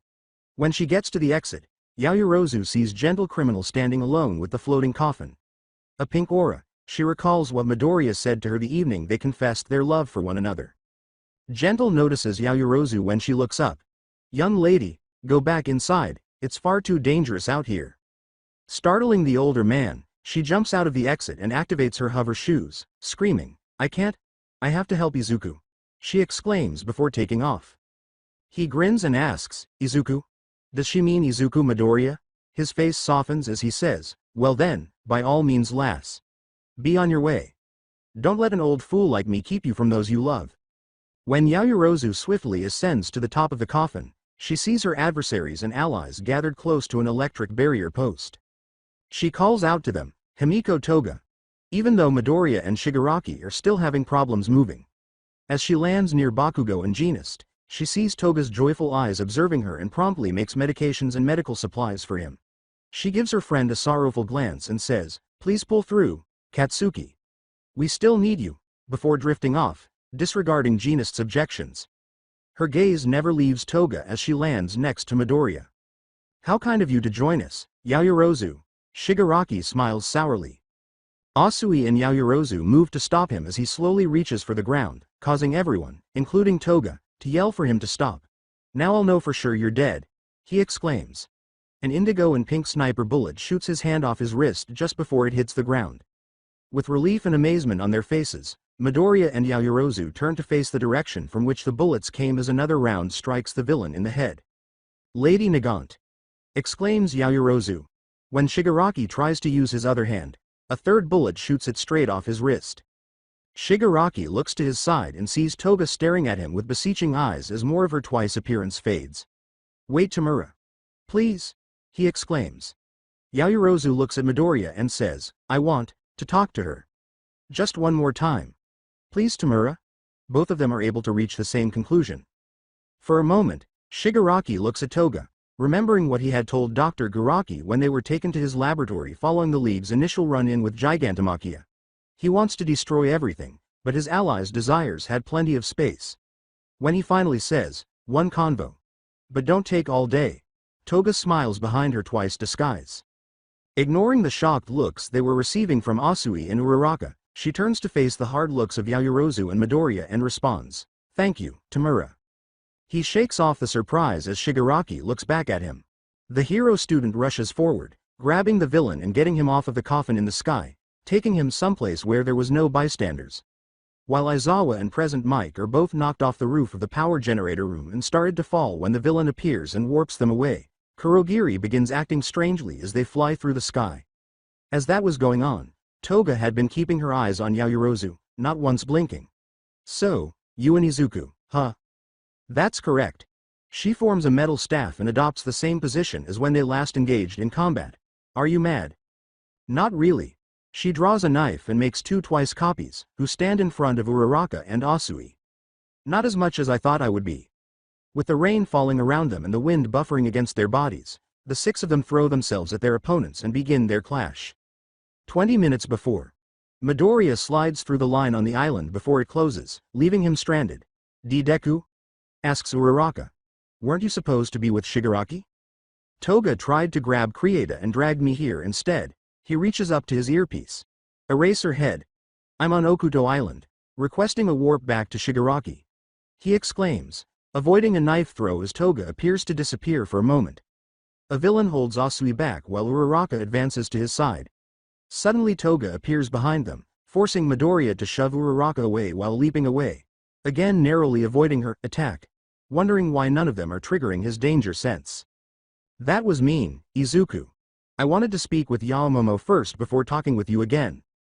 As Midoriya continues to dodge the villain's knife, the ghostly Hikage, the fourth user, appears behind him and exclaims, "This is incredible. Danger Sense doesn't recognize her as a real threat. I can't believe someone like her exists." Using Air Force to hold her back, Midoriya asks, "Why? What do you want with us?" Through the comms, Aizawa said, "I apologize, Midoriya. We are unable to change your mind. You must return here on your own." Understood. With her eyes on the elusive Toga, Uraraka asks, "What did Eraser say?" "They can't warp me, I need to get there on my own." "You can't leave yet," yells Toga, who reappears behind him. "Even though I wanted to talk to Yaomomo first, I still want to ask you something really important." She easily avoids Midoriya's attempts to grab her with Black Whip as he cuts them away. Uraraka charges Toga, and the two stand a few feet apart. "All right. I'm listening. What is it you want to tell me?" Toga makes a sweet gesture by raising her hands to her cheeks. Midoriya and Uraraka look at her bewildered and shocked as she says, "That's easy. I want you to be my boyfriend." As Midoriya slowly clenches his teeth in exasperation, Hikage remarks, "This girl feels genuine affection whenever she hurts someone." He responds, "No way, you too, Toga." Toga blinks in perplexity as Uraraka casts a dejected glance at them both. He asks humorously, "How is it that I never noticed these things before?" before turning to face Toga with a dejected, almost contrite look. "I'm sorry, Toga. I have to refuse." She slowly lowers her hands as he continues. "It's not because you're a villain, though, it doesn't help, but the truth is, I already have a girlfriend." Toga remembers that night more than a week ago as she meets Midoriya's gaze and presses her hands to her chest. "Yaomomo." Abruptly, Asui and Uraraka appear, and Toga jumps away. "Sorry I'm late," she says, glancing at Midoriya. Both girls assume their fighting positions as Toga clutches her knife and the vial that contained Yaoyorozu's blood drop around her neck. "Deku. You need to leave, right now. We'll handle Toga," they exclaim. After a moment of staring at the villain, Midoriya turns and leaps into the air, using Float and Fa Jin to rocket away and towards Ua and the coffin in the sky. With his case in hand, All Might exits his vehicle and stands in the middle of the road as the rain and wind batter him. All the while listening to Tsukauchi's team explain what was going on with Dabi, mainly that he had been compressing his firepower and could blow at any minute, taking out the heroes, villains and civilians within a 5-kilometer range. He raises his hand to his earpiece. After a short while, he was connected. "Tsukauchi. Connect me to young Todoroki and young Ida." He describes the circumstances and requests that they travel to Gunja in order to stop Dabi. He ends the call and switches off his earpiece after saying, "Right now, the only things that can do anything about the crisis at Gunja are engine and half cold half hot. You two are our only hope. We're counting on you." He looks toward Kamino Ward and says, "We're leaving it to you, young Ida and young Todoroki." As his phone rings, he looks back down the road and says, "Next, it's my turn. Tsukauchi." The detective yells over the phone, "You idiot, what do you think you're doing?" "It's fine, Tsukauchi. This was my fight in the first place." He looks up to see the All-for-One approaching, much younger now because he used Ares Rewind from the quirk deleter bullet Shigaraki had taken from Overhaul. "I've heard that you've been impacted by Shigaraki's hatred." He bows his head and extends his arms as All-for-One rushes toward him. "You can't ignore me, then, can you?" Through his phone, Tsukauchi yells, "How are you going to fight? You're quirkless, remember?" His tone betrays his rage and concern for All Might. When All Might first met Midoriya, he asked if he could still be a hero without having a quirk. "That's right. You can't ignore me." As a deranged All-for-One approaches, his car and case activate. With his trademark grin, All Might raises his head. "Why? Because I am here," he shouts, watching his longtime adversary make a beeline straight for him. He remembers Yaoyorozu's dejected expression when he left her under that awning and the disheveled appearance of Midoriya before he fled alone as his new support equipment comes to life. "Young Midoriya. Young Yaoyorozu. I will make up for all the pain the two of you had to endure because of me." Yaoyorozu is holding her own against Toga's seemingly erratic fighting style as the sound of metal against metal reverberates through the sounds of rain and thunder. However, she is able to develop her own instincts and attention to detail to the point where she can compete with the villain after training with someone like Bakugo, who could dodge even the most skillfully directed attacks. Uraraka and Asui battle the Toga doubles, who prioritized preventing the two friends from aiding Yaoyorozu while avoiding any kind of harm due to their weak forms. The two of them connect their weapons against each other, pushing themselves together as Toga smiles a crazed grin at her friend. You know Yaomomo, I was afraid we wouldn't get this chance to talk. Tamura really wants you dead for some reason. Pushing back, Yaoyorozu manages to make some progress while grinning back at the other girls. I noticed, I'm glad you convinced him to let us talk, she says, trying to trip Toga up by sidestepping. When Yaoyorozu jumps out of the way in time, the other girl, who didn't fall for it, manages to dodge and slash at the hero's thigh, missing. With smiles on their faces, the two of them turn back to face one another and adopt their stances. I was concerned about you after our fight at Gunja. Even more so when Ochako told me about your fight with her. She charges forward and slashes at Yaoyorozu, who is able to defend against them, saying, she didn't get me like I thought she would. We shared the same crush, so I thought that gave us a chance to bond. But now that you and Izuku are a thing, I'm over wanting to bond with her.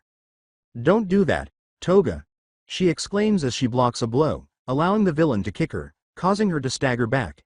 She quickly recovers, anticipating Yaoyorozu to charge her with her guard down only to find the other girl hadn't moved, holding a disappointed look on her face. Don't let one bad encounter ruin your chances at making a real friend. Why not? Didn't she get in the way of you and Izuku? Someone like that isn't a friend. Uraraka was confronting a Toga copy nearby, who had repeated the original's grievance. The hero recoiled as a result, lowering her defenses enough for the copy to charge at her and cut her across the arm. Ah! She exclaims as she rolls away to gain some space. Uravati! Exclaims Asui. She leaps towards the first copy and whips her tongue out at the second, making them retreat as she lands next to Uraraka. You okay? How deep? Uraraka gets up and glares at the copies before responding, I'm fine, Froppy. Before starting to fight again, the two girls take their positions and say, I won't let her get in my head again. Yaoyorozu, who had turned when she heard her friend scream, gives Uraraka a smile before turning to face Toga, who had also remained motionless. Even friends make mistakes, Toga. Haven't any of yours from the league made a few? Toga asks, meeting her tender gaze as she remembers Jin bringing Chisaki to them, which resulted in the death of their big sis Magna. Ochako, Asui, Katsuki, Izuku. Everyone from Class A are my friends, Toga. And I'd like you to be one as well. The villain gives her a wide-eyed stare. You mean it? You really see me as a friend?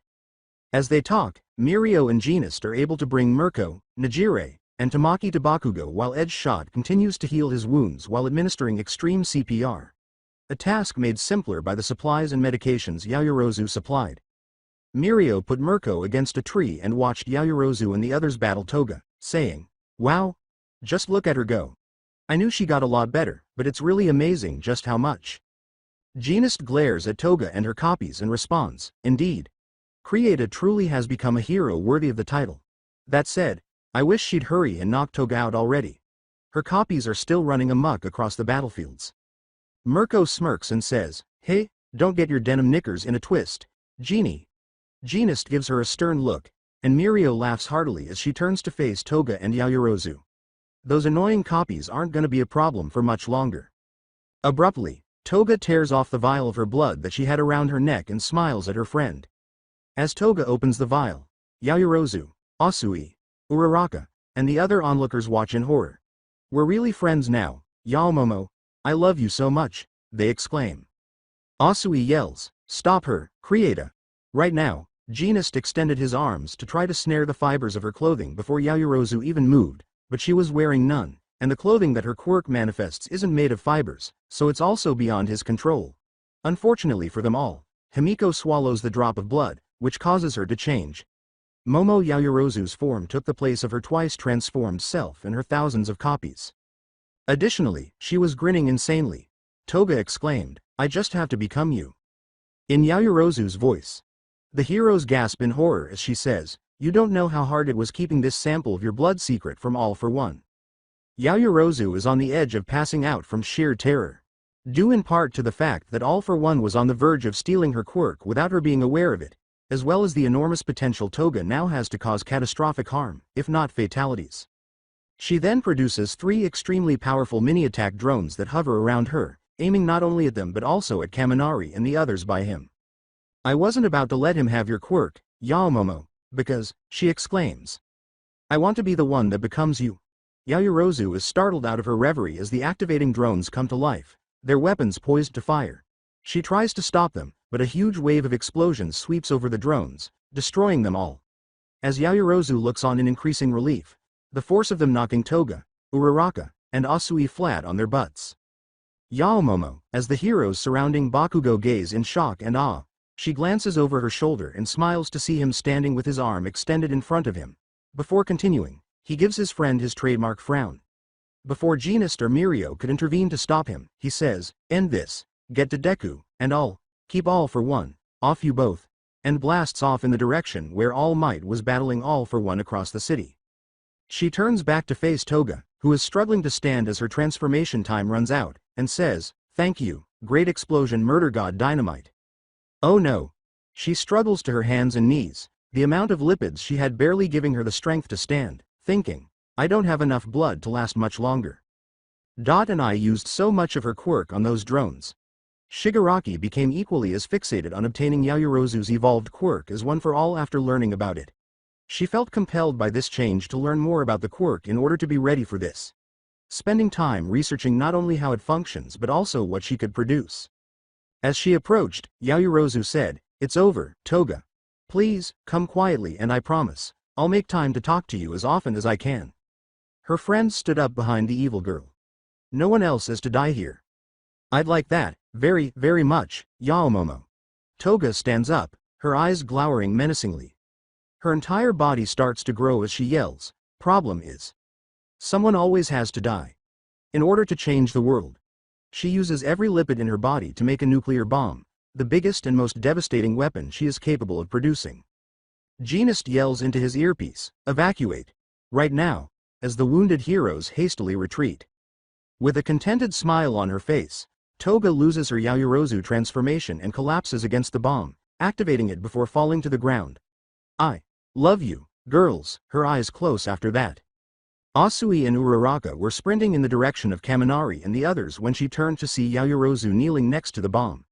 She yells, "What are you doing? Get out of there," and Asui turns to look. Before Toga fell, she was already moving. Yaoyorozu reaches the bomb and turns it off by looking at the control panel. When she only sees a on button and a timer that indicates they have 8 seconds before it explodes, her pupils enlarge. "Toga, what have you done?" she asks, searching her mind for a solution but finding nothing to try in the limited time she has. 5 seconds later, as she glares at the bomb in front of her, the shouts of her friends and the other heroes turn into white noise. She looks up with wide eyes as she imagines Midoriya and her flying through the air.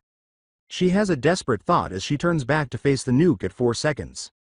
3 seconds. Having been called in at the last minute to help Monoma with his training for Kurogiri's warp quirk, she quickly goes over the principles behind it while visualizing space. In just 2 seconds, she slams her hands to the floor, causing a warp gate to appear beneath it. The bomb was pulled through by the vacuum of space, which also almost pulled Toga and her through. She shuts the gate at the 1 second mark and gives a feeble smile as she tries to look back up. The present heroes looked up in shock after the second passes, then turned to face the weary Yaoyorozu as a distant explosion could hardly be heard above them. Asui moves to closely examine Toga, and Uraraka approaches her. The other girl manages to glance up at her friend with a feeble smile before her body fails and she collapses to the ground next to Toga, unconscious. "Yaomomo, did you just create Kurogiri's warp gate?" she asks. "Momo, act quickly. We are in grave danger, Izuku." The strange feeling of being weightless caused Yaoyorozu to wake up with a start and wave her arms around.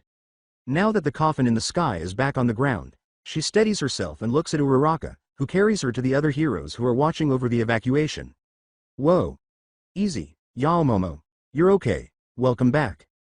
She asks, what happened?" Uraraka smiles enthusiastically at her friend and explains, "You made a warp gate and launched Toga's nuke into space. You were amazing, Yaomomo." As Uraraka places the other girl down and supports the still weak girl, she smiles at her. "What about Toga? Where is she? Is she?" Uraraka scowls before turning to watch Asui and Mandalay oversee Toga while the paramedics tend to her. "It's too early to tell. She used a lot of her energy to create that bomb. There's no telling if she was irradiated by it or not until they get her to a hospital." Yaoyorozu observes them removing Toga while Uraraka updates her on the other team's progress. Although Kurogiri arrived and assisted Dabi in reaching his father, Todoroki and Ida managed to cooperate and travel from Kamino to Gunja, where Todoroki prevented hundreds, if not thousands of people. Even with the unexpected help of Gigantomachia, Mount Lady, and the hero students from Shiketsu High, the battle against All for One was devastating. His active rewind made him younger and stronger, blasting away everyone and stealing Hawk's fierce wings before he took off for Shigaraki and Midoriya. However, in a final stand, All Might faced his longtime foe, stalling the villain with a sophisticated suit of armor created by Melissa's shield. Even receiving some help from, of all people, Stain. And just as All for One was about to gain the upper hand, Bakugo showed up. He used the remaining portion of All Might's suit and his enhanced strength to keep the villain at bay until his time ran out. Genist concludes, pointing to the two girls, as of this moment, Tamura Shigaraki and Kurogiri are the last members of the League of Villains left standing. The heroes still able to fight are ordered to assist Deku and end this nightmare. Yaoyorozu's eyes enlarge, then he turns to face Mount Fuji. That's right, Izuku, he's in trouble. Given the girls' close relationship to Midoriya and One for All, Genist asks, what kind of trouble? I don't know exactly, but my connection to One for All is weaker now. Mirio and Najire follow Genist as he dashes off, saying, damn it, we're moving out now.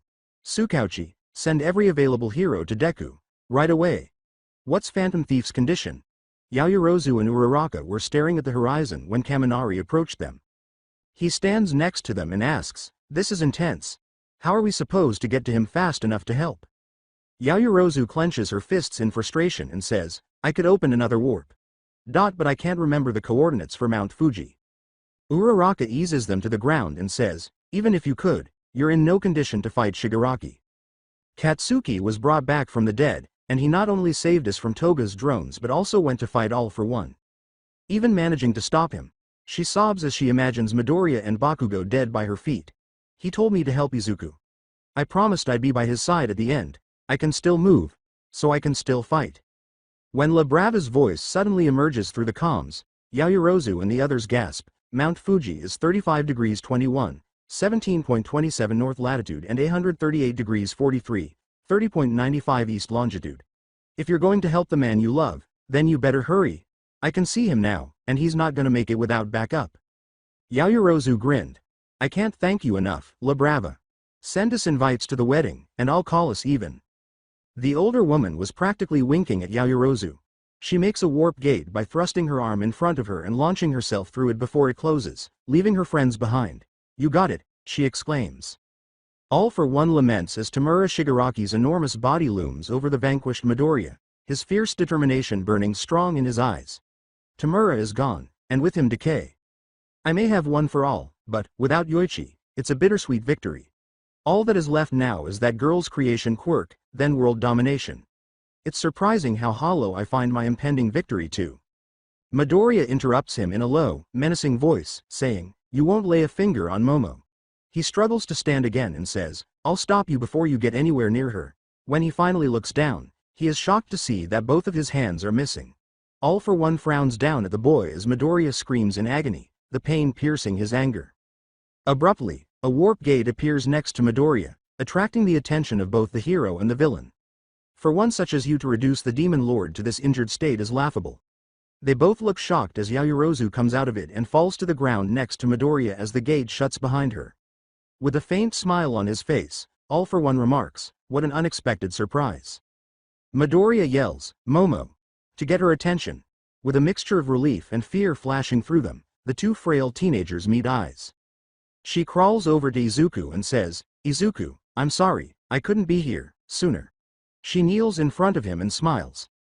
But, I kept my promise. I'm standing with you, here at the end. Momo, before he can say anything more, Yaoyorozu softly touches his handless arms, causing a warm glow to radiate from them and cover the stubs. As his hands gradually start to regenerate in front of them, his eyes enlarge. As he gets closer, All for One says, extraordinary. Her quirk has reached its fullest potential, able to create entirely new limbs. While not as efficient as my super regeneration, it's still a quirk worth taking. Midoriya concentrates on Yaoyorozu's hands and watches in horror as All for One reaches out to touch him. Stop, don't touch her.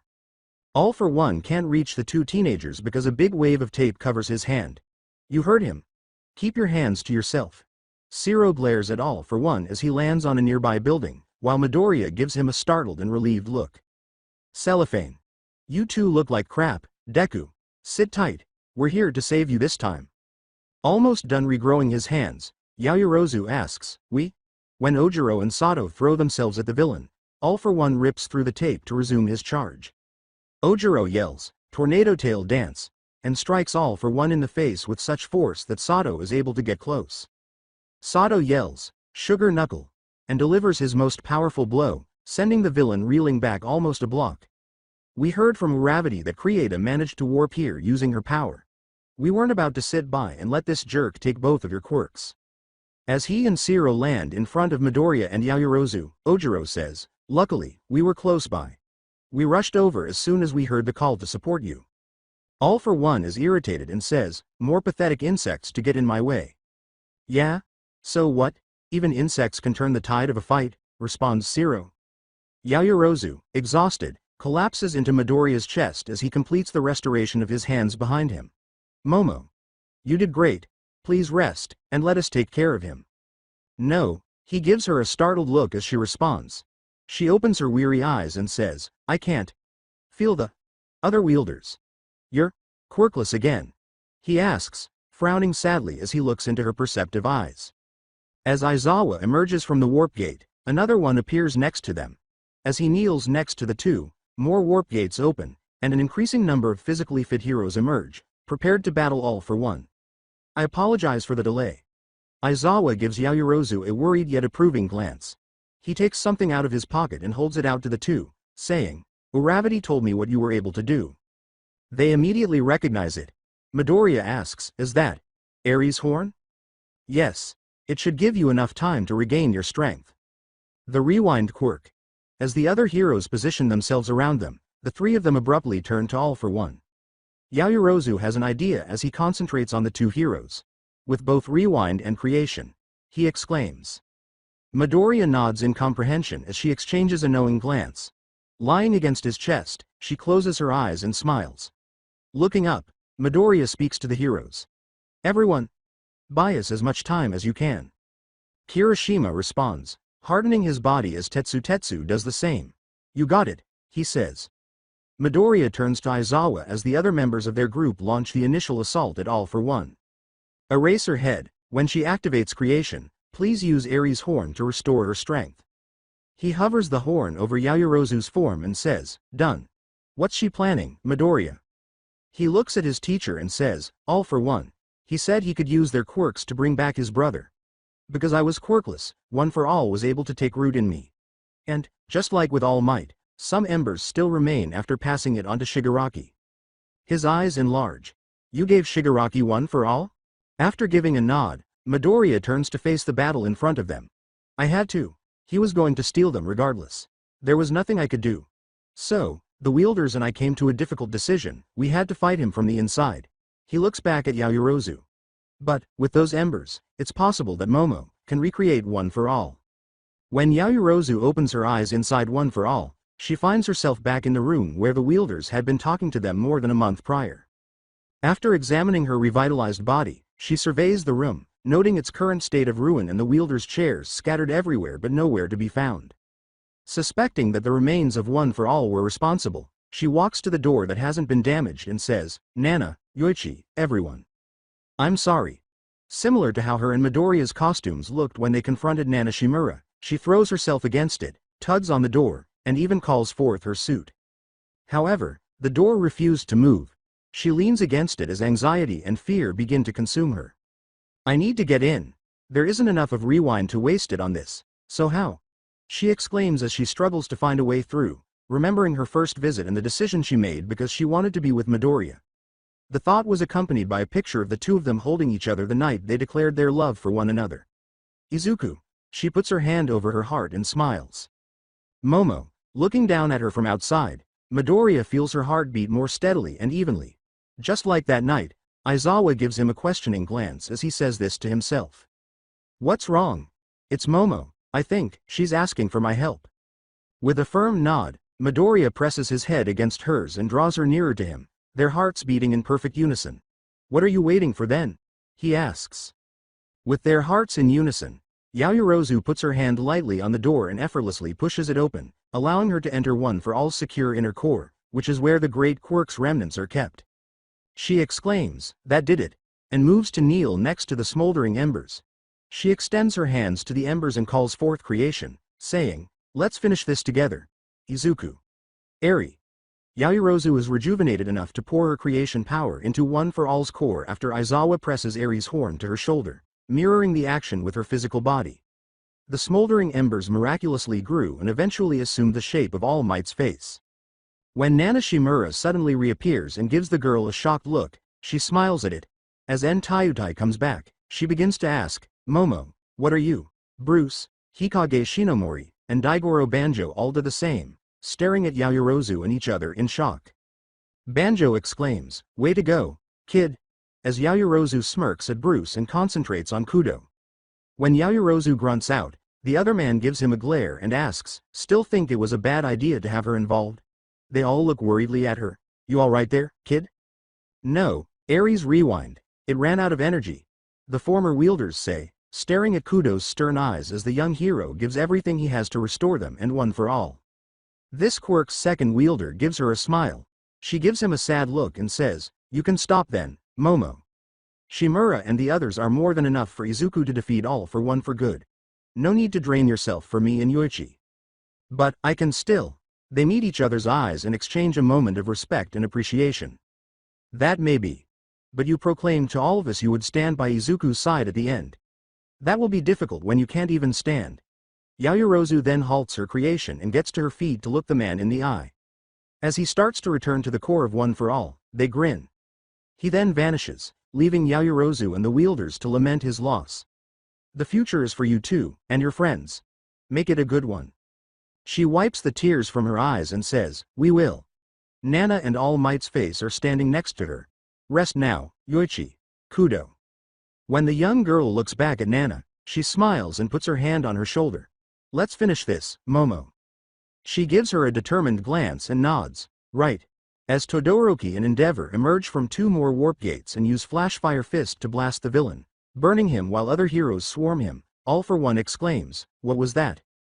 Hatsume gave Kaminari a support item before he left, which Kaminari activates to transform it into a miniature railgun designed to channel his power. He grins as Najire and Aoyama join him. The three launch their assaults and blast All for One, causing damage to his body and holding him back. Search is used by All for One to locate Midoriya, who is rapidly gaining strength.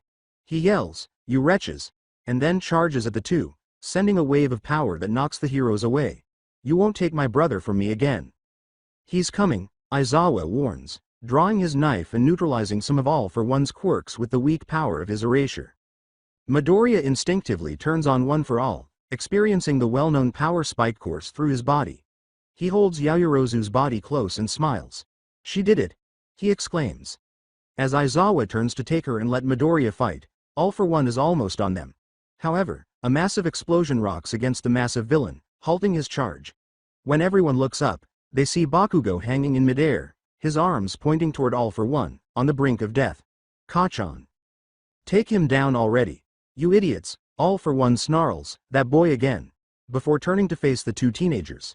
He becomes even more irate upon seeing that Midoriya and Yaoyorozu are standing together, with the remains of All Might, Nana, En, Banjo, Hikage, and Bruce lingering behind them. For a brief moment, he freezes, his hope of seeing Yoichi unwavering.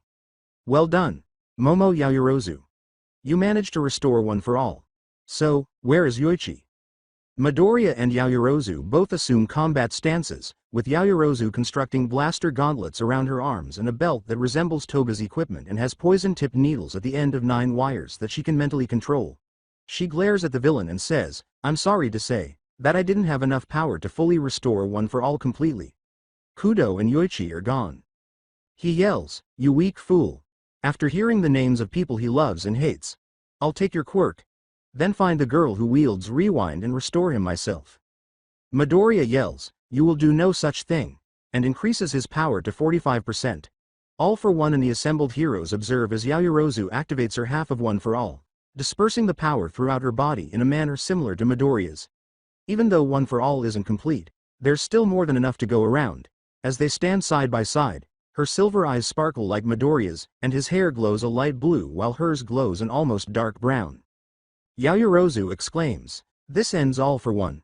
While Uraraka, Asui, Ashido, and Jiro gaze in wonder at their friend. Right here, right now. The two of them suddenly charge forward, causing a strong gust of wind that knocks people closest to the ground as they approach All for One. All for One is sent crashing through the city as Midoriya strikes him with a Detroit smash and Yaoyorozu blasts him with her powered-up gauntlet. The villain remained enraged and careless as the two heroes continued to apply pressure. His anger made him susceptible to her subtle stings, the poison and novel mixture created especially to target the quirk factors, even though his own danger sense was functioning. She felt uncomfortable using the same strategy that Chisaki had tortured Eri to perfect, but Bruce and Nana insisted that she take every chance to put an end to this long-running dispute. As the fight dragged on, All for One realized her trick and swung his arm angrily at her. When Midoriya zoomed in to catch the attack, she did not move to block or dodge. Before Midoriya draws All for One to her, she puts her arms by her sides and charges her blasters. She screams as she thrusts her arms forward, connecting her gauntlets to his face as they explode, almost destroying his head with the force of the blast. Dazed now, Midoriya jumps so high that only Hatsume can see him from the evacuation scene. Midoriya looks at Yaoyorozu and suddenly launches himself toward All for One. "Fools, he won't make it," he yells, disregarding Yaoyorozu's smirk. "We'll see." She thrusts one arm in front of her and the other up into the air, forming warp gates, and smoke bursts out of her, obstructing his view. With his legs powered by Fa Jin, Midoriya leaps out of the gate. "Foe 100%. St. Louis smash," he exclaims as he sends the startled All for One hurtling through the air with his kick. Izuku. Two black whip tendrils cling to the structures on either side of him. He smirks before launching himself backward, pushing the lines back until they reach their limit while Yaoyorozu presses her feet against his back. As All for One gets closer to the ground, Midoriya uses Black Whip to keep them motionless, allowing Yaoyorozu to lean in and give him a cheek kiss. "Let's save everyone, Izuku." They smile warmly and turn their attention back to the far-off enemy until he is in the proper position. "You read my mind. Momo." Midoriya abruptly let go of the ground. "Let's go." With Midoriya aiming his other charged leg and Yaoyorozu wrapping her legs around his waist and aiming her blasters behind them to act as rockets, the two of them blasted forward as quickly as Ida had gone to reach Gunja. In a split second, the two of them get closer to All for One and themselves. They both yell, "Foe 100%. Tag Team Lovers, United States of World Smash," just before they collide with All for One. Shigaraki's altered body was exposed when the force of the impact and the injections caused his massive form to burst into bloodless pieces of meat. All for One coughs up blood as they fly through the air, past the stunned heroes, and crash into the side of Mount Fuji after the two of them connect their kick to his stomach. The impact caused the mountain's stone face to crack. He keeps coughing up blood, his face bewildered, and the two heroes float back from All for One. "Why isn't super regeneration working? Why can't I feel my quirks?" He scowls at Yaoyorozu in a deranged manner. "What did you do to me?" She holds up her hand to him and says, "I did what you've been doing to others for decades. I took your quirks. Ready, Izuku?" He mimics her motion, and their tone and actions frighten All for One. "Yeah." The co-wielders of One for All rush him before he can object, putting their hands on his head to start the transfer and bringing the last moments of their fight inside. With the remains of the previous wielders strewn about from their previous attempt to stop All for One, Midoriya and Yaoyorozu awaken to find themselves standing on a street with a destroyed house in front of them. "What a mess," Bruce remarked. All Might's vestige stands behind the two students as he and the other surviving wielders assess the damage. The other wielders are left to gather the scattered remnants of their power as he places a hand on both of their shoulders, giving them the strength to cross the destruction surrounding them and enter the destroyed house.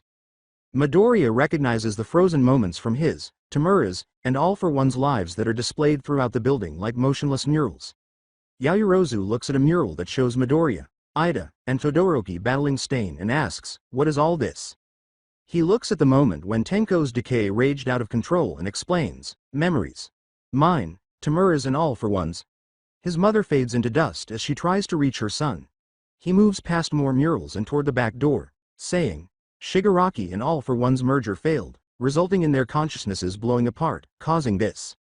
She stops in front of a mural that shows the two of them having a great day out with Eri just before Tesla arrives and asks, So, why are yours among them? She sighs with a mixture of sadness and nostalgia. He gasps in shock as he gets to the door, saying, I had to give one for all to Shigaraki in order to create an opening. When I did, my consciousness joined theirs. Shigaraki! He yells, causing Yaoyorozu to run to his side. He is equally shocked to see the young villain standing in the middle of the backyard, staring down at All for One while holding Yuichi's remains. The antagonist observes the two of them. As Midoriya and Yaoyorozu approach the two villains slowly, he says, surprised. You shouldn't be. I'm not so easily cast aside. He smiles gloomily and says, in the end, I didn't get to achieve my goals. He says to Yaoyorozu, and I don't see any chance of a continuance. Did the two of you have a nice convo, Momo Yaoyorozu? She nods while maintaining eye contact with him. I look forward to having many more with her once she recovers. She nods once more, she's still alive. They nod once more. I see. Spinner? Dabi? Aizawa gives Midoriya an update as she restores one for all. Shigaraki's smile widens. Good. I'd hate to see them upset. When you see them, tell them I never stopped trying to destroy everything. They give another nod. As Yuichi's power diminishes and the first wielder is now genuinely gone, the three of them gaze down at All for One and say, please, little brother. Stay with me. No, no, no, no. He angrily glares at the two heroes, tossing his head back. He rants about the people who stood in his way, never once blaming himself. Curse you both. If you had just given me your quirks, I could have saved him. But you ruined everything. You and that oaf, All Might, Shimura, and that bastard who took my brother in the first place. Why did that boy have the same eyes? She says. He walks up to his former master and puts his hand on his head, finally silencing him permanently with his decay. This is just sad, All for One. We lost. No point throwing a temper tantrum. Midoriya approaches Shigaraki after squeezing Yaoyorozu's hand. He stands in front of the villain and extends his fist in his direction, saying, it's over. Tamura Shigaraki. When he sees his rehabilitated hands, he laughs. He slams his fist into Midoriya's, giving him one for all and causing his consciousness to disintegrate. Couldn't even destroy your hands properly. You're something else. Izuku Midoriya. He receives a genuine smile from the young pupil. I only fought to save as many people as I could. As for my hands, you have my girlfriend to thank for that. Tamura smiles casually as he turns to face her. Suppose I do. The two, complete opposites with the powers of creation and decay, exchange a brief moment. Rebirth and destruction. He laughs. From the ashes of destruction. As they watch Tamura Shigaraki disappear, she says, comes the soil of creation. One tear escapes her eyes. In the final moments, he sees Nana Shimura watching her grandson be buried at last from the back door. As the former wielders assemble around her, All Might's face holds her, and she makes no effort to contain her tears. As Yaoyorozu turns to watch the elderly woman cry, she is about to follow suit when a soft hand lands on her shoulder. The two hold each other in celebration and in the morning as she turns and embraces Midoriya. At last, All for One was gone. His evil intentions were thwarted, and his ominous presence no longer plagued people. They could go about their lives as they please. Collectively. After pulling away and grinning at Midoriya, Yaoyorozu and Midoriya gaze at one another for a while before leaning in to give each other a tender kiss. The streets were crowded with people of all ages going about their daily lives as the sun shone brightly in the afternoon. Among them is Momo Yaoyorozu, who is protected from the sun's rays by a matching hat and a basic sundress that fits snugly around her protruding belly. Beside her, Eri is dressed in a middle school uniform and has a guitar case strapped to her back. Her horn has grown back nicely. On the opposite side of her is Izuku Midoriya, who is dressed casually for the gathering they were currently heading to and sports a sizable scar beneath his right eye. The only items that stood out were a wedding ring on his left ring finger and a wristband that matched the style and color of his Air Force gloves. On her own hand, Yaoyorozu shares one. 3 years have passed since they vanquished All for One, Tamura Shigaraki, and the League of Villains. Both Izuku Midoriya and Momo Yaoyorozu are 20 years old, have completed UA High School, and have been married for a little more than a year. They went to New Island for their first anniversary trip, where they spent time with Melissa and took in the breathtaking inventions and the people who create them. The newlyweds met with Eri and her grandfather, the old head of the Shi Hasaikai, a few days after returning from their honeymoon, and requested his consent to adopt her as their daughter. He grinned at the young couple and agreed after a tense moment that was mostly for show. He even went so far as to express regret for what Chisaki had done to the three of them. Eri looks up from her phone and says, "Hey Dad? Midoriya asks, glancing at her while attempting to ignore the onlookers. "Do you think Uncle Katsuki will play in my band for my school's festival? Daichi broke his hand the other day." With concern for the young child, Yaoyorozu asks, "Is he alright? What happened?" "He was showing off for Hoshiko, catching one of Kenta's fast balls with his bare hand." Recalling the young man's giddy moment when he picked up Eri from school on her first day, Midoriya asks, "Kenta? Isn't he the one with the power-type quirk?" She smirks and says, "Yep, hence the broken hand. I'm sure Kachan wouldn't mind, but you'd have better luck if Momo asks him." "I'll ask him, but wouldn't it be better for the band's dynamic if I repair his hand instead?" She pouts and responds angrily, "No, if he's gonna act stupid, then he needs to pay for it." "Eri!" yells Yaoyorozu, and Midoriya averts his gaze to conceal a grin. She catches it and looks at him the same way. "Izuku, don't encourage that kind of thing." Eri laughs at his antics while her mother simply shakes her head and sighs. "I'm not doing anything of the sort," he says in a humorous manner while waving his hands. "Honestly, you too." Despite her severe demeanor, she couldn't control the warmth and joy that came from being with her husband and daughter. She found herself reflecting on the past 4 years that led them to this basic family life during moments like these, when they had nothing to worry about. Every physically fit person in the nation banded together to rebuild Japan after they vanquished All for One and ended the war. Additionally, the numerous communities dispersed throughout the cities are just as important as the buildings and neighborhoods. Regardless of how they appeared, civilians of all ages volunteered to support the heroes and emergency response teams in providing care and assistance to anyone who was hurt or afraid. In order to assist with the recovery effort, heroes and other volunteers from all over the world flocked to the nation with supplies and able bodies. Japan's citizens were able to commemorate those who had died since the Jakku and Gunja raid by taking a day off thanks to this extra assistance. While Midoriya and All Might stood with Gran Tornio, Tsukauchi, and the American pilots to honor Star and Stripe, Yaoyorozu stood with Ishido and Tokage to honor Majestic and Midnight. Soon after, Mirio, Tamaki, and Najire celebrated their graduation with the other third-year students. This also signaled the start of classes for the new first-year students and the remaining students. The students from Class 2A and Class 2B were so overwhelmed by the new students that Bakugo and Todoroki were forced to use Ida as a buffer for the first few months of the second school year. Meanwhile, Midoriya and Yaoyorozu, who were also swarmed, occasionally needed assistance from Ishido and Kirishima. Aoyama was sentenced to community service instead of jail time for his involvement in the conflict with All for One, but he was officially suspended from UA as a result of the criminal charges. As promised, Aizawa never stopped teaching him and frequently met with him to further his hero education. Hitoshi Shinso was moved to Class 2A since there was a vacancy. He developed a strong friendship and rivalry with Midoriya and frequently teams up with him when he isn't paired with Bakugo or Yaoyorozu. Using her newly acquired ability to create almost anything, Yaoyorozu visited people who had sustained permanent wounds. First, Jiro effortlessly recreated the earphone jack she misplaced during her battle with All for One. She then went up to Bakugo and Aizawa and offered to fix the latter's lost leg and eye as well as the former's still damaged organs. With the exception of the scars they chose to keep, they accept and, with Recovery Girl's assistance and direction, successfully returned to fighting condition. They went to Edge Shot, Mirko, and Endeavor together. While Endeavor declined, believing he didn't deserve such an offer, Edge Shot and Mirko both accepted. Rather, he retired from hero work and accepted his fate.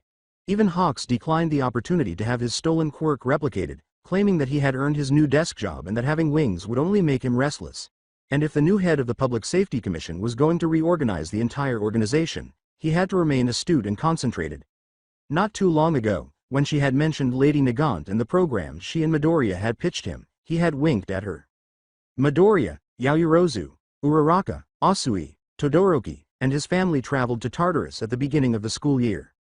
For the first time since the training camp, when he had broken the villain's weapon and Spinner had rescued him from Magna, Midoriya sat down with Spinner.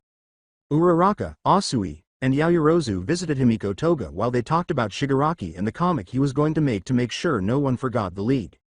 At the moment, she was in a solitary cell, clad in a straitjacket, and her every action was being watched. Yaoyorozu's persistence allowed the four of them to relax and have a nice conversation after they initially spoke awkwardly. Primarily about Midoriya and her connection to him. Todoroki and his whole family went to see Toya, who was in a specialized Iron Maiden, as they grew closer and agreed to see each other as frequently as possible. Toya was resentful of them during their brief visit until Shoto delivered Shigaraki's final message. Before the youngest Todoroki asked him what his favorite food was, he was silent. Soba was his icy response. Yaoyorozu and Eri frequently collaborated to resupply the waning One for All as the months went by. The two quirks that made up the foundation of its core were lost, along with Yoichi and Kudo, even though they could easily restore the quirk and the wielders. The stockpile quirk and the transfer quirk. The girls were only delaying the inevitable without them or any sign of their wielders. The remaining wielders made the bittersweet decision to let the power wane. While the other wielders faded away and said goodbye, Midoriya, Yaoyorozu, All Might, and even Grand Tornio gathered together. Yaoyorozu gave All Might and Grand Tornio the means to communicate with Nana Shimura. Nana hugged and spoke proudly to each of them before her time came, spending the most time with Yaoyorozu. She expressed her complete support for their relationship and commended the young hero for everything she has accomplished. After all of that, One for All comes to an end and Izuku Midoriya becomes quirkless once more as she fades away and the vestige of All Might simply flows into the old hero. He stayed in Class A despite this, and he and Yaoyorozu became inseparable for the remainder of their time at UA. That's not to say they were always together. Despite his quirkless status, the two still found time for their friends, helping them with their schoolwork, hero training, and even work studies. Yaoyorozu once arranged a joint meeting between Melissa Shield and Mai Hatsume using the power of her family. When they were together, she bowed before them and asked them to collaborate on making Midoriya a power suit.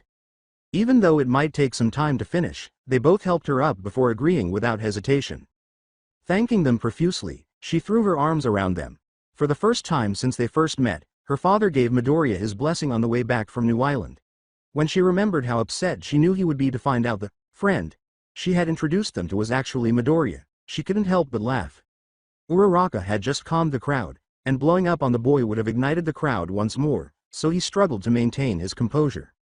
Few dangerous incidents occurred during their second and third years at UA, which paled in comparison to their first year.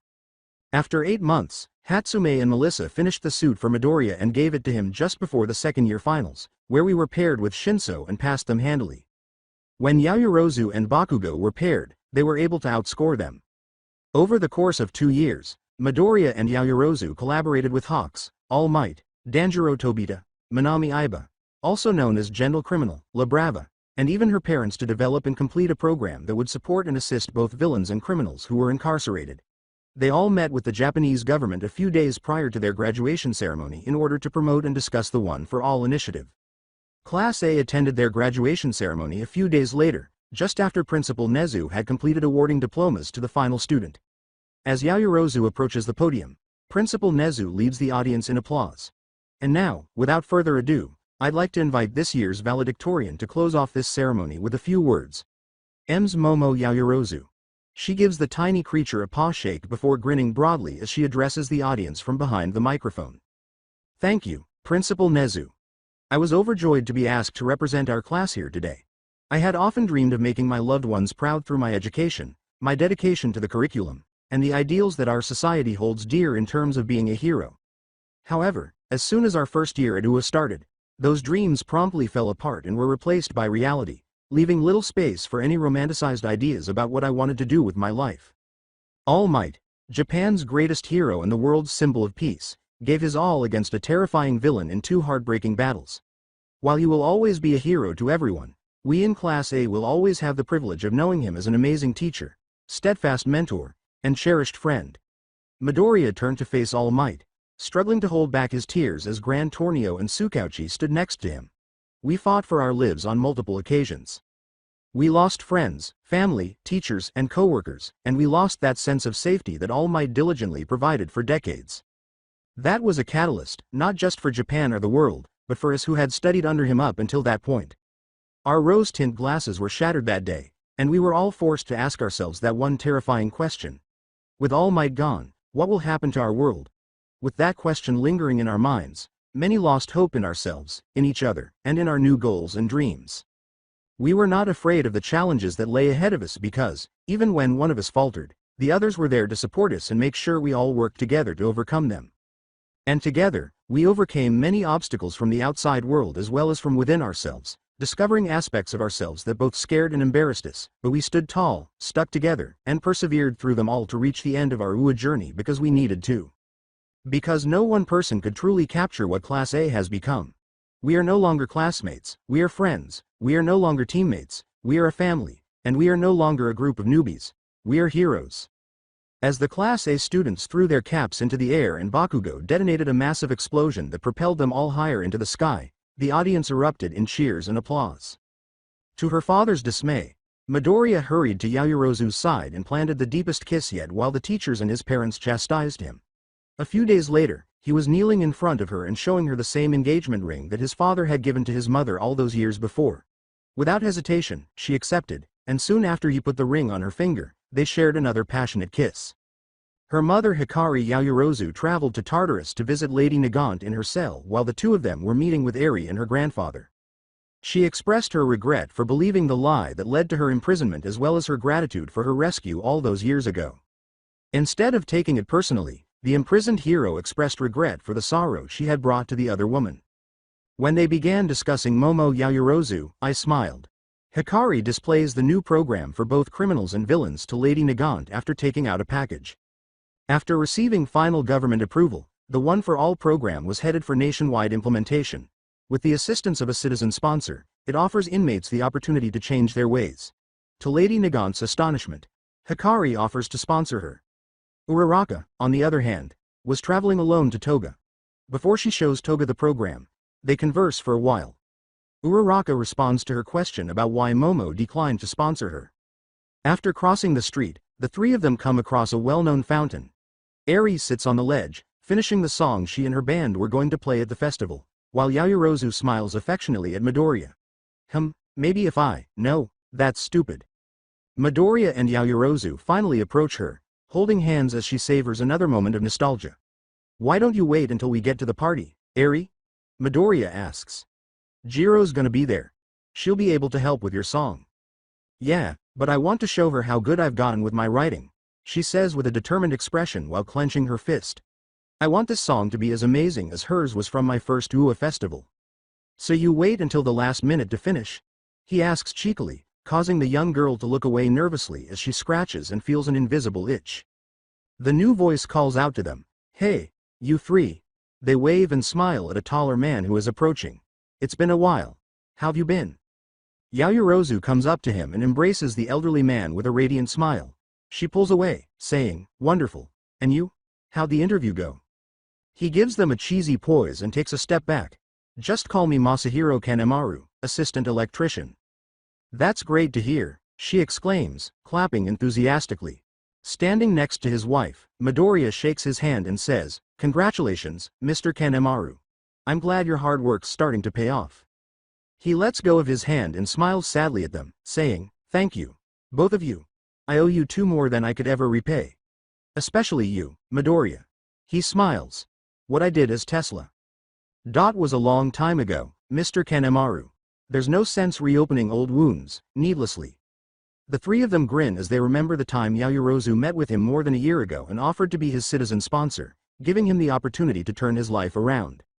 Eri throws an irritated glance at him and says, "Still, you were a real jerk to my mom, back in the day, Masahiro."